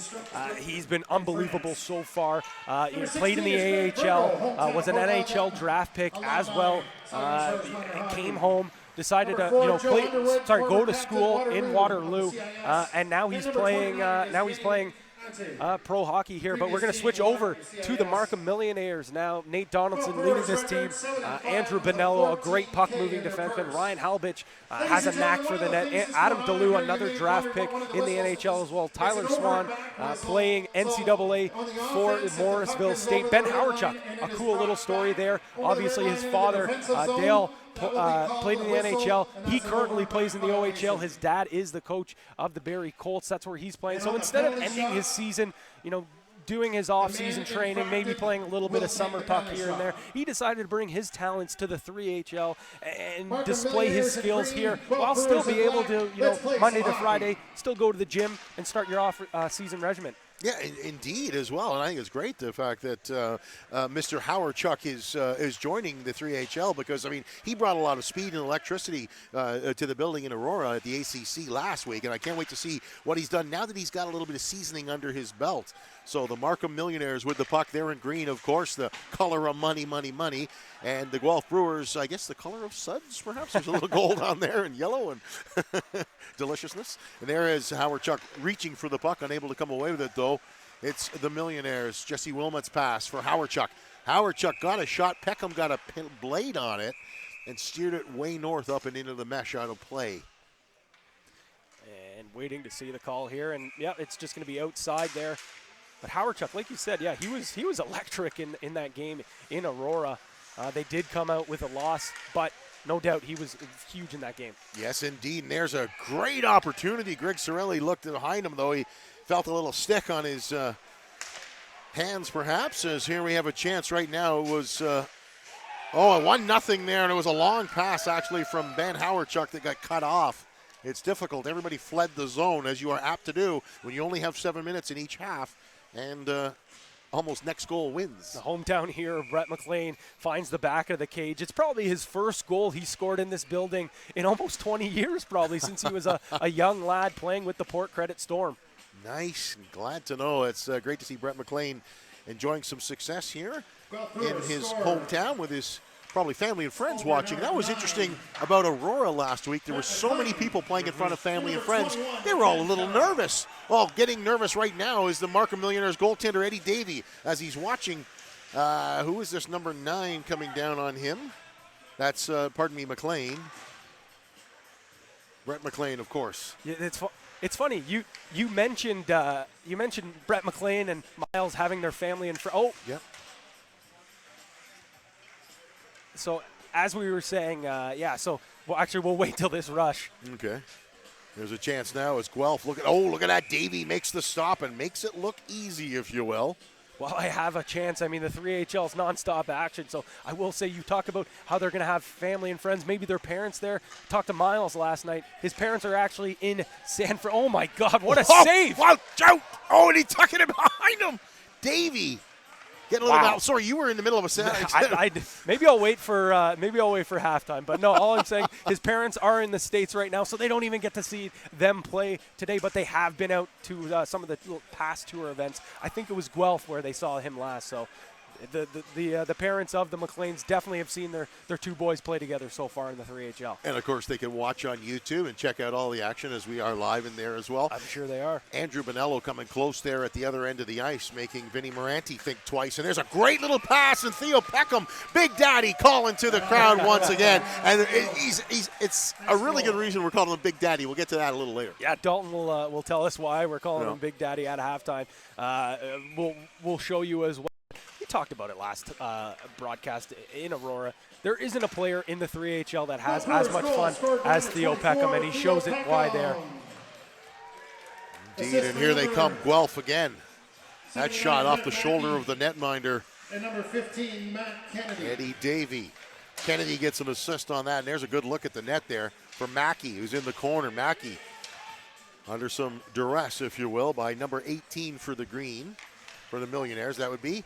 And that's Matt Kennedy, too easy. Yeah, Puck moving. It looks like this Markham Millionaires team still hasn't arrived in Saugeen Shores yet. They look absolutely out of it. You got to feel bad for Eddie Davey. It's his first start in the 3HL. He's played pretty well, but he's just getting hung out to dry. Number 15, Matt Kennedy. Matt Kennedy's goal getting announced. Zach Lilly gets it forward. Here's Howardchuk now. Howardchuk. Dex hangs on. Went back against the grain, but a little chop. I think somebody got a piece of his stick, perhaps. And it might have been Brett McLean who did just that. And he's got the puck right now. Brett McLean cuts to the middle. Had the puck lifted away from him thanks to Zach Lilly, who got in on him. Hurrying back on it is Ken Peroff. Played in Strasbourg in France and Toledo in the East Coast Hockey League. Behind everybody. Oh, and then a dirty dangle and a nifty goal by Greg Cirilli there. He opened up the goalie. That's how you open up a goalie's legs. Cut across the crease, and then he tucked it home between in the 5-hole. Safe to say this Guelph Brewers team is feeling like they're at home here in Saugeen Shores. Greg Cirilli making a beautiful move, as you said, get the wickets open. And Greg Cirilli and Brett McLean have been on an absolute tear. Here's a long pass. They're trying to find a man down ice. It was number 48. It's Ryan Halbich. Played for Kuchiching, for the Kuchiching Terriers, and the Midland Thunder, I do believe, would be the other team. Oh, right on. Oh, that's a goal, and they're saying the goaltender actually is trying to plead his case. Yeah, I don't know. Interfered with or something? I think he's saying the net was off. That's why it went in. But that's a beautiful tap by Miles McLean. McLean saying, hey, it's not just big bro. The puck back in the net. Miles can do it too. Miles McLean. Mom always liked you better, you know, the old saying. In back of the net. Greg Virgo. Markham Millionaires looking to get something happening on the score sheet, though. They're down by 5 right now. It's almost, in this type of scenario, a little bit too much for them to handle, perhaps. Is this the biggest one-sided affair we've seen thus far, my friend? I definitely think, the biggest one that we've seen so far was a 9-2 loss by the Toronto Bees to the hands of London 3 on New Year's Day. So that might have a chance, but interesting. We're halfway through, and it's already 5-0, and it just seems like there's not enough fight or pushback from this Millionaires team. And as I say that, Bonello almost scores a beauty. I shouldn't say the whole team, but there definitely isn't a full team effort from this Millionaires team right now. You can see they're feeling the pressure right now as Peckham closes in on his man there for the Millionaires, who's working 1 against 3. Peckham's got it in back of the net. Big Daddy hanging on. Goaltender checking his shoulder. Moranti now. There's a long pass up to the other team's blue line, an indirect one, and it's good. Here comes Guelph once again. Oh, and a second effort there unfortunately for Eddie Davey, he didn't track his rebound there, and you can see he would like and love another look at that one, but This is a tough start for your 3HL career. Like I said, not his fault at all. He's getting absolutely shelled, and we're going to throw it down to a Dalton, who has a little bit of a story for us with Theo Peckham and a little one on the ice earlier today. Yeah, guys, Theo Peckham was here very early this morning, plays for the Port Elgin Winterhawks, and he got a chance to skate on the ice with his son. So Peckham was at the rink very early, got a nice chance to have a family moment, and that's kind of what's nice for some of these guys coming back to their hometowns. They get to do stuff with their family, and you can see here. So fantastic for Theo Peckham, and sure, he was a great experience for him. It certainly was, Dalton. You see there, awesome shots there, hanging out with his kid and his wife. I mean, we talked about it, and I know Dalton can attest for it, and you can attest for it as well.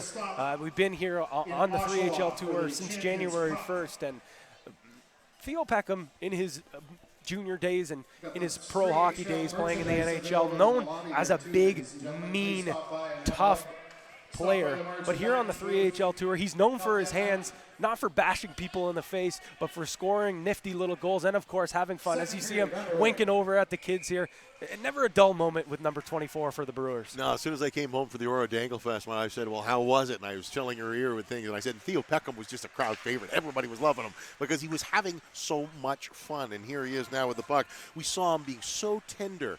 I don't think he was that tender with the guys he was playing against, was he? No. Guelph now with another chance to pad the lead, and well, they're going to have a chance for Greg Cirilli on a power play, or a penalty shot rather, in lieu of a power play, as the goaltender's on the bench for Guelph basically now. A mini power play here. Yeah. A 4-on-3 chance, and nice save. Oh, great stop there by Eddie Davey. Davey, the Westfield State alumnus, Division III NCAA. We haven't talked about quickly Vinny Morente, actually from Niagara Falls, New York, playing for Laurier in CIS, and we'll get back to that as it's a mobility shot, penalty shot for another Laurier alumnus. And they're testing the mobility right now as they tuck that one through. See, that's what's nasty on a goalie. You're expecting hard shots and things like that. It's these little trickle plays that really screw them up, but not to take anything away from Greg Cirilli's mitts right there as he came in. I mean, I come in, I don't know what to do. I'm looking at all the areas, and then I just skate right past and go to the snack bar. You know? If that's me, I'm dumping the puck in the corner and asking for a change. So a safe play off the glass, even out of the arena if you have to.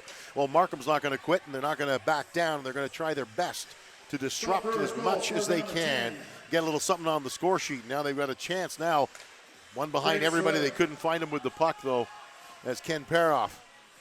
Yeah, as I was saying, a couple Americans on this team. Yeah. Joe Underwood as well from Michigan, and Vinny Morente from Niagara Falls, New York, going to Wheatfield High School, just in Niagara Falls, just outside Buffalo. And this thing is getting not so pretty. Yeah, it's you got to start really feeling. That's what I said to you. Are the goalies getting hung out to dry? Well, indeed they weren't, perhaps, until unfortunately Eddie Davey takes the cage, and then it's turning into a bit of a one-sided tilt. And you're going to get that as sure as you've got a first-place team, you have to have a last-place team, my friend.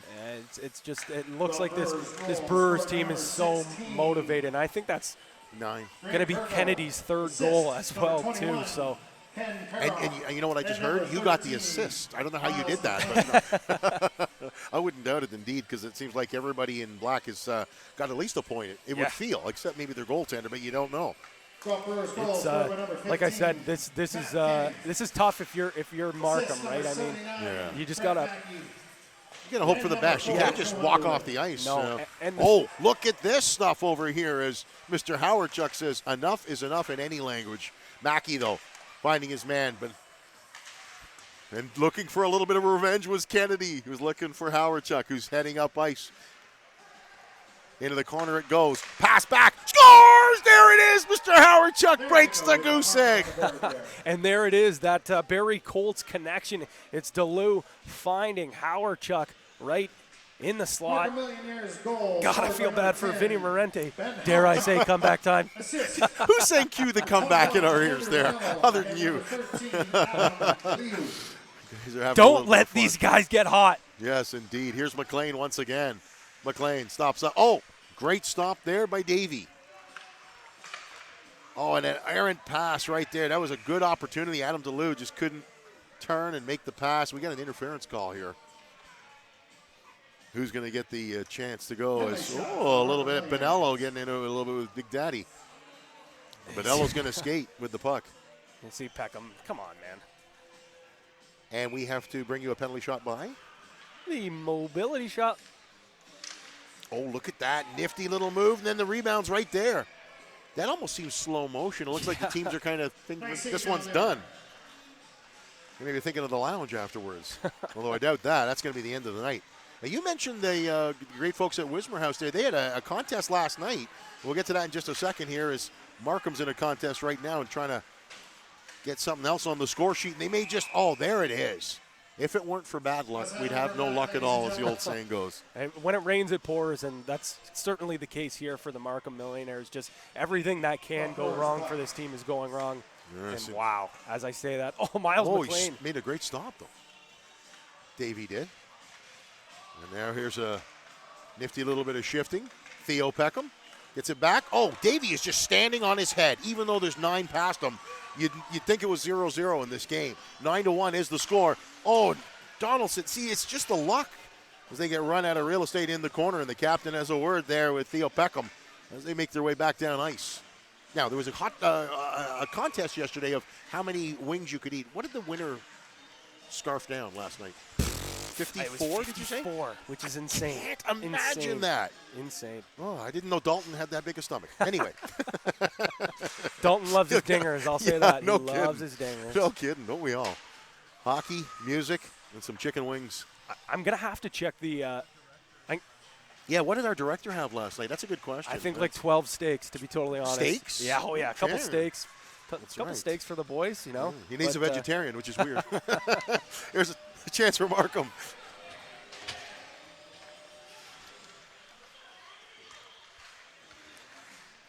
Like I was saying, we gotta check this scorer sheet after this game as Matt Kennedy takes a shot. I think he might have now taken the lead in scoring with those 3 goals and possibly some assists. So all it takes is a game like this, whereas we say everybody, including the trainer, has at least 2 points in this one. Yeah. So yeah. 50 seconds, sorry, Tom. I think, and also Kennedy, 9 goals, so he surpasses Tyler Ryan for the leader in goals in the 3HL. There's a new goal king in the 3HL. And Eddie Davey just continues to impress. What a stop right there. He just stood on his head and made some great stops yet again. You would never know he is playing not, indicative of the score, if you will. 25 seconds now in back of the net there. Underwood. Former captain of Waterloo in the CIS. Shot right now. Oh, good stop again. Greg Cirilli had a good look at the net. And it's turned over. Here comes McLean the other way. McLean is just like he's almost got a bus pass. Oh. Into the corner it goes, and time is going to wind down. 9-1 is the final of this one. Not indicative of the way Markham plays, but, man, they're going to maybe think about down the road a little, maybe some revenge or a little way to get back into this in another contest. Yeah, and you know what? This is something that a good thing for this Markham Millionaires team is the fact that there's only 2 more events to go, and the second event is the All-Star game as well in Markham. So they got a lot of time to kind of regroup, think about the loss, and kind of make their adjustments as well. But I don't know if necessarily it's the combination of they came out very flat and this Guelph team came out so motivated. And as we talk about motivation, a big part of that was the hometown connection. And we have Sam McDade actually down on the ice with one of those hometown boys in Miles McLean. Thanks, Pat. Miles, first off, beautiful goal in this game. Can you take us through that play? Yeah, just go to the net hard there and try to make a nice play on net and make sure it got through. Give myself a chance to score, and luckily I did there. A goal and an assist in front of a hometown crowd for you guys. What's it like playing in Port Elgin in front of family and friends? Oh, it's really nice. I haven't played here in a long time for anything meaningful outside of like shinny hockey, so it's nice to be back here. I got my grandmother here. I don't know if she ever saw me playing junior, so it's real nice to be out here, especially my brother too, and a couple friends from home. So if you want to keep them entertained today, you want to go all the way in this tournament, what did the Brewers have to do here? Play a lot like we did today. Don't get rattled. I think we've done that in a couple of games we've lost. We've wasted about 10 minutes of the game just being upset with calls and stuff like that. Just keep playing and take our risks and just try to capitalize on them. That's what it's really all about out here. Thanks, Miles. Congrats on the win. Thank you. We're going to take a quick break here on the 3HL Tour. When we get back, we'll have, actually, you know what? We'll scrap that idea. We got another game underway soon. So, Pat, Anthony, you got to tell me a little bit about the London Threes and the Kitchener Lions. Yeah, there's too much to talk about these teams. Sam, you're not getting a break just yet. The action's coming in here, and you see the updated bracket, the Toronto Bees, Milton Flyers. We know they have etched their name into semifinal number 1. The Guelph Brewers with that dominated 9-1 victory. Going into semifinal number 2, and we're going to find out, is it going to be the London Threes picking up a win here, getting 2K, or is it the Kitchener Lions who already have picked up a win here today against Saugeen Shores? Going to be a good game. Like we said, this London Threes team playing a little bit short-handed, but there's no short-handed of skill on the Threes roster. No, certainly not. But I'm wondering, did the Kitchener Lions have the advantage? They warmed up, and then they played right away, and then they've sat and waited for the last game. But they've got that win under their belt. They've already been out on the ice. They've seen how big it is. They know the boards are a little soft behind the net. If you miss, it's not going to kick off. But here's a look at Kitchener. You mentioned them, and they're star-studded team, if you will. Yeah, they definitely, made some improvements. And Andrew Dorigo, we didn't really talk about him too much. He did take that not-so-ideal penalty in the corner, but he's a guy that brings a lot of professional hockey experience in the ECHL and the CHL. Andrew Whalen, another guy that not only brings a little bit of pro experience, but he brings an edge to this team. A very, very chippy player. You noticed it almost immediately in Aurora that the guy likes to play with an edge, and switching things over to this London Threes team. We talked about it in the pregame show. If they're going to pick up a win, that man in between the pipes, the captain, Rich Bigmore, is going to have to be on his game. But there's tons of other guys on that roster that you saw, Matt Foy being one of them. You talked about, a little bit of his story, his first game against Calgary on October 4th in 2005 and had an assist. This is a guy that has played at all different levels. You look at him on the ice, he's such a big body, but he can skate as well. And look at this line here. This is impressive. You've got Beleshta, Foy, and Burgoyne. That's a lot of man on the ice right now for the London Threes. Mr. McLean was saying his grandma's here. I stopped at a place called Grandma's in Burgoyne on the way here, just down the road, actually. So I said I'd mention them. I was telling them all about the tour. They knew the Winterhawks very well as a shot headed towards the net. And to our left, the London Threes, they're in the beige, and Kitchener, of course, in the gray and blue, if you will. In over the line now, London. Into the corner now. Beleshta. Beleshta finds his man, but he's too well covered. It was Dorigo all over the London player. I tell you, Lucas Beleshta must have drove his coaches wild in junior or even in minor. Doesn't move his feet too much, but his hands are so quick, he just deceptively dangles around guys, and we might see him do it again here. He does. Salt now finds Beleshta, and he nearly found the top corner, but he missed upstairs, went off the glass, still in play. Saucered across, looking for number 88 for Kitchener. That's Michael Radisa, played Plattsburgh in the NCAA and Evansville in the Southern Pro. Ryan now. We talked about his elusiveness. Ryan's going to need a couple of goals to get his crown back, too, so we'll see that. Yes, indeed. As he was the first to reach double digits, did so in Aurora, I believe on a penalty shot, and they may get another chance after, although the other way.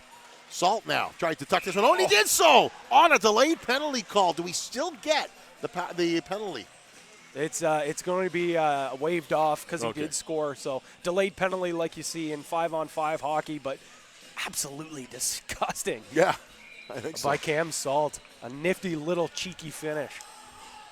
Oswegan, Ontario native, as you say, very cheeky. That's the order of the game, though. Ryan couldn't hang on to that pass. Salt's got it once again. He throws one across. Ryan looking for that one. Ooh, Ryan nearly got on that one. Pineapple got an assist on that one.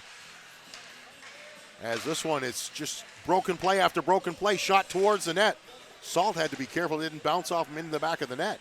Played around the wall, Burgoyne, the captain, but it's kept alive. Ryan's got it. He's got Crane in front. Oh, he has to hang on. And looks, oh, there's one off the dinner bell. There he is. Tyler Ryan must have watched that last game and saw his title of leading scorer in the 3HL slip through his hands, but he gets another one. That's number 11 on the year, just one behind Matt Kennedy for the lead. Slippery, eh?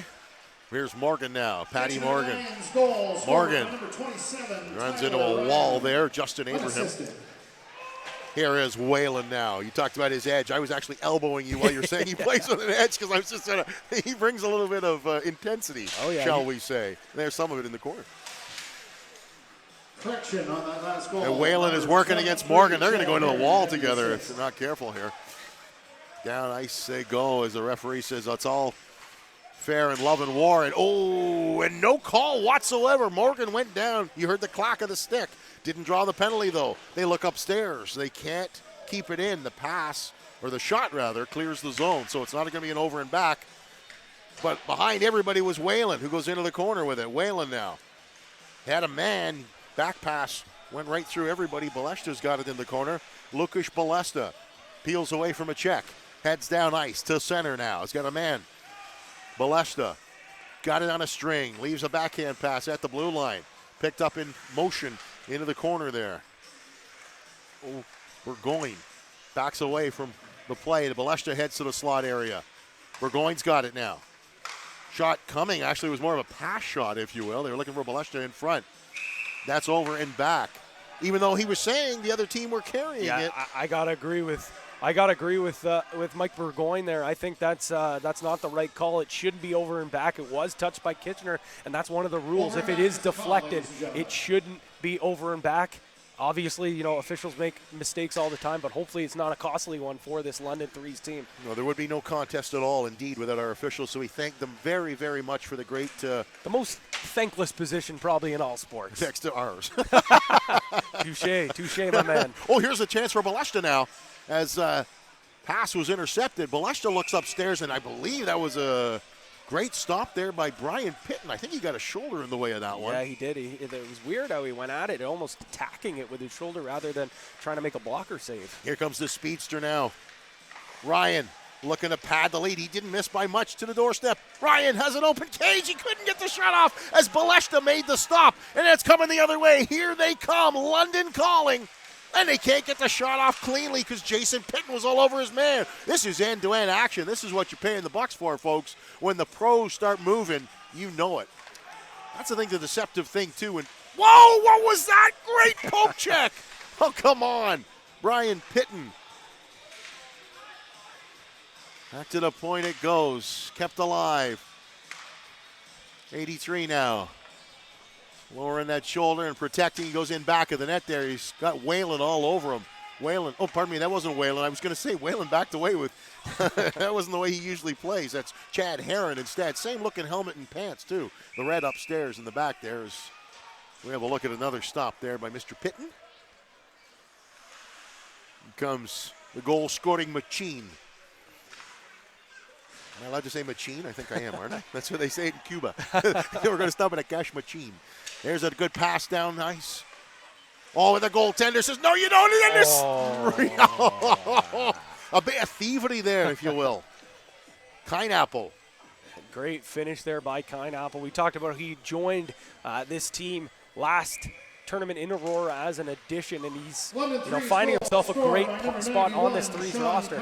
Will he get a name on his sweater after this? Number 71, Pat Morgan. Certainly earned one with that goal there. Yeah. Back to the point it goes. That's behind everybody. Kitchener trying to press here and even up this affair as number 9 goes for it. Onto the back end it goes. Kitchener having to be careful. London pressing there and nearly coming away with the biscuit. It's Burgoyne who nearly got the biscuit away. Now here they come. Morgan, Patty Morgan. He's got Whalen on him. Whalen's down ice looking for it, and he's calling for it. Morgan says, no, you don't. Whalen goes after him. Sticks flailing.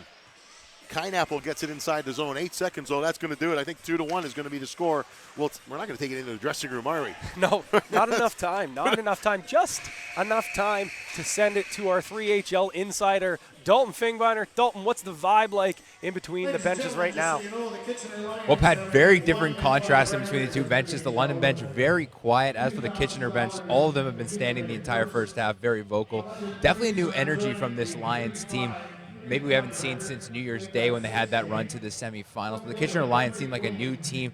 They're only trailing here by 1. They've definitely had some their chances as well. Tyler Ryan, as you mentioned, always an offensive juggernaut. So we'll see if the Lions can turn it around here in the second half. All right, Dalton, definitely. I wonder if maybe the reason why there's not much energy on that London bench is because their captain is in between the pipes. So there's not really much going on directionally from it. You know, the captains basically play the role of coaches. So maybe that's it. But I know that this London Threes team has a lot of veteran leadership away from just Rich Wigmore. But definitely interesting to hear the two different approaches and styles each team is taking. Indeed, and London now with a 2-1 lead into the second half here. Is funny when you're talking about the goaltender being the coach. That's right. A player coach you're used to, especially in semi-pro and pro. That's not unusual to have a player coach. Ask Reggie Dunlop of the Charleston Chiefs. There you There go. you go. You feel the shame, then you get let go. We're just talking about that. We know a couple of people who were in that movie Youngblood, actually, there. One of the coach, actually, of the Mississauga Steelheads, James Richmond, was one of the players who was an extra. As that one skips, and they're coming the other way. These hockey movies, everybody knows them so well. Baleshta! They got a piece, but Baleshta gets the twine. 3-1. Lucas Baleshta, we were worried if he was going to be able to stack his stats, I should say, or pad his stats without his buddy Spencer McCormick, his line mate, but he seems to be doing okay without him. Instead of setting up McCormick, he finds the back of the net for himself to give this team a 3-1 lead.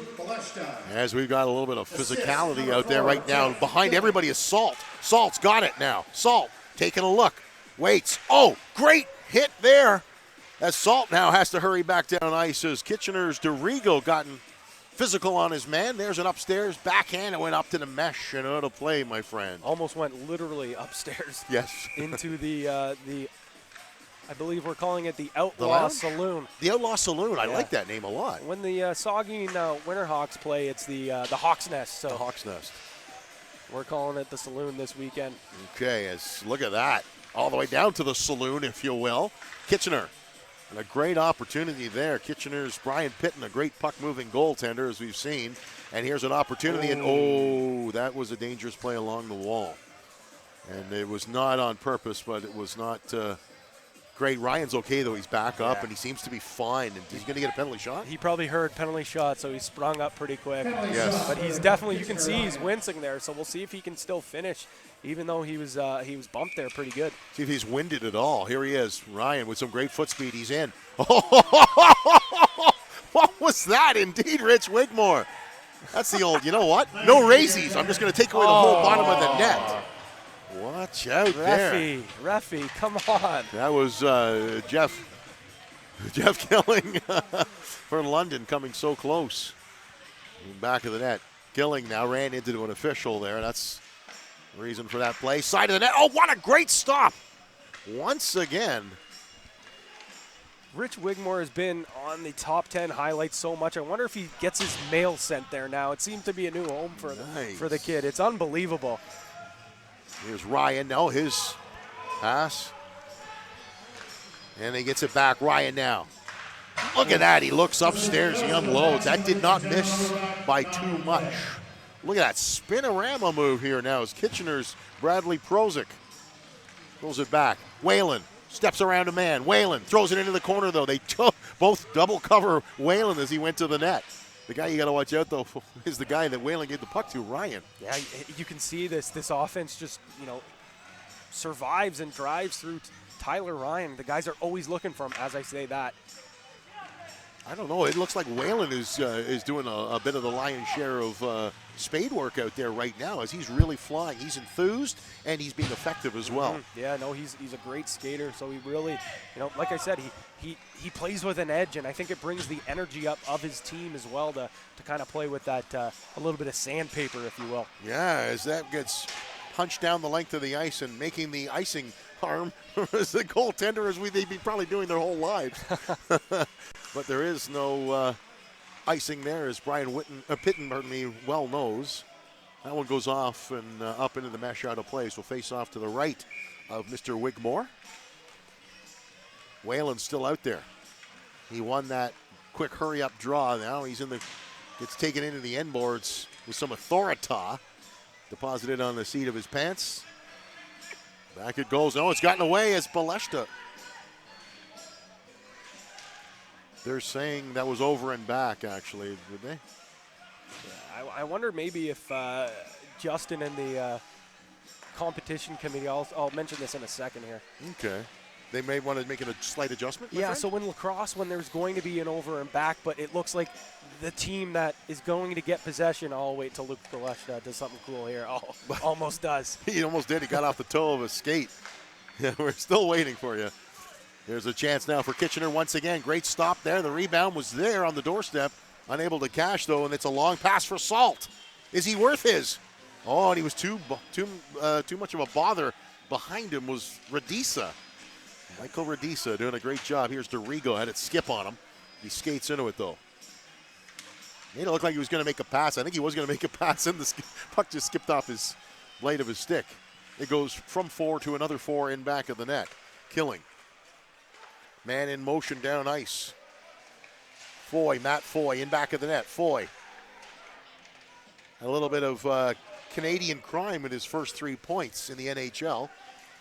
There's a shot upstairs. Stop. That one goes off the glass in behind the net. As mentioned, Foy got an assist against Calgary. And then Vancouver. Yeah, that glass already broke during the warm-up, didn't it? Yeah. You got to be careful. Here they are. 2 of them now. Passes across. One-on-one. Upstairs. And a beauty for Mr. Kineapple. That's 2 for Kineapple there. We saw him make his debut in Aurora last week. Didn't get on the board, but today definitely showing how effective he can be in the 3-on-3 style of play. Now, when I was talking about being hung out to dry, that's the kind of thing. Here's Salt now. Once again, he tries to sift one through. Pitton says, no, you don't. Pitton plays it forward now. And it's cut off now. Salt takes a look over his shoulder. He's got a man with it. Drags the man to make sure that the defender commits to him, and then Salt made the pass. Foy got an assist. Looks like London's going to add another $2K in their purse, moving up to $8K on the year now. So them climbing up into the standings. Like I said, the overall standings is what seeds you for that Champions Cup in Oshawa on May 6th. Okay, now we're down to 20 seconds to go in this one. 4-1, a healthy lead. Salt now is just going to be content to keep the puck as far away from his netminder as they can. Pitton's out. See how far Pitton can fire a puck. Oh, I thought he was going to try at the other net. You never know. I've seen stranger things happen before. And London, with time winding down, just play this one into the corner. With a sportsmanship there by the Capitano, or pardon me, not the Capitano, Mike Burgoyne. Final score, London 3-4. So we will wait for the 2 teams to shake hands, and then we're going to throw it down to Sam McDade, who's going to be joined by, I believe it's Sean Kineapple, and a very worthy interview, as we said, picking up his first 2 3HL goals, and the bracket is set, and we now know that this London Threes team is going to take on the Brewers of Guelph, the hometown Brew Crew team, and in semifinal number 1, it's going to be the Milton Flyers, the 3-time champs, taking on the Toronto Bees. But as we're talking about the London Threes, we might as well send it down to Sam McDade, who's on ice level with Sean Kineapple. Pat, thanks, Anthony. Sean, your first goal in this tournament, first 2 goals and an assist. What was clicking for you tonight? Playing last week, it was kind of getting my feet wet, so it was a good opportunity to kind of get used to the boys, and then today I felt a lot better out there, and it was just going for me. Overall for the team, what do you think was working? This was a tough battle. What do you think really played in your guys' favor here? In the room we kind of said we need to step it up a bit. We've been out in the first round, I guess, a few times in a row now, so we kind of just put the foot on the gas a little more. Guelph Brewers will be next. What's the key in that one? Yeah, we're going to have to step it up another level. They have some good players. I have some friends on that team too, so should be a hard battle. A friendly battle. Yeah, but I don't know. Winner takes all, so I don't know how friendly we'll get. All right, Sean, well, I'll talk to you after that one then. Congrats on the win. We're going to take a quick break here on the 3HL Tour. When we get back, we have lots more hockey ahead of us. Stay with us.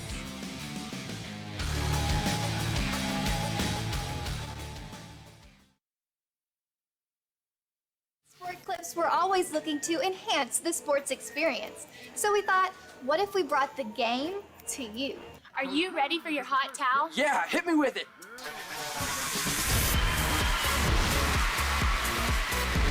Yeah, me, over here. I think we'll just leave it like it is. The Sport Clips MVP experience. Great haircut, relaxing shampoo, and legendary hot steam towel. Sport Clips, it's good to be a guy. What's in a dime? You might say just 10 cents. But for over 60 years, March of Dimes has turned this into a force for transformation, changing the lives of thousands of Canadians with disabilities. Today, March of Dimes Canada is a national organization helping countless children and adults live full, independent lives. But to make it happen, we need these more than ever before. The miracle of transformation is in your hands.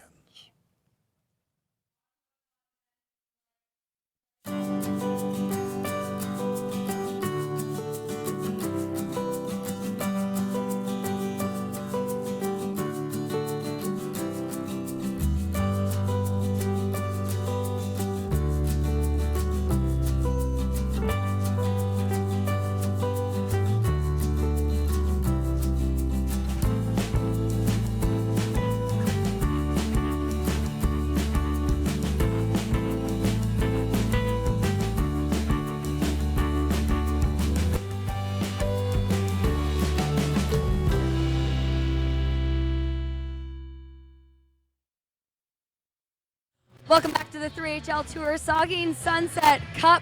Now, Dalton, we just watched another 2 games, so we got to break it down again. Yeah. Let's talk about game 1. Where do we really see this game going, and just your overall thoughts on it? Yeah, well, it was a pretty dominating performance from the Guelph Brewers over the Markham Millionaires. The Millionaires never really had it. Defensively, they had too many breakdowns. Brewers had too many odd man rushes, so I don't know. It's one of those things. The Guelph is one of the best teams in the league. They haven't won yet, and they're very determined to get that, and Markham Millionaires are just on the wrong side of a blowout. Guelph's team saying on the bench, let's go for the record, let's go for the record. Do you see that play a lot in the 3HL? No, I don't think so. There's only been a couple of games where teams have put up 9. I think that's the second time since New Year's Day that the teams put up 9 goals. So very rare, and I think they were just at a certain point looking to have some fun and just trying to score as much as possible. London winning this most recent game right here, the 4th game of the single elimination round.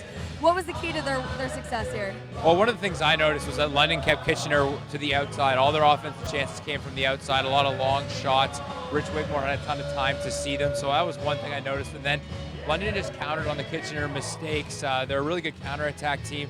When Kitchener would have a breakdown, London just made sure to make good on their chances, and that was the key to the game, I think. Kitchener's goaltending really playing out in this game. Did you think that was a key part of them staying in this one and it not becoming a landslide? Yeah, no, I definitely noticed their goaltending was much stronger, especially from the first game as well. Kitchener had a good energy. I think that the playing game, they might have been a little tired.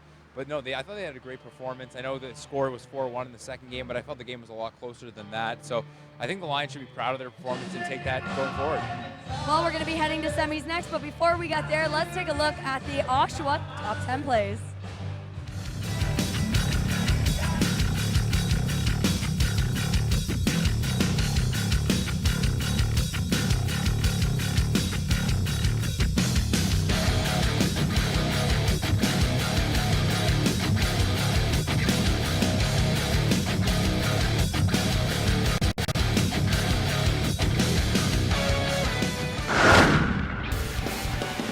Mackey over to Kennedy. Kennedy turns it over though, 2-on-1, Reed and Place. Jordan Reed waits and gets it over, and what a stop from Dupuis. Here's Jarman with it. We've seen him have a shot. Buys, no look, fires it. McDonald up to the task. Todd Hosmer all the way for DeLeon. And he sneaks it 5-hole. If this was soccer, they'd be calling that one cheeky. Yeah, that was cheeky. That was the definition of cheeky. So now the Brewers, Spivak walks in. Spivak scores on Dupuis.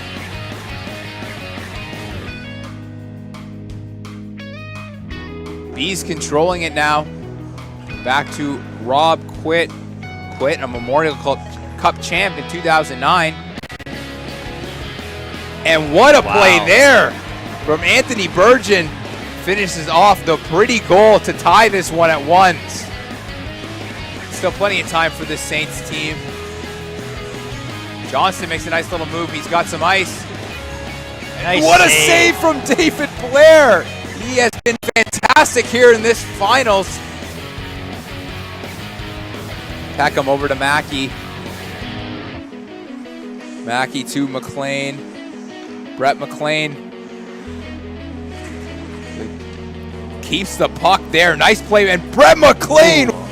What a goal from the Brewers captain. He's used to scoring in this building and does it once more. And the Brett McLean fan club is loving it over there. So as soon as you come out to challenge too far, they're just going to slide it behind you. Adam Place all alone and makes a beautiful move. Fancy goal there from Adam Place, the old Peter Forsberg. London trying to even this up before the horn. McCormick tries to bat it out of midair, and he does. Spencer McCormick with a fantastic finish to tie this one up. 88 with it down low.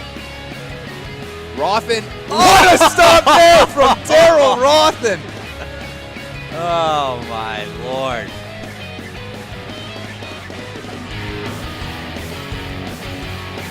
Chris McKinnon back with it.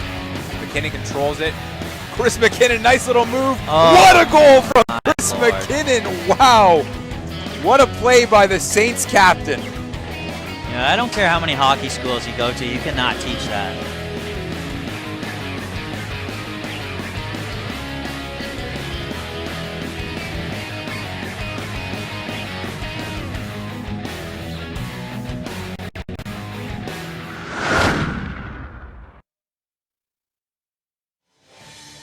There you see the Plex, and it looks almost good as an ice cold Outlaw Brew. Visit Outlaw Brew Co. for more information, or you can just head over to the Wismer House or right here in the Plex and grab yourself a Outlaw Brew. Thank you for being the official beer of the 3HL Saugeen Shores Sunset Cup. Now we said probably a ton of Outlaw Brews being drank right now in the Outlaw Saloon up there, but there's been a ton of great action, and you see the bracket there, so we're set. We see the Toronto Bees and the Milton Flyers up in semifinals number 1, and that will be followed by the Guelph Brewers and the London Threes. And quickly, we want to give a shout out to Jim Lowe, our PA announcer. He's not with us here today. As you hear a different voice, the voice of the Saugeen Shores Winterhawks actually is the PA announcer for the day. So we want to give a shout out to Jim. Hopefully you're watching, and we hope to have you back very soon as the voice of the 3HL Tour. Now, Outlaw is not indeed a criminal organization, but it is criminal that you're talking about beverages, and we can't do anything about it. All we've got is 2 bottles of water beside us here. I can't. I got the BioSteel going as well too, and definitely the Toronto Bees have been drinking their BioSteel as of late. Nice. They've been on fire, led by Captain Brandon Turner. Kelly Jackson has been actually pretty solid, I thought, as well. And I wanted to mention Kelly Jackson and Taylor Clements. You talk about chemistry from away from hockey. These 2 guys both played at Queens together in the CIS OUA. So you could tell why Brandon Turner elected at some points to kind of throw them together on a line. It's because they have played together. You see Clements there wearing number 19. It's Shane Elliott's old jersey. That's why he's got the tape over the name bar. So this Toronto Bees team isn't tough, as they're taking on the Milton Flyers, who put on a not so impressive first-round win against the Oshawa 88s. You could argue that the 88s deserve better fate and come out with a win there, but we talked about that's kind of the way that this Flyers team has operated. What are you really looking forward to seeing in this matchup here? It's definitely 2 teams that kind of have the same style, puck possession, good defense, but the ability to put the puck in the net as well. And there's also $10,000 prize money between the 2 teams, difference, if you will. Toronto sitting now with $15K, right? And Milton, after their win, improved to $25,000. I'm wondering, never mind mouth guards, are they going to get those gold grills? Down the road, we may see them sporting a little bit of gold and the little bling in the teeth, eh? It's crazy. I mean, like, just the amount of gap between the money made between those teams, and the fact that Toronto's actually 3rd in the money list. So it's not like they're bottom feeders right now. They're one of the top teams in this league, and you know, obviously when you win 3 tournaments, you get that extra $9K immediately in the bank because the finals is, you know, $3,000. But sure. you can argue that the Guelph Brewers maybe have been the most consistent team on the tour, but it's hard to argue a team that's won 3 titles to not be the best team in this league. But let's not count out this Toronto Bees team just yet. I really like this matchup. I think that it's maybe not going to be the high-flying games that we've seen before. A little more, like you mentioned, a chess match, but a chess match in fast forward. I like how you mentioned that earlier today. Isn't that pretty much what it is? There's a clock in chess. You have a certain amount of time in which to make your moves, but that's what you do here. I mean, you've only got so long, and a mistake or a missed opportunity or a shot up and over the net that doesn't find the twine can end up coming off the glass, coming the other way, a 2-on-1, and you find yourself picking the puck out from behind your goaltender, and it happens before you can blink. That's one of the things I've noticed. One thing as well, this is a rematch of the finals that we saw in Aurora. Yes. The scoreboard, I don't think, really was indicative of what kind of game we really did see. I thought Dave Davenport stood on his head and really put down the Toronto Bees early in this one. They tried to climb back in, they didn't. So I see a different Toronto Bees effort in this finals here, or this semifinals here. Yes, indeed. And of course, Toronto were taking a bit of exception. Matt Whitehead scored a goal. He was waiting on the empty net there, right in front of the net until the last possible second before a player came to him. And then he tucked it home. And he was the Danglefest MVP, of course. He did a terrific job doing so. But it's a new game. Here's Quit now with it. He's got a man with him. Ridge Garbett. Garbett now takes it. Great stop there by Mr. Davenport. Bees in yellow, of course. Flyers in blue. And they've got an opportunity right now, and a pass goes across. Great stop there. As we have both goaltenders tested early, David Blair and Dave Davenport, and they both look good. Yeah, they have, and I think both these teams are most successful when their goalies are on point. And that kind of sounds obvious, but it really is true. The times that these teams haven't come out with wins or gone deep in tournaments, it's not has been because of the goalie, but they just don't have those game-saver, highlight reel saves that these two goalies have the capabilities to do. That's it. And Place just lost his stick in back of the net, and he had to go looking for it as he applies it there and wins the battle. But, yeah, you're caught down ice, you're reaching for your stick, and then you're all of a sudden 6 strides behind everybody as they're all heading in the other direction, and you're playing catch-up if you can. And here is Place, hoping to play some catch-up. Oh, nifty little move. Place tried to place that one over the glove of Davenport, who says, no, thank you. That was Di Benedetto, by the way, that was dangled around number 9 at the blue line. That's one of those things when you try to line up a huge hit and you miss, you immediately just expose yourself to so much ice. And I talked about it earlier today, and so did you. This ice surface is so big. It gives these skilled players so much room to work. And it's a beautiful warm day outside right now. It's the first day of April, but the ice is cold, hard, and beautiful. I had a little skate out there. I've got a bit of a leg problem, so I couldn't really, well, I can't say I can fly any which way, but I couldn't really test it. But I did look around out there and saw how much room there was. I was imagining, oh, here we go. Speaking of room and imagining, Garbett says, I'm imagining I'm going to find success. He hit the pipe. That was on the outside of the pipe. I heard a little tink, unless it was a goalie stick who got it. I think you're right. I think it was a pipe. Fairbarn with a great little pass and an even better job by Quit. Memorial Cup champion doing a nice job getting a stick on it there. Fairbarn. Oh, the captain was down. He's heading off now as they're coming the other way with some speed. Milton now on the attack, looking for the blocker side. This one gets around past everybody all the way down to Jesse Messier. Messier, Wiseman all over him. Looking at it now is number 5 for Milton. Luca Caputi. It looks like he might have switched jerseys. Okay. Oh. Is he wearing 5 now? He's yes, wearing he is 5 blue. now. Now I see his helmet. Okay, now I see him. And Caputi's trying to catch up to Garbett, but Garbett's got the puck and a breakaway. Garbett made it look easy, my friend. 1-0 Bees. Although Garbett's out of gas, he's pretty lucky Caputi couldn't chase him. I think both of them were tired. Unbelievable. Ridge Garbett on an absolute tear as of late. Made his debut in Aurora. Put up 6 points. He's got a Was that his debut? It was his debut. You're kidding me. I'm not kidding. He plays like he's been here forever. Wow. The April Fools. There you go. They're all having fun with us. No, you didn't do that before noon, so I know it's a real fact. Yeah, he's been very good. We'll have to check the score sheet in between. I'll see if Dalton can maybe check to see how many points he had that first game. But I definitely think he's padded his stats, and he's coming for Anthony Bergen and Jordan Reed for the share of the leading scorer. Yes, indeed. On their team, I should say. Big game Tony Bergen there, as this one's kept alive by the Bees. They were looking for someone down ice. It was Place, but he backs away, heads into a defensive posture, long pass. Catches Di Benedetto. He's got some speed. Him and 3D are out there together. So Devin Didiomidi, he's got it now. 3D. Oh, nice pass out front. Even better job by Quit. Once again, you called him a stalwart backhand defender, and that's just what he's been. Absolutely, but you got to keep your eyes on these two guys. Oh, wow. Di Benedetto. Oh. Pardon me, Didiomidi. Pardon me, 3D. Didiomidi and Di Benedetto both played together on the Sarnia Sting, playing on a line with Steven Stamkos actually 1 year, so the chemistry definitely there. That was Di Benedetto, right, that was there for that first year, and then he had the same amount of points the second year, 92 or 94? Exactly, and you know, silence the haters, if you will, yeah. Saying that the only reason he put up that much points and... Oh! Now, can we have a moment of silence for that goal?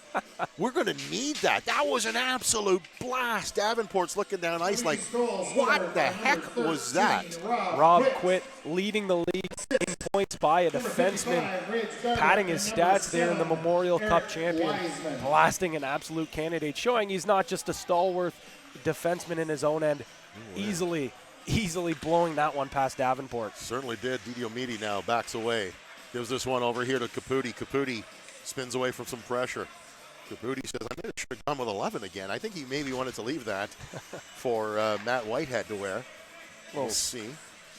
Well, motion offense there, a wheel, if you will, like kind of you see in basketball and lacrosse. Yes, indeed, as there's no shot clock, so they can keep it as long as they want. Taking a look back at the clock was Didiomidi. Caputi circling high in the slot area, though he's being well marked. As soon as he goes anywhere, he's got somebody with him as well. It's on the doorstep and not over the line. No goal! No goal! Penalty coming up, though. No goal, penalty yellow. Wiseman was holding working the stick. Blue on a penalty shot. Against Caputi. So is it Milton's going to have a penalty shot, Caputi? It looks like Milton's going to get a penalty shot. It was Wiseman for holding the stick, but that's a penalty that you probably would take. You would. I know David Blair did get that, but we're going to see a mobility shot, penalty shot by Luca Caputi here. Quit's getting off, and they want a faster guy on. And that's the captain who took the long way around Turner. Shot right on the pad, stop there as Luca Caputi is turned aside. Here's Place now. Tristan Fairbairn watches the passes go to the right wing side now.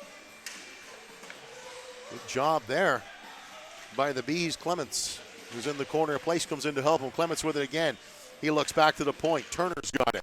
Turner found Place, but he couldn't hang on to the puck.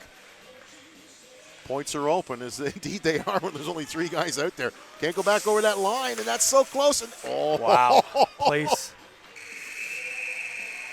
That was nifty and interesting as well. 2-0 now. Toronto leads in this one. Yeah, it looks like the Toronto Bees continuing the momentum that they carried over in that first game. And Dalton, we're going to send it down to you. The Toronto Bees, they're certainly buzzing right now, aren't they? Yeah, no, and not a lot of chatter going on, but one guy who's definitely talking is Captain Brandon Turner of the Toronto Bees. Always a guy with something to say. He's urging his team to stick to the game plan despite the 2-0 lead. He wants them to be strong defensively. It'll be interesting here in the second half. Both these teams like to hold the puck. If the Bees can win that battle, they're looking at a victory. It'll be interesting to see if Milton adjust, needing 2 goals here to get back in this one. Very interesting, Dalton. And I definitely know I've been on the bench with Brandon Turner before. In lacrosse, though, we coached together. Oh, nice. The West Durham Ironheads, formerly the Markham Ironheads, Nice. we're coaches there. And me and him are definitely vocal on the bench when we coach. So I know he's definitely doing the same thing here on the 3HL tour. I don't know if I trust a quiet coach. No. Especially when things aren't going well. Indeed, as Messier tries to rub his man out, Willer's going after the puck inside his own zone. Willer now as he wheels away from Ridge Garbett, although Willer nearly had the puck taken away from him. Garbett's marking his man, keeping an eye on him, but here they come right down the middle. Milton flying towards the net. Oh, now a great job there by David Blair. He reached out, poke-checked the puck in air, and then scooped it off the tree. Yoink, I'll take that. Exactly. There's a long pass. Goes all the way down ice for Garbett. Garbett protecting along the wall. Well, they kept this one alive, right? They risk at the center ice line, don't they? They do. Little gamble going on right now, but there's lots of money on the line, so gambling is the order of the day. In back of the net there. Unable to get any love is DiBenedetto there, is not backing up at all, was Eric Wiseman. 7 for the Bees. Now DiBenedetto gets in motion. Devine tries to find his man. He got it as far as 3D. 3D. Had a pass go errant, but got it right back to his teammate. DiBenedetto has got it just outside the blue line now. In front of his bench to Carson Devine. Devine, you got to watch out when they start swirling and get in motion. Yours, mine, his, who's got that guy? 3D with a pass to DB, if you will.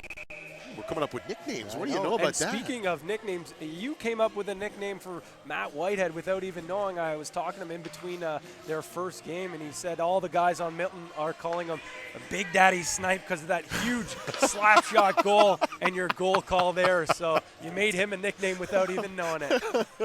I do a lot of things without knowing it. Somehow I get shaved and dressed in the morning. But here we are. Carson Devine goes in back of the net. He's got lots of attention with him. The captain himself, Turner. And they're on the doorstep now, high slot area. DiBenedetto protecting. This is a long shift. Oh, they were lucky enough to get a change there. Yeah, and looking down ice, all the way down ice. Can they hook them up? Yes, they do. Behind everybody, the Bees player, number 2, Kelly Jackson. Jackson, though, couldn't cash on the opportunity. Too well covered. This one's rimmed around the boards. Here they come now. Didiomidi with Forfar. Didiomidi got his man right up in the shoulder, and that goaltender felt that. That's the third time David Blair has gotten hit. They're taking timeout. Up top, they're taking a timeout. He's definitely hurt here. Yeah, that's, you know what, there's tons of padding, but it always, for whatever reason, he took one in the warm-up, took one in the first game, and now takes one in the semis as well. And this one, the most unkindest of all. Yeah, he's definitely staying down for a bit, as he should. Hopefully for this Toronto Bees team, that David Blair is okay. Obviously in a lot of pain here. He's feeling that, isn't he? But Devin Didiomedi has such a heavy shot. I mean, taking it, like you said, there's so much padding on those goaltenders, but there is a couple of softer spots, and if you get a puck right in that spot, especially on the collarbone. I mean, I'm no goalie, so I can't talk about it firsthand, but I definitely know. I've seen it happen all the time. Yeah, guys, you know, it looks like David Blair's having trouble breathing. We saw him coughing there quite a bit. They're just giving him attention now. We've seen this before with the goalie getting hurt in Collingwood when Jimmy Sargent got hurt, and actually they got a goalie, Rich Wigmore, from the London Threes to fill in for the injured Sargent. And so Rich Wigmore of the London Threes played with the Newmarket Saints and actually ended up winning the tournament. So it'll be interesting to see, you know, hopefully David Blair's okay. If not, there is they can get help from another team who's already been eliminated. Yeah, hopefully the Toronto Bees don't have to get to that point. But, like Dalton just said, he's able to see a little better than us and says that it might be a breathing issue, so perhaps he got a puck in the throat area, there, which is you never want to see. But we're going to, the paramedics take care of Mr. Blair. He is in excellent hands. There is Lake Huron. Melanchthon is the area that has a lot of those windmills, as I was driving up there as well. But this is absolutely beautiful country, Bruce County. Oh, absolutely. I mean, it's too bad that it's, April 1st when this tournament is. I would love to come back up here in the Saugeen Shore area in the summer. It looks like it's such a great place. We were at the Wismer House last night for our live show, and we stayed. We actually, stayed for a bite to eat as well, and we were talking to a couple of the people that work there, and they said, oh, you should come back in the summer. They have a big patio upstairs and downstairs, and a band plays on the patio there as well, too. So it's a really happening place at the Wiz during the summer, but it will also be, there you see the Wiz right there. That's where everyone will be tonight at the post-game party for the 3HL Saugeen Shores Sunset Cup. Go, go, go. I just have to feel sorry for the wait staff. I'm just going out here. Yeah. I've seen how you guys tip. I've seen the way you treat them. I just feel badly for them. Just a bunch of degenerates. No, I'm just having some fun. Well, it's good to see David Blair is okay. So after what we just saw there, he's going to stay in the game. And good news for this Toronto Bees team is he's been solid as can be for the last 2 tournaments. Might even get an assist. No, that one's cut the other way. It was Blair playing it to Wiseman, and Wiseman's pass was intercepted, and Blair, he may have gotten hit, but that hasn't taken away any of his ability to make incredible stops there. That's a great job by Tristan Fairbairn. Finds his man in motion.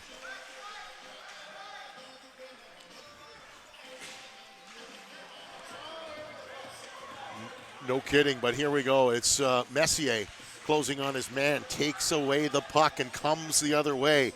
Pass got away from Luka Caputi. Stopping up and hanging on there is Messier. He's being well covered now by Clements. Penalty coming here. Jesse Messier is going to take the penalty. It's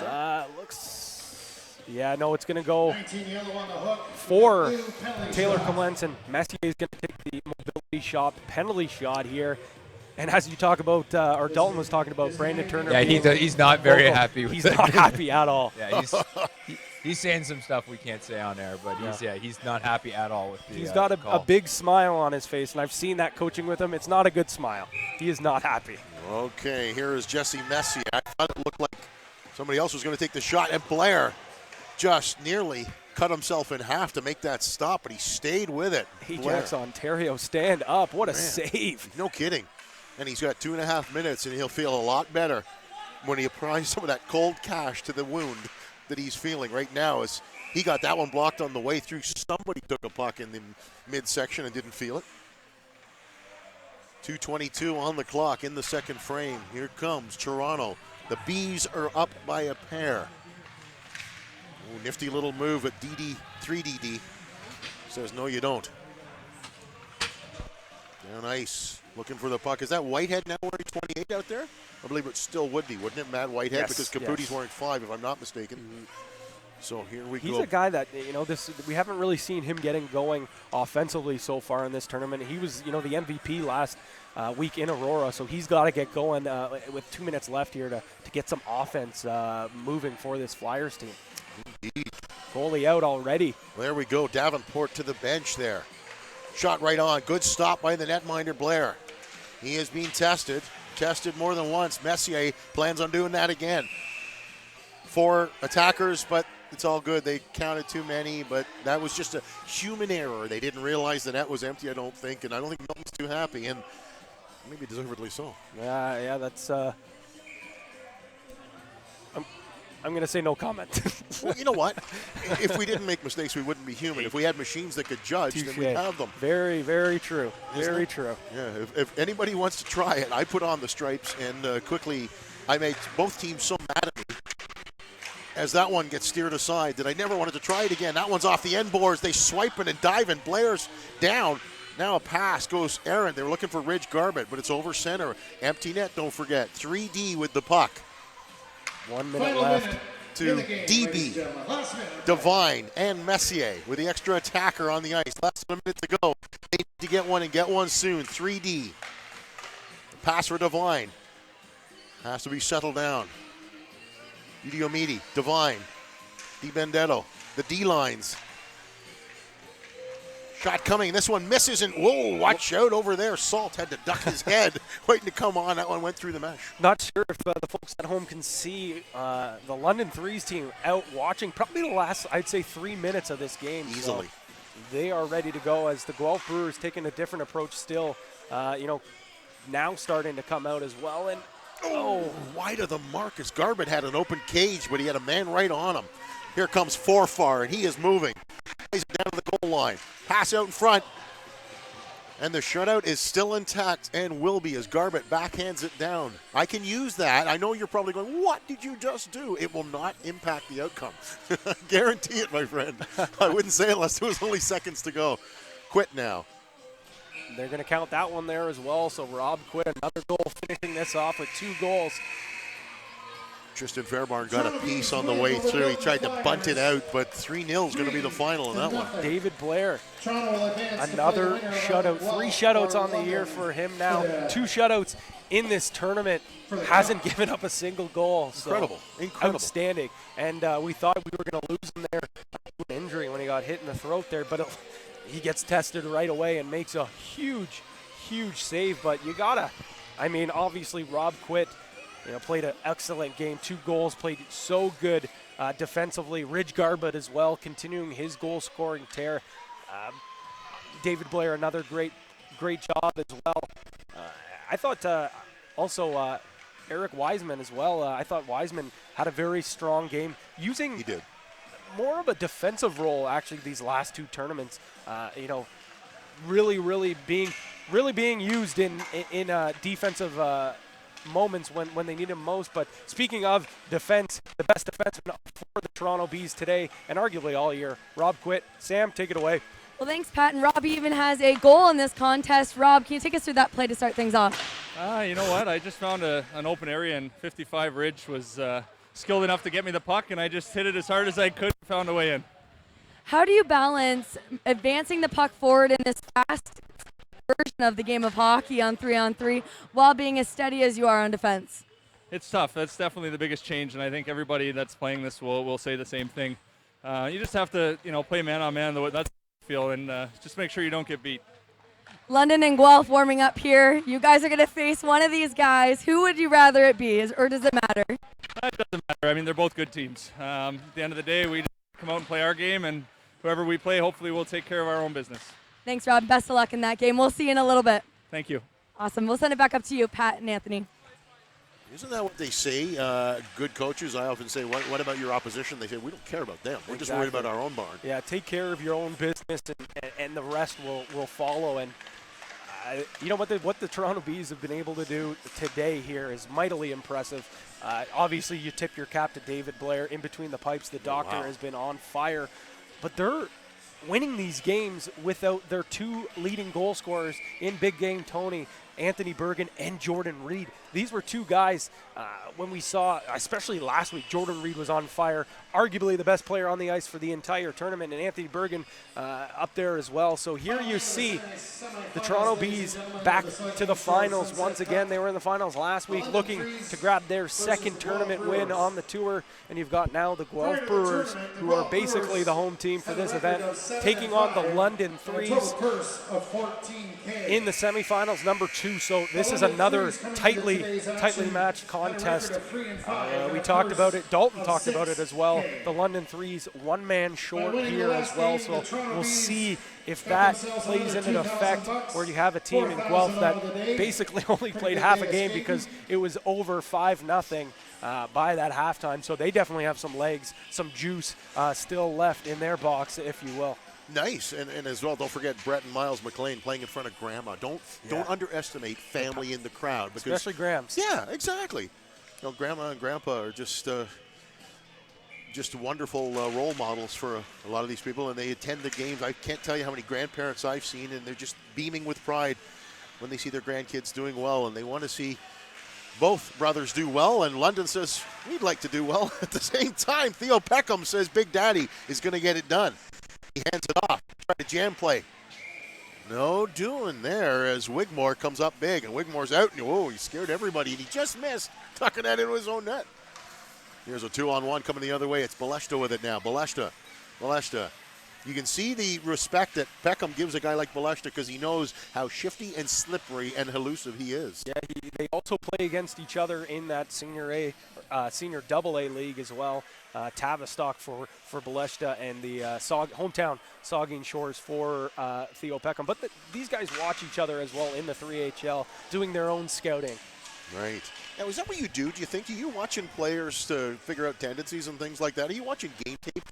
Into this? Yeah. Absolutely. I know there was a ton of captains, especially, that watched the game tape. Actually, some of the players from the Oshawa 88s that hadn't seen any games before went back to YouTube, they were telling me, and we're watching it to try to figure out what teams were doing and how they should play the game. So definitely the YouTube archive games, some of those views are definitely players watching it after as a learning tool, if you will. Or announcers. I have to admit, I was watching one of their broadcasts and thoroughly enjoying it. And that's where I came up with Lucas Balesta being so slippery and elusive as McLean does a great job, finds a man down low. Shot, oh, great stop by Wigmore. Did he get it? He did. It's under his arm, right? Ken Peroff absolutely robbed. We didn't really talk about Peroff too much in that first game. A guy that has some pro experience in France and in the ECHL. Pineapple off the pipe.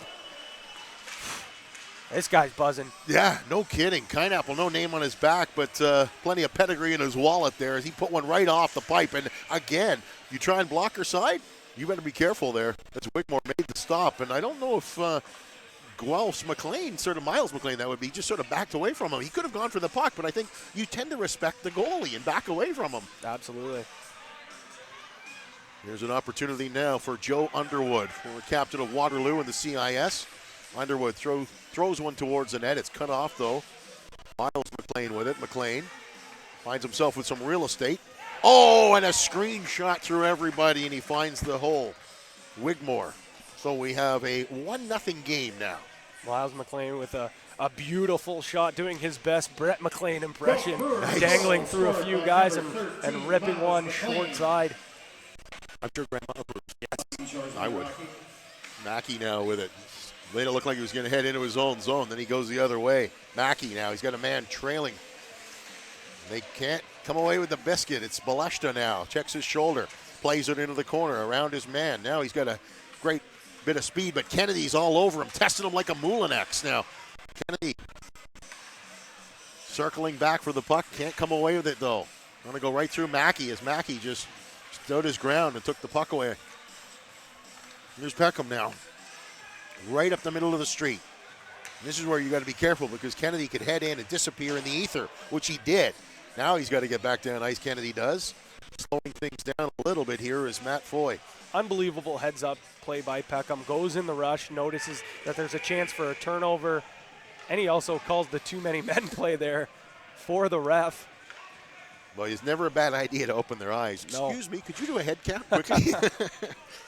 So Brett McLean's going to get a chance at the mobility shot, penalty shot. We'll see what nifty move he tries here if he elects to just shoot the puck. Mobility, the key to this one is, look at this, Salt's all over his man trying to disrupt, and that's why you have a chaser. I think he actually did lift his stick there or put a little bit of pressure there to not get a great shot off. So that's the worst feeling in the world. You're hoping you're alone, but you're hearing those skates and you're feeling the tug, and you know there's somebody with you. We got another one. This one's to Guelph. There's going to be a London threes penalty after a high stick. Brett McLean kindly disagreeing with the official there, and Cam Salt's going to get a chance. We know what he can do on a breakaway. We haven't seen him take a well, if he can use that speed with the puck, he's going to get a chance to beat Vinny Morente, who's only allowed 1 goal so far in this tournament. Brett McLean was just over the line, but he's just watching as Salt comes in and tucks it in. Wow. Nice job. 1-1, my friend. Guelph, London. The Ohsweken, Ontario product. Cam Salt doing a nice job pulling it back and going shelf. We've seen him do that on breakaways. Sorry, go ahead. No, I just came up with another nickname. I'm waiting until you're finished to tell you about it. I can't wait. Tell me it. The streak in Ohsweken. There we go. There you go. I love it. He was flying down the ice. Here comes Guelph again. Shot, blocker, stop. Second effort. It's in the gear. Turned aside. Vinny Morente. As giving chase now. Guelph trying to pick a man's pocket every 25th of December. That's Burgoyne getting in trouble, but it goes in back of the net. Here they come now. Long look down ice. Patty Morgan that goes by. Patrick or Patty. Oh, come on. Are you kidding me? Jeff was killing it. Beautiful puck movement. It all starts with Patty Moe behind the net picking up speed. He finds Sean Pineapple, who then sees a streaking killing, and just it's too easy. Backdoor. Morente had zero chance on that one there. No, you feel sorry for a goaltender as Balesta goes around. Oh, high stickage. Peckham saying what? Balesta protecting and doing a great job there. Now he's got a man to work against him. He's got Salt on there. They give him the puck here on the near side. Salt with Kennedy closing on him. Back it goes to Baleshta, who drew the penalty, the high stick. Peckham was pleading his case. I don't know if he was pleading it, more like complaining. Far side now. I don't know if it was the stick or the end boards, right? Yeah. Yeah, the glass rather at the benches. Good thing they have those rubber or plastic things there. Shot right on, stopped, then they get a touch on it, and Theo Peckham throws his arms up and says, "Are you kidding me?" Theo Peckham's just going to have to head off there. And don't forget, you got the little ones watching, big guy. He's not thrilled. And that was him quietly closing the bench door, by the way, in case you're wondering what that slam was. Lukas Baleshta. Like I said, I honestly don't blame him. I really think it was the glass there that actually clipped Baleshta. Time winds down. Did you see McLean and company coming down after Baleshta? They were furiously after him. All right, we're going to now send it down to Dalton Finkbeiner, who's probably heard a healthy serving of Theo Peckham in the last couple of seconds, no? Yeah, both teams they're playing each other in the ice, but they have a common enemy right now, and that apparently is the referees. Both teams not happy with calls in that period.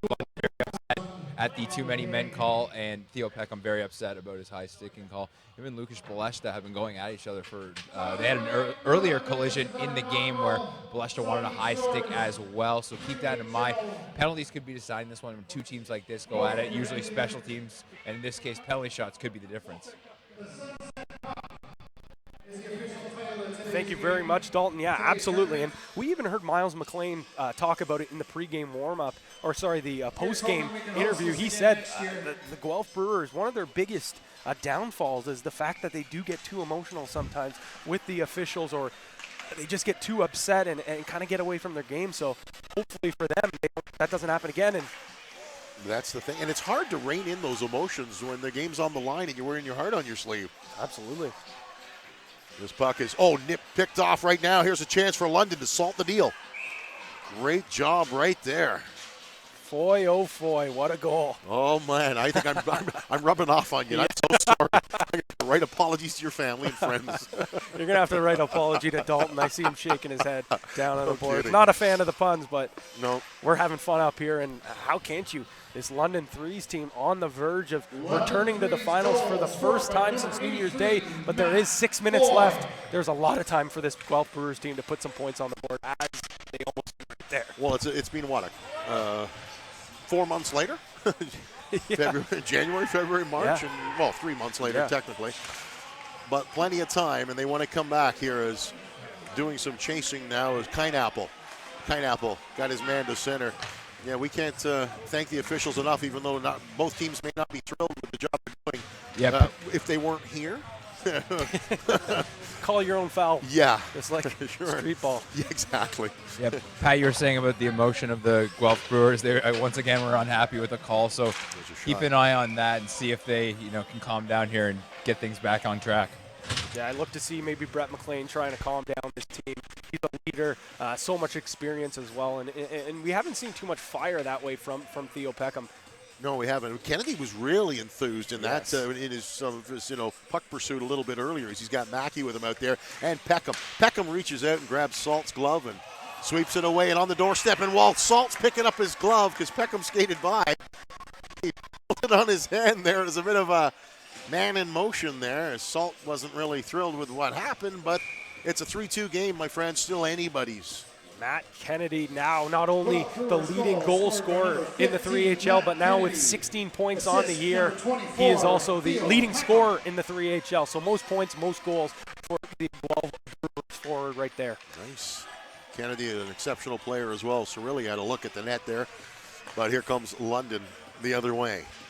Baleshta working against Greg Cirilli in the corner, and Peckham now. He throws this one back. All the way back it goes. Baleshta steps around a man, tried to unhand it, and it was a gamble that didn't pay off. Here's McLean. McLean tried to tuck this one home, not able to beat Vinny Moranti. Pardon me, Rich Widmore. As a player goes down now, I'm glad I'm actually not officiating because there's a lot to call out there. Yeah, this one's getting chippy. It's back and forth. The pace is fast, and it's tough for two officials to keep up with the play. That's for sure. But they're they're definitely doing a good job here today. Yeah, don't forget the rules are completely different for them as well. So, you know, all the things they're thinking, like when the other team had pulled the bench, Milton had pulled their goaltender and they had the fourth attacker on, they quickly got called for it. They're learning as well, I'm sure, the officials. Here's London now. They lead by a goal, but time is the enemy here. Yeah, it seemed in that Toronto game against Milton. No, over and back, there's another mental error there. Indeed. For this London Threes team, they're going to call that one back. A little bit too quick of an inbound there, if you will, from center ice. Okay. But I was going to say that Toronto Bees game against Milton, it seemed like that last 4 minutes just ticked down so slow. They did, didn't they? And see if it does the same thing here with just a 1-goal lead. Miles McLean now. Oh, on the doorstep, and it's tapped home there by Greg Virgo. So a couple of Port Elgin boys hooking up on that goal there, and we have a tied 3-3 contest with just under 3 to go. That goal there, every single Port Elgin boy and the adopted Port Elgin boy in Theo Peckham have all now found the back of the cage right here in the Plex. Nice. Assist number 13, Virgo. Miles McLean. Miles and McLean. Number 21, Ken Karoff. Karoff in there as well, getting an assist on this one.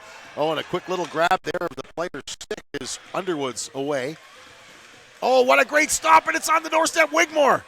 Wow. Couldn't hang on to the rebound, but he did make the stop. He stacked those pads and got the top one on the biscuit. Into the corner it goes. Battle ensuing. Is that Kennedy in there as well? Yes, it is. Kennedy and Mackey. Kennedy's got the puck. Kennedy tries to get it around. Oh, what a beautiful pass to Underwood. And Guelph leads for the first time. Do they not, or did they open up the scoring? Regardless, an absolutely disgusting toe drag by Matt Kennedy, bringing the puck around his man and finding Joe Underwood. That's a Waterloo connection right there. Both of them playing in the CIS for the Warriors just a few years ago. Daddy with a little got it to the net, but here they come the other way. 2-on-1. London at the, nifty little move. Here we go. Looks it over. Pass. Oh, and the puck rolled on him. Got to look at the net, but couldn't get much more than that look. Baleshta could not hang on to the nice pass by Kineapple. Here comes Cirilli now. Cuts to the middle. Team making changes. Cirilli goes all the way back to center, but no further. Having to be careful there as they get this puck ahead. It is Killing now. Jeff Killing scored a beauty earlier. Tries to throw one out front. Peckham got his boots in the way, but that pass up the middle was cut off. 4 attackers now. Yep. Why is this? 4-3. They scored a tie, yes! Well, they pulled the goalie awfully early. I was wondering if it was a delayed penalty because I thought that was a bit of a risk, but it paid off, Pat. Back and forth we go. Matt Foy getting his second goal here on the 3HL tour. He's really found his game. We saw him kind of feel things out in Aurora, but he has definitely figured out how to properly play this 3-on-3 game, and it fits his style of play so well. Here it does. Here comes London once again. Shot right on. Gloved. Didn't get stopped, though. Pass over to the near side. Shot. Oh, actually, a pass out front. Another one. Oh, wide of the mark. Right along the ice. Hard, but wide of the mark, as they say. All the way back to center it goes. Played back down the wall to Salt. Salt cuts away from the grain now. Backs away from pressure. Makes a pass there. Foy. Burgoyne looking over the far side now. Taking a look at the clock. 23 seconds to go. We are tied at 4s. Guelph Brewers don't want overtime. They're 0-4 in OT this year. Are they really? Talk about your Leafs luck right there in overtime, eh? It seems they lost. Oh, there we go. They're coming the other way. Guelph, can they get the puck to him? No, with 5 seconds, that looks like it's going to do it. As Wigmore's out, playing this one all the way down in case of a breakaway and swing and a miss there to Miles McLean. I will say, I apologize. They're 1-4. 1-4. They won their first game against Newmarket in OT. 4 straight. So you see the bracket there. Still don't know who is going to come out on top, but we do know the next goal scorer, whether it be Guelph or London, will punch their ticket to take on the Toronto Bees. Dalton, we'll send it down to you. Have things start to cool down a little bit between the two benches? Yeah, no, once Guelph did that comeback, things definitely quieted down on both benches. It became more about the game, less about the calls that they felt they should or shouldn't have got.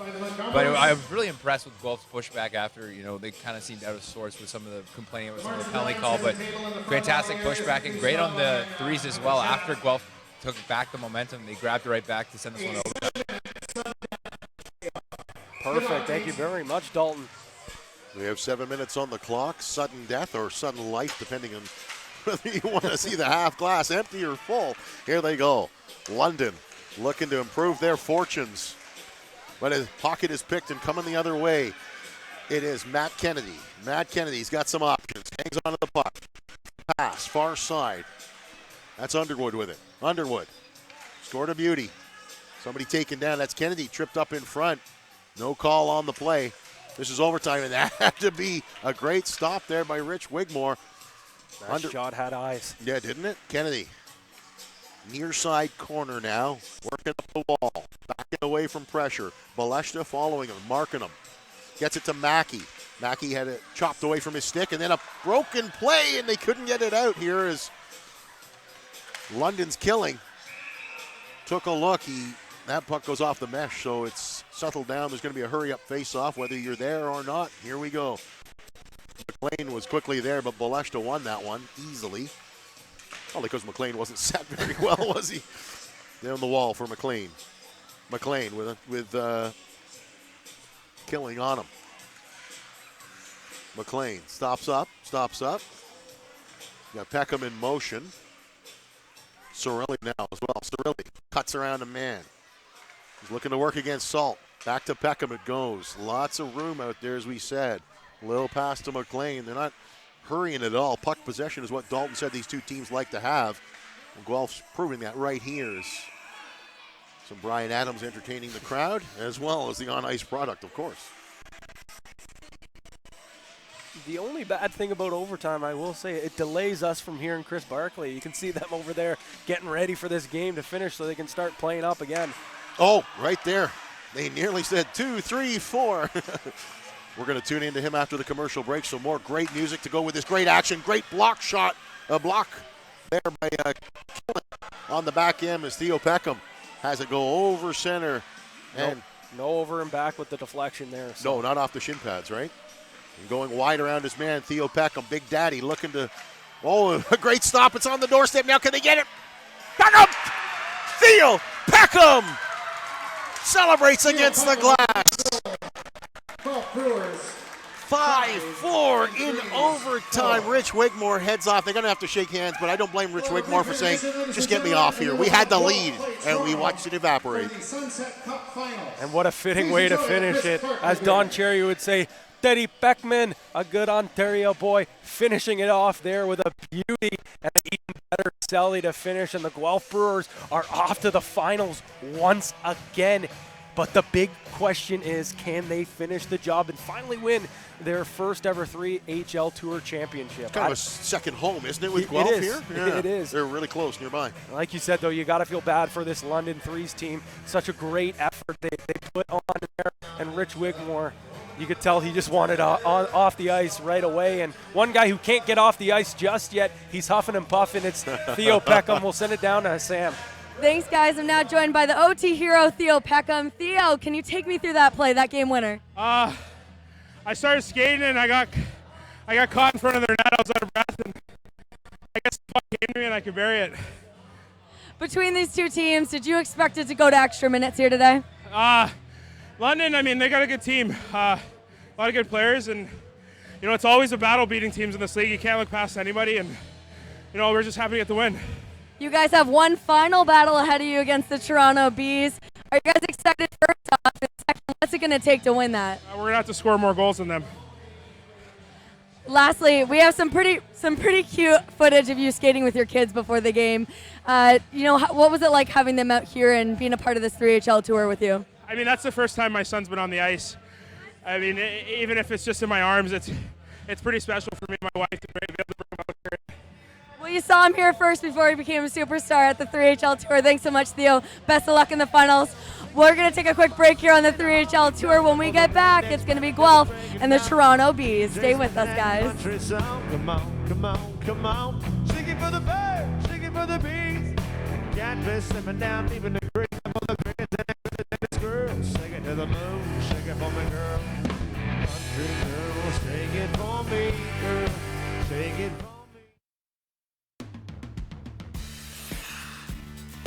Having the 3HL land in Guelph aligns perfectly with what we're good at and what we want to attract: festivals and sports tourism. It also helps with really making the culture in our downtown entertainment choice. You know, grab something to eat before the game, come and take in the game, take in some entertainment. I would say that it's great for our local charities too, and you know, partnering with Community of Hearts, which is you know, close to my heart, close to the community, is just fantastic. So it's really giving back to Guelph. So I'm really excited for the 3HL to be coming here.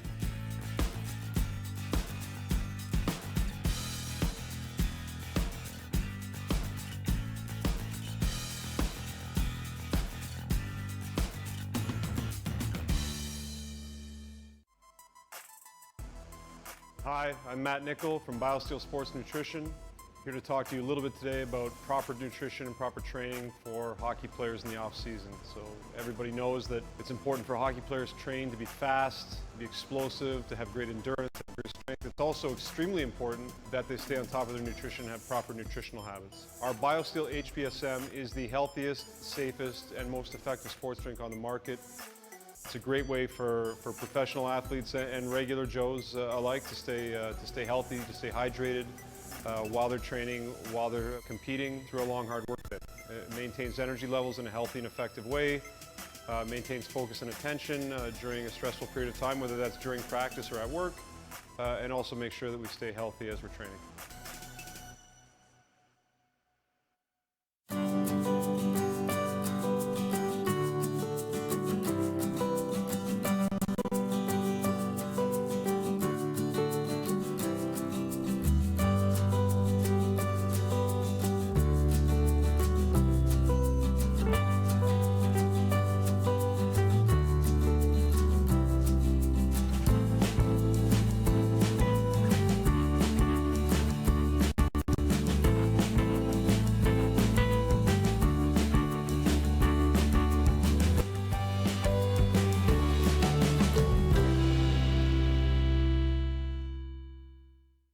What's in a dime? You might say just 10 cents.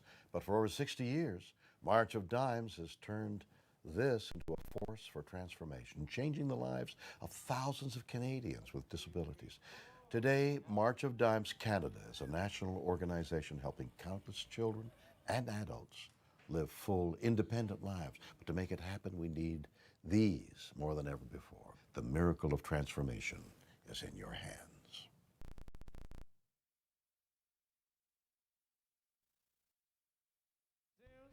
Get some hot sun, jeep full of girls couldn't get no hotter. Flag them down, we holler, won't you follow? There's a party floating on the water. It's going down right now. Come on, jump on the booze cruise, summer groove. I want to see your booty move. Looks like you need another, so let me mix you up a redneck margarita. You know the one just straight tequila. All on board, now we're cutting loose.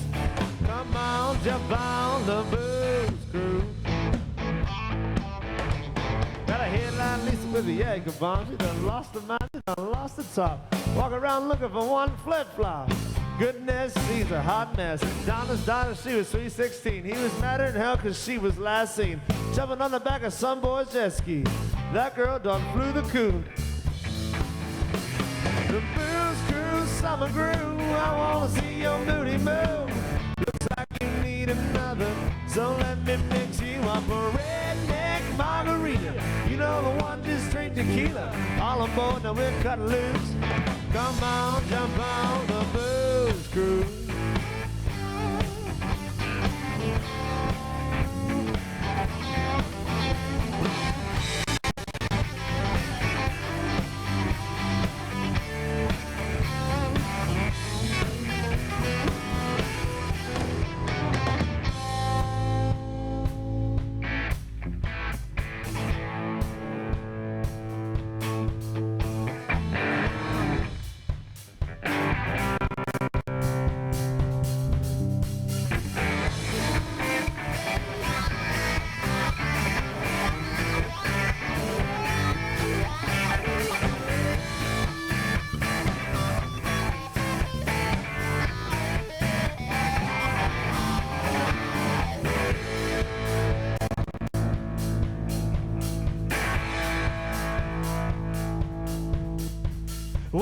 Black Betty, Ramble-Lamba, whoa, Black Betty, Ramble-Lamba, Black Betty had a child. Ramble-Lamba, damn thing gone blind. Ramble-Lamba said a word not of mine.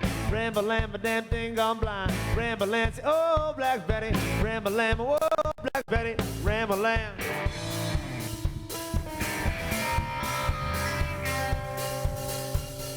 Oh no, honey, I'm good. I can have another, but I probably should not. I got somebody at home, and if I stay, I might not leave alone. Oh, honey, I'm good. I can have another, but I probably should not. I got somebody at home, and if I stay, I might not. Got a headline Lisa with the Jaeger bomb. She done lost her mind, she done lost the top. Walk around looking for one flip-flop. Goodness, she's a hot mess. And Donna's daughter, she was sweet 16. He was madder than hell because she was last seen jumping on the back of some boy's jet ski. That girl done flew the coop. Goodbye. No telling what you'll lose on the booze crew. What kind of liquor makes you on Tushy move? It all does, really. Yeah, let me mix you up a redneck margarita. You know the one just straight tequila. Good Lord. Oh, boy. Come on, jump on the booze cruise, summer groove. I wanna see your booty move. Looks like you need another, so let me mix you up a redneck margarita. You know the one just straight tequila. All aboard now we're cut loose. Come on, jump on the booze cruise.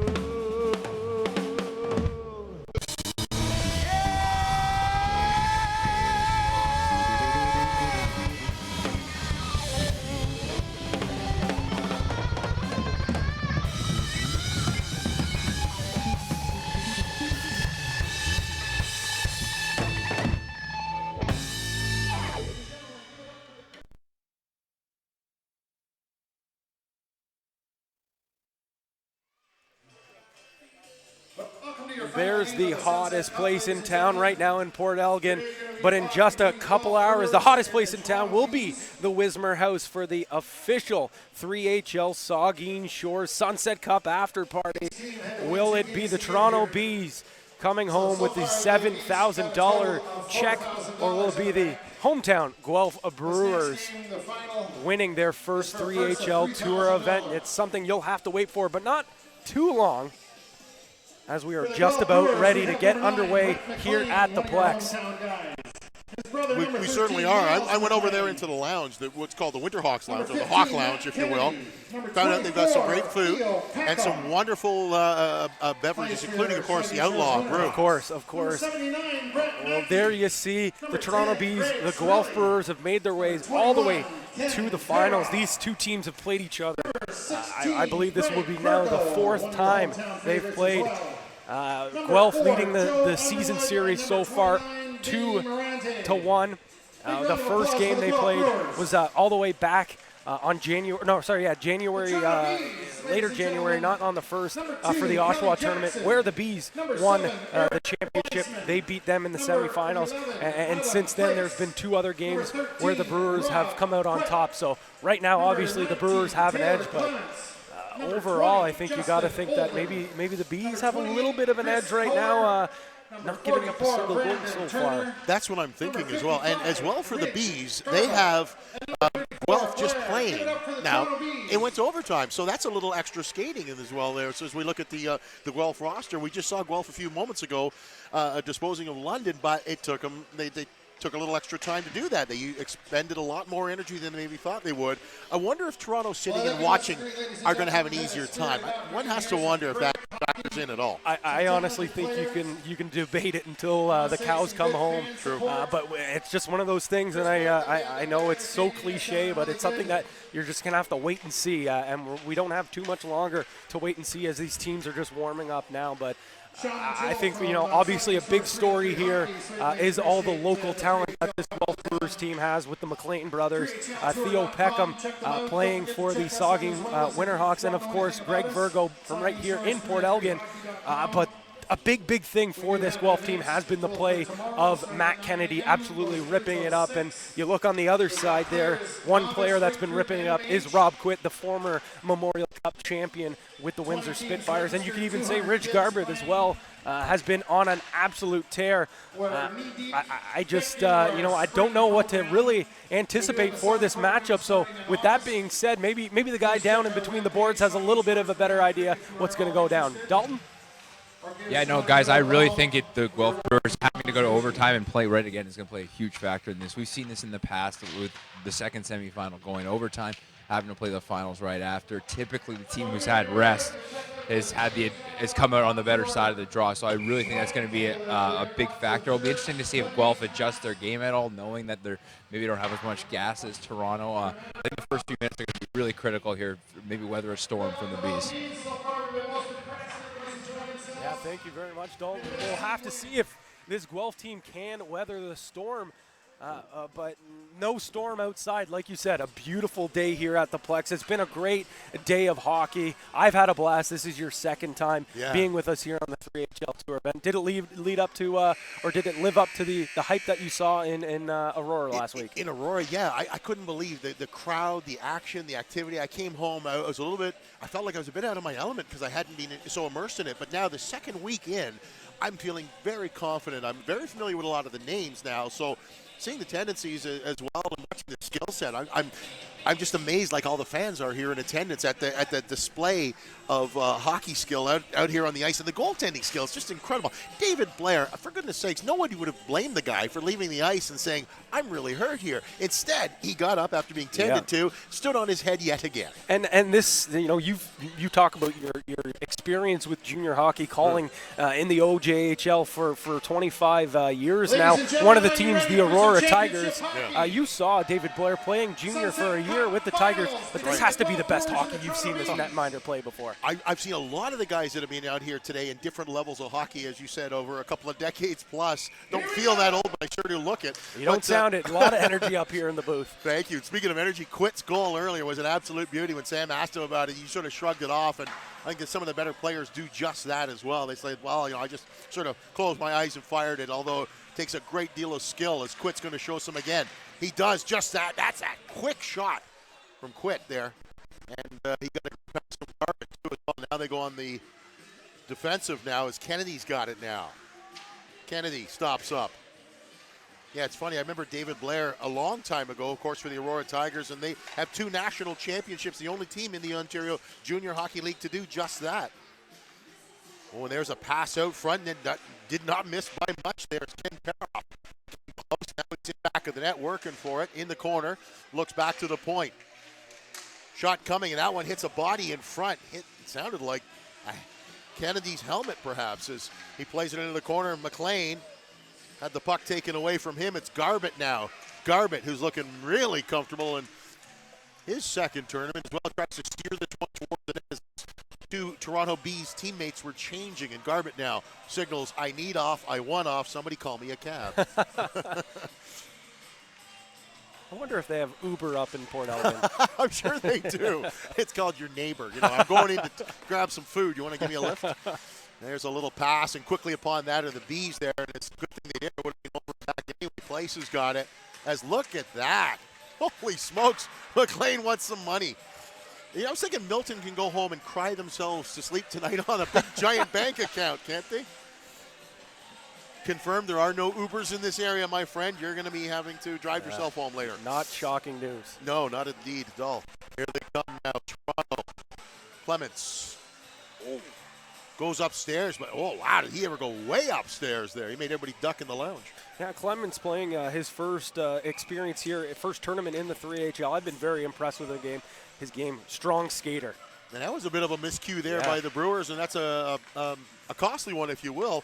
Underwood was going off, was coming on, and the two sort of stalled at the bench. And here's an opportunity. Garbett gets behind everybody on the doorstep. No, it's kept out. What a great opportunity. Even better, Greg Virgo, the hometown boy, says, no, you don't. Stopped it right on the goal line. Shades at Jimmy Sargent, although he did not lift his glove, or it would have been another penalty shot. Laid down for Pete Peckham. Blair takes a swipe at it. They tuck this one home. Peckham. Oh, ladies and gentlemen, that's the first goal scored on Toronto Bees goaltender today. That's the first goal scored, we're being told, on the Toronto Bees goaltender. Toronto Bees, rather. A lot of hockey that David Blair posting back-to-back shutouts. The goose egg is finally popped, and Theo Peckham, the OT hero, puts that one away. Just gave Peckham's goal to Underwood. Well, don't worry. I will change the stats definitely after this tournament. Or Big Daddy will. Oh, yeah. He'll make sure. Yeah, and that was so nice to know that when he was out skating, that was his first time his son was ever on the ice, and he was holding him in his arms so tenderly. It's great to see. It was a wonderful moment for him. I'm so glad that we rolled some tape on it there. So, oh, wow, what a goal that was. Absolute beauty. Ken Peroff. Wow, he just waited him out and tucked it past the leg. 2-0. The former Brampton Battalion dancing all the way from one end to the other and finishing it off, just tucking it by David Blair. You got to start to think maybe the less man Bees team has starting to wear on them. Are they starting to maybe run out of gas here? I don't know. Possibly. Guelph looking for more now. McLean down ice. Blair holds on. They look down ice for Ridge Garbett. Ridge Garbett's got a man going to the net back door. That's Jackson. Hits McLean on the way through. He felt that.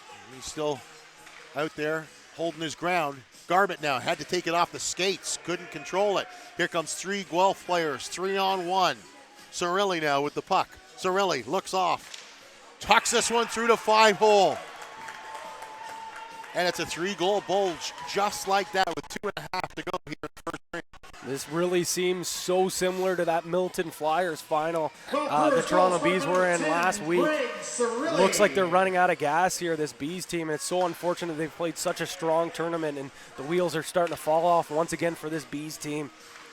Yeah, they come so close. Almost one of those always the bridesmaid scenarios, eh? They have plenty of money in their collective purses, if you will, from winning games and contests, but they want to improve. And the $3K they're on the line for this championship game would go a long way to making them feel a little bit better, but they have to get a goal on Vinny Moranti.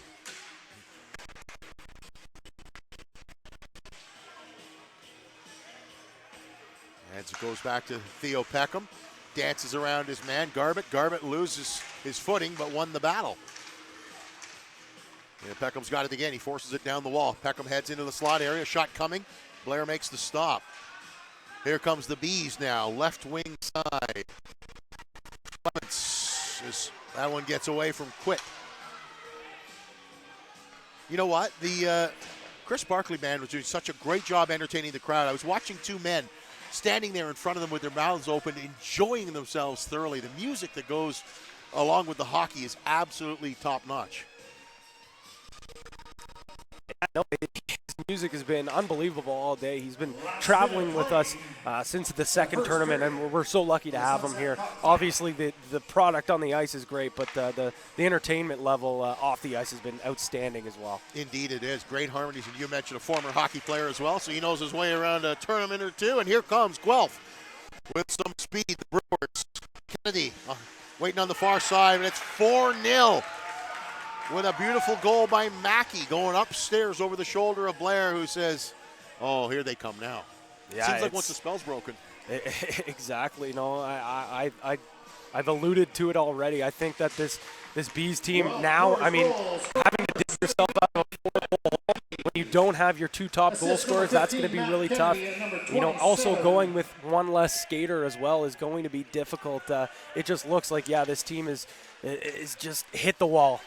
You're not rolling 3 lines anymore. You're rolling 2 lines and then 2 extra players who have to play with somebody who isn't too tired to go out with them as well. This one sent the length of the ice, and the first expires a 4-goal lead for Guelph, who are feeling it in this one.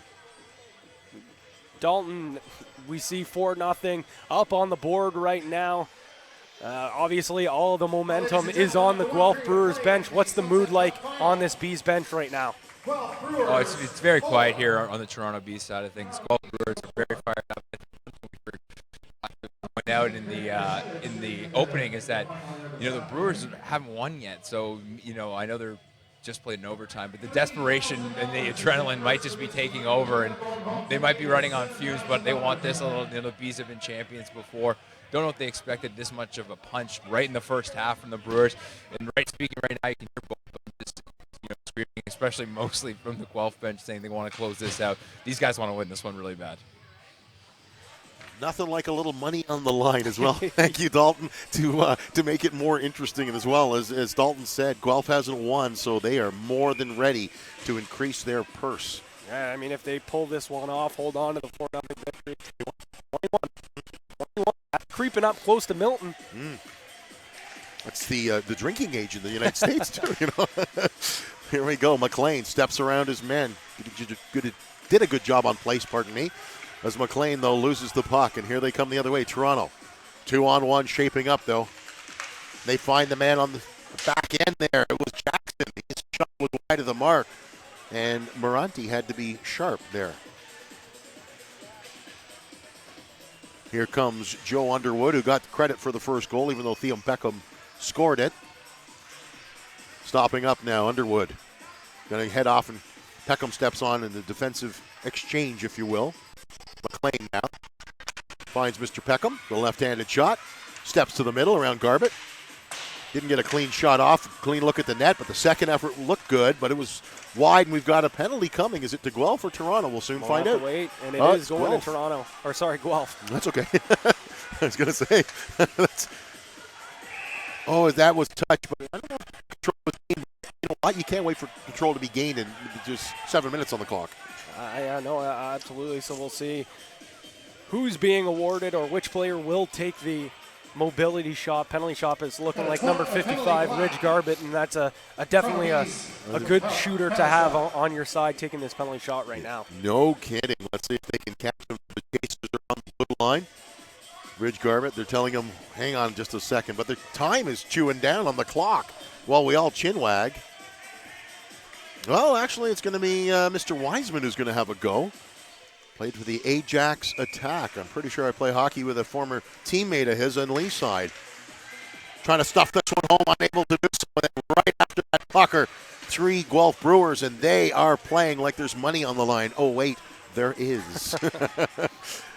$3K to be exact. Miles McLean, as this one gets rimmed around the boards for Kennedy on the far side. He cut it off. He's got a man open, finds him on the back end, cuts to the middle, tries to change the angle of the shot in case the goalie comes out to cut down the angle a little, but didn't get the shot cleanly on net. Kennedy in the corner. He's working against Wiseman, who had that penalty shot and was denied by Moranti. And there we are, right on the doorstep. Unable to do much with it, though. The puck is played forward quickly to Quit. Oh, he's dancing with it. Mackey now throws one for Kennedy. Kennedy can take all the time in the world. Because that's the result right there, my friend. 5-0, my friend. Is it just run time no matter what now? It will be stop time in the final minute, but 4 minutes exactly left, and Matt Kennedy, another goal, just padding his stats for this tournament. He's been absolutely unbelievable. Grabbing a couple assists as well. It looks like this is, in fact, going to be the Guelph Brewers' first ever tournament win, barring an epic comeback from this Bees team. Well, I mean, the Bees can do it. I just don't think there's enough time to effectively initiate a comeback. I mean, if you had a whole third period, 20 minutes of stop time in which to apply your craft, but not enough legs either. They are exhausted, being one man short as well. And like I said, you don't have Jordan Reed, you don't have Anthony Bergen either. That's a lot of scoring talent, scoring touch on your team. Big Tony Bergen, big game Bergen as you call him. Big game Tony, pardon me. Here's another chance as well as it's Underwood getting it across and just denied there as the crowd goes, ooh. There's a pass, but it's just out of the reach of Toronto Clements. Played forward. Clements looking for the puck. He's unable to come away with it now. Virgo left it in back of the net for Underwood. Virgo makes his way down ice. Gets that pass, but couldn't hang on to it. David Blair leaves it. Here they come. Garbett with some speed. Reach back behind him there and make sure he had everything with him. Shot coming. Great stop by Moranti. Down to 2 minutes and 40 seconds to go. Peckham checks the clock. He's content to just waste some of that if he can. That's called a fair catch by Quit. At the back door. It looks like everybody else is just waiting to pass because nobody's having much luck looking at the net. And this one's on the doorstep. Can't do much with it, though. Kelly Jackson had it taken off of him, and Peckham plays it in back of the net. Yeah, tough task to have to strip the puck off big Theo Peckham there. Yeah, exactly. Here he comes now. Steps around his man, Jackson. Theo Peckham fires. Blair makes the stop. Blair's got it. Garbutt's up ice. Mackey read that well, though. Peckham says, I'm heading off for a change, pal. I'll get that later if you don't mind. It was a pass for Peckham, but he's out of gas and heading off and grateful to do so as he watches the clock wind down. A shot by Quit. Missing the mark. Here's Mackey now. Oh, pardon me, Kennedy now. Kennedy lowers the shoulder. Blair got a good piece. Poke checked him, disturbed the puck. Didn't allow him to get a clean look at the net. This one only gets as far as the blue line. Peroff makes a shot. Blair makes the stop. Back to the point it goes. Kennedy down to a minute 23. Ken Peroff. Close to that line, but yeah. Kennedy threw that one hoping it would hit a body and go into the net there after Blair was out for a short while. Now Mackey heads to the slot area. Kennedy with the biscuit. But the clock, it is a running. Underwood. Back down.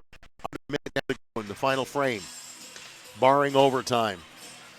If they can score 5 in a minute, I give up announcing. I'd love to see a comeback, but that's a bit too much to ask for any team with 46 seconds to go of run time. Backhanded across. Too many men. Penalty shot. 41.5 seconds to go. This is called, I used to say, when you have a chance just to break a shutout, it's one for the bus ride home, if you will, for the team that's losing. Yeah, no, absolutely. I mean, you definitely Definitely don't want to, have this type of showing in the finals, especially with how well they played throughout the entire day. Yeah, look at that. Off the mark quickly was Joe Underwood, but quickly placed down ice. Place. Misses the net, and that's what we were talking about. It's not just the saves by the goaltender. It's the opportunities that you miss that'll come back to bite you. Not that that one will bite them as much, but they sure would like another look at that. Blair makes the stop. He's been outstanding thus far, but in the final now, his team unable to fill the net like they've been doing before. Oh, God, man. A little move on Joe Underwood. They're coming the other way, and 14 seconds away from big check presentation time. McLean in front of Grandma, too, as well, so that's something to be proud of as well. We said players play better in front of their grandparents. Absolutely. That is going to do it, my friend. A shutout for Vinny Moranti. Ladies and gentlemen, and a big win. Some words are exchanged between the captains. A great show of sportsmanship out there, but bigger is going to be the show of the giant check going into the Guelph Brewers bank accounts. It's been a long time coming for this Guelph Brewers team heading into this season. They were no doubt the favorites to win and become, the most dominant team. They expected to win each tournament or, be in it each tournament, and they have, but they haven't won a tournament until today, and what better time than to do it at their home away from home right here in Port Elgin. What an unbelievable showing from this Guelph Brewers team. We've seen great performances, but by far from start to finish, the best performance that we've seen from this Brewers team. Yeah, and they are ecstatic. You could see they all gathered in a tight little cluster, if you will, in front of their goaltender, and they are feeling really good as well. And here comes the big check. I was joking last week that they have a big wallet to carry it home in. I hope they leave that check at home before they go to the Wismer house, or that could disappear pretty quickly. Certainly would. Theo Peckham named the MVP of the BioSteel MVP as well, so good job by him. I mean, you could have definitely picked a bunch of players. Obviously, Theo Peckham, it wasn't the amount of points that was so deserving for him to get it, but also it was the timeliness. He scores that first goal to get the things going here, scores the OT, and then you see him raising the check for the first time. We've seen a 3HL team raise up the check over the head, and it's unbelievable just to see how happy he is when he shows up to the rink for the 3HL. It's really great to see. But another guy I would have maybe even given it to as well is Matt Kennedy. He was unbelievable. But hey, It's this is Theo Peckham's home barn with the Winterhawks, and he's holding that big check right by Sam McDade. So Sam, we're here with the MVP of the 3HL Saugeen Shores Sunset Cup. I'm here with a very happy Theo Peckham. Theo, first and foremost, you are the BioSteel's MVP of the game. Congratulations. I'll say this here because you got your hands full. How does it feel to be the MVP first off? I have to find a big checking department for this, a big bank. No, yeah, sure, we won, right? I guess you guys got to give it to somebody, and you gave it to me by default. But no, yeah, I had a good day. I guess I scored some goals, and I get a hat now. You do get a hat, and you also get that big check you were talking about. The Guelph Brewers finally did it. What was the key here today to getting that done? We scored more goals than the other team in all 3 games. That's it. That's simple as that. That's it. That's all. Coming into the next event, which is Markham, it might be a bit of an all-star game. What's your mindset? Is the big check going to be there? Yes. The big check's not going to be there. I don't know. The mindset's going to change. We'll talk Oshawa then. Oshawa, the big checks, the bigger checks will even be there. Your thoughts on that? It's all for the big check, right? No, what do they say in Europe? Forecheck, back check, paycheck? Forecheck, back check, paycheck, I think it is. I'll let you celebrate, Theo. Thanks so much. Thank you. We'll send it back up to you, Pat and Anthony. Thank you very kindly. Theo Peckham, one of the fan favorites here, of course. I went over to him and I said, you have got to be kidding me. I said, you're killing us up here. I said, you skating with the little one are just making us all smile and grin like little kids. Listen to the cheers downstairs as the big check makes its way into the dressing room and into the bank accounts of some people with big smiles, if you will. Yeah, you see them there, all the kids going absolutely bananas, and Theo Peckham playing right into it as well.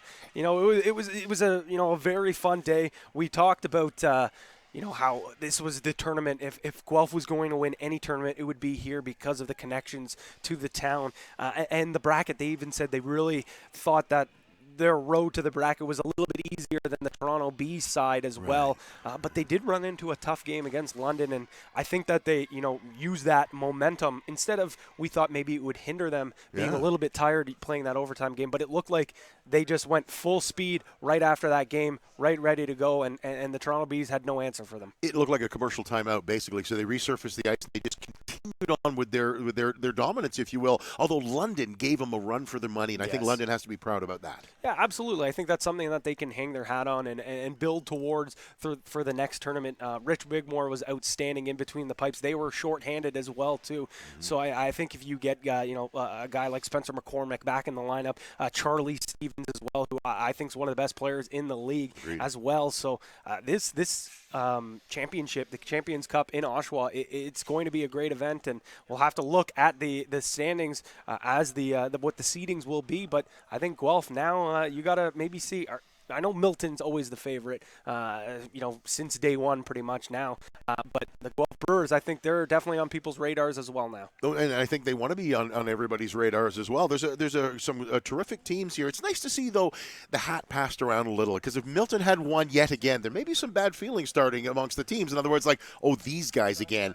You probably don't mind as much. You probably don't want to see the money go to somebody else, but as long as it's somebody new, it's like when Stanley Cup goes to a new team each and every year. Kind of enjoyable when some teams win 5 in a row. The 5th one, you're sitting there going, okay, again? So right now we've got a little bit of a different look to it, if you will. At celebration, you saw Theo Peckham take the check and the cheers there as he went into the dressing room. So just some great smiles and a terrific finish here at Saugeen Shores. Yeah, it was a great tournament, and we had a lot of fun up here. I know everyone in JVI had a good time, so we're going to end things off. We're going to send it down to Dalton, who's ringside. Dalton. Yeah, guys, interesting in that last game. We talked about the rest maybe being a factor, but I think the desperate team is almost the better team on most cases. And Guelph was desperate today. They really wanted to get the win, and I thought it was really impressive in their semifinal when they were down the comeback. And I think that's why Theo Peckham was the MVP. Not only did he play a big part in that comeback, got the OT winner, but he was kind of an emotional leader all day. When he wasn't complaining at the refs, he was giving some positive energy to the guys on the bench. So happy for the Guelph Brewers to get their first win, and they look very excited.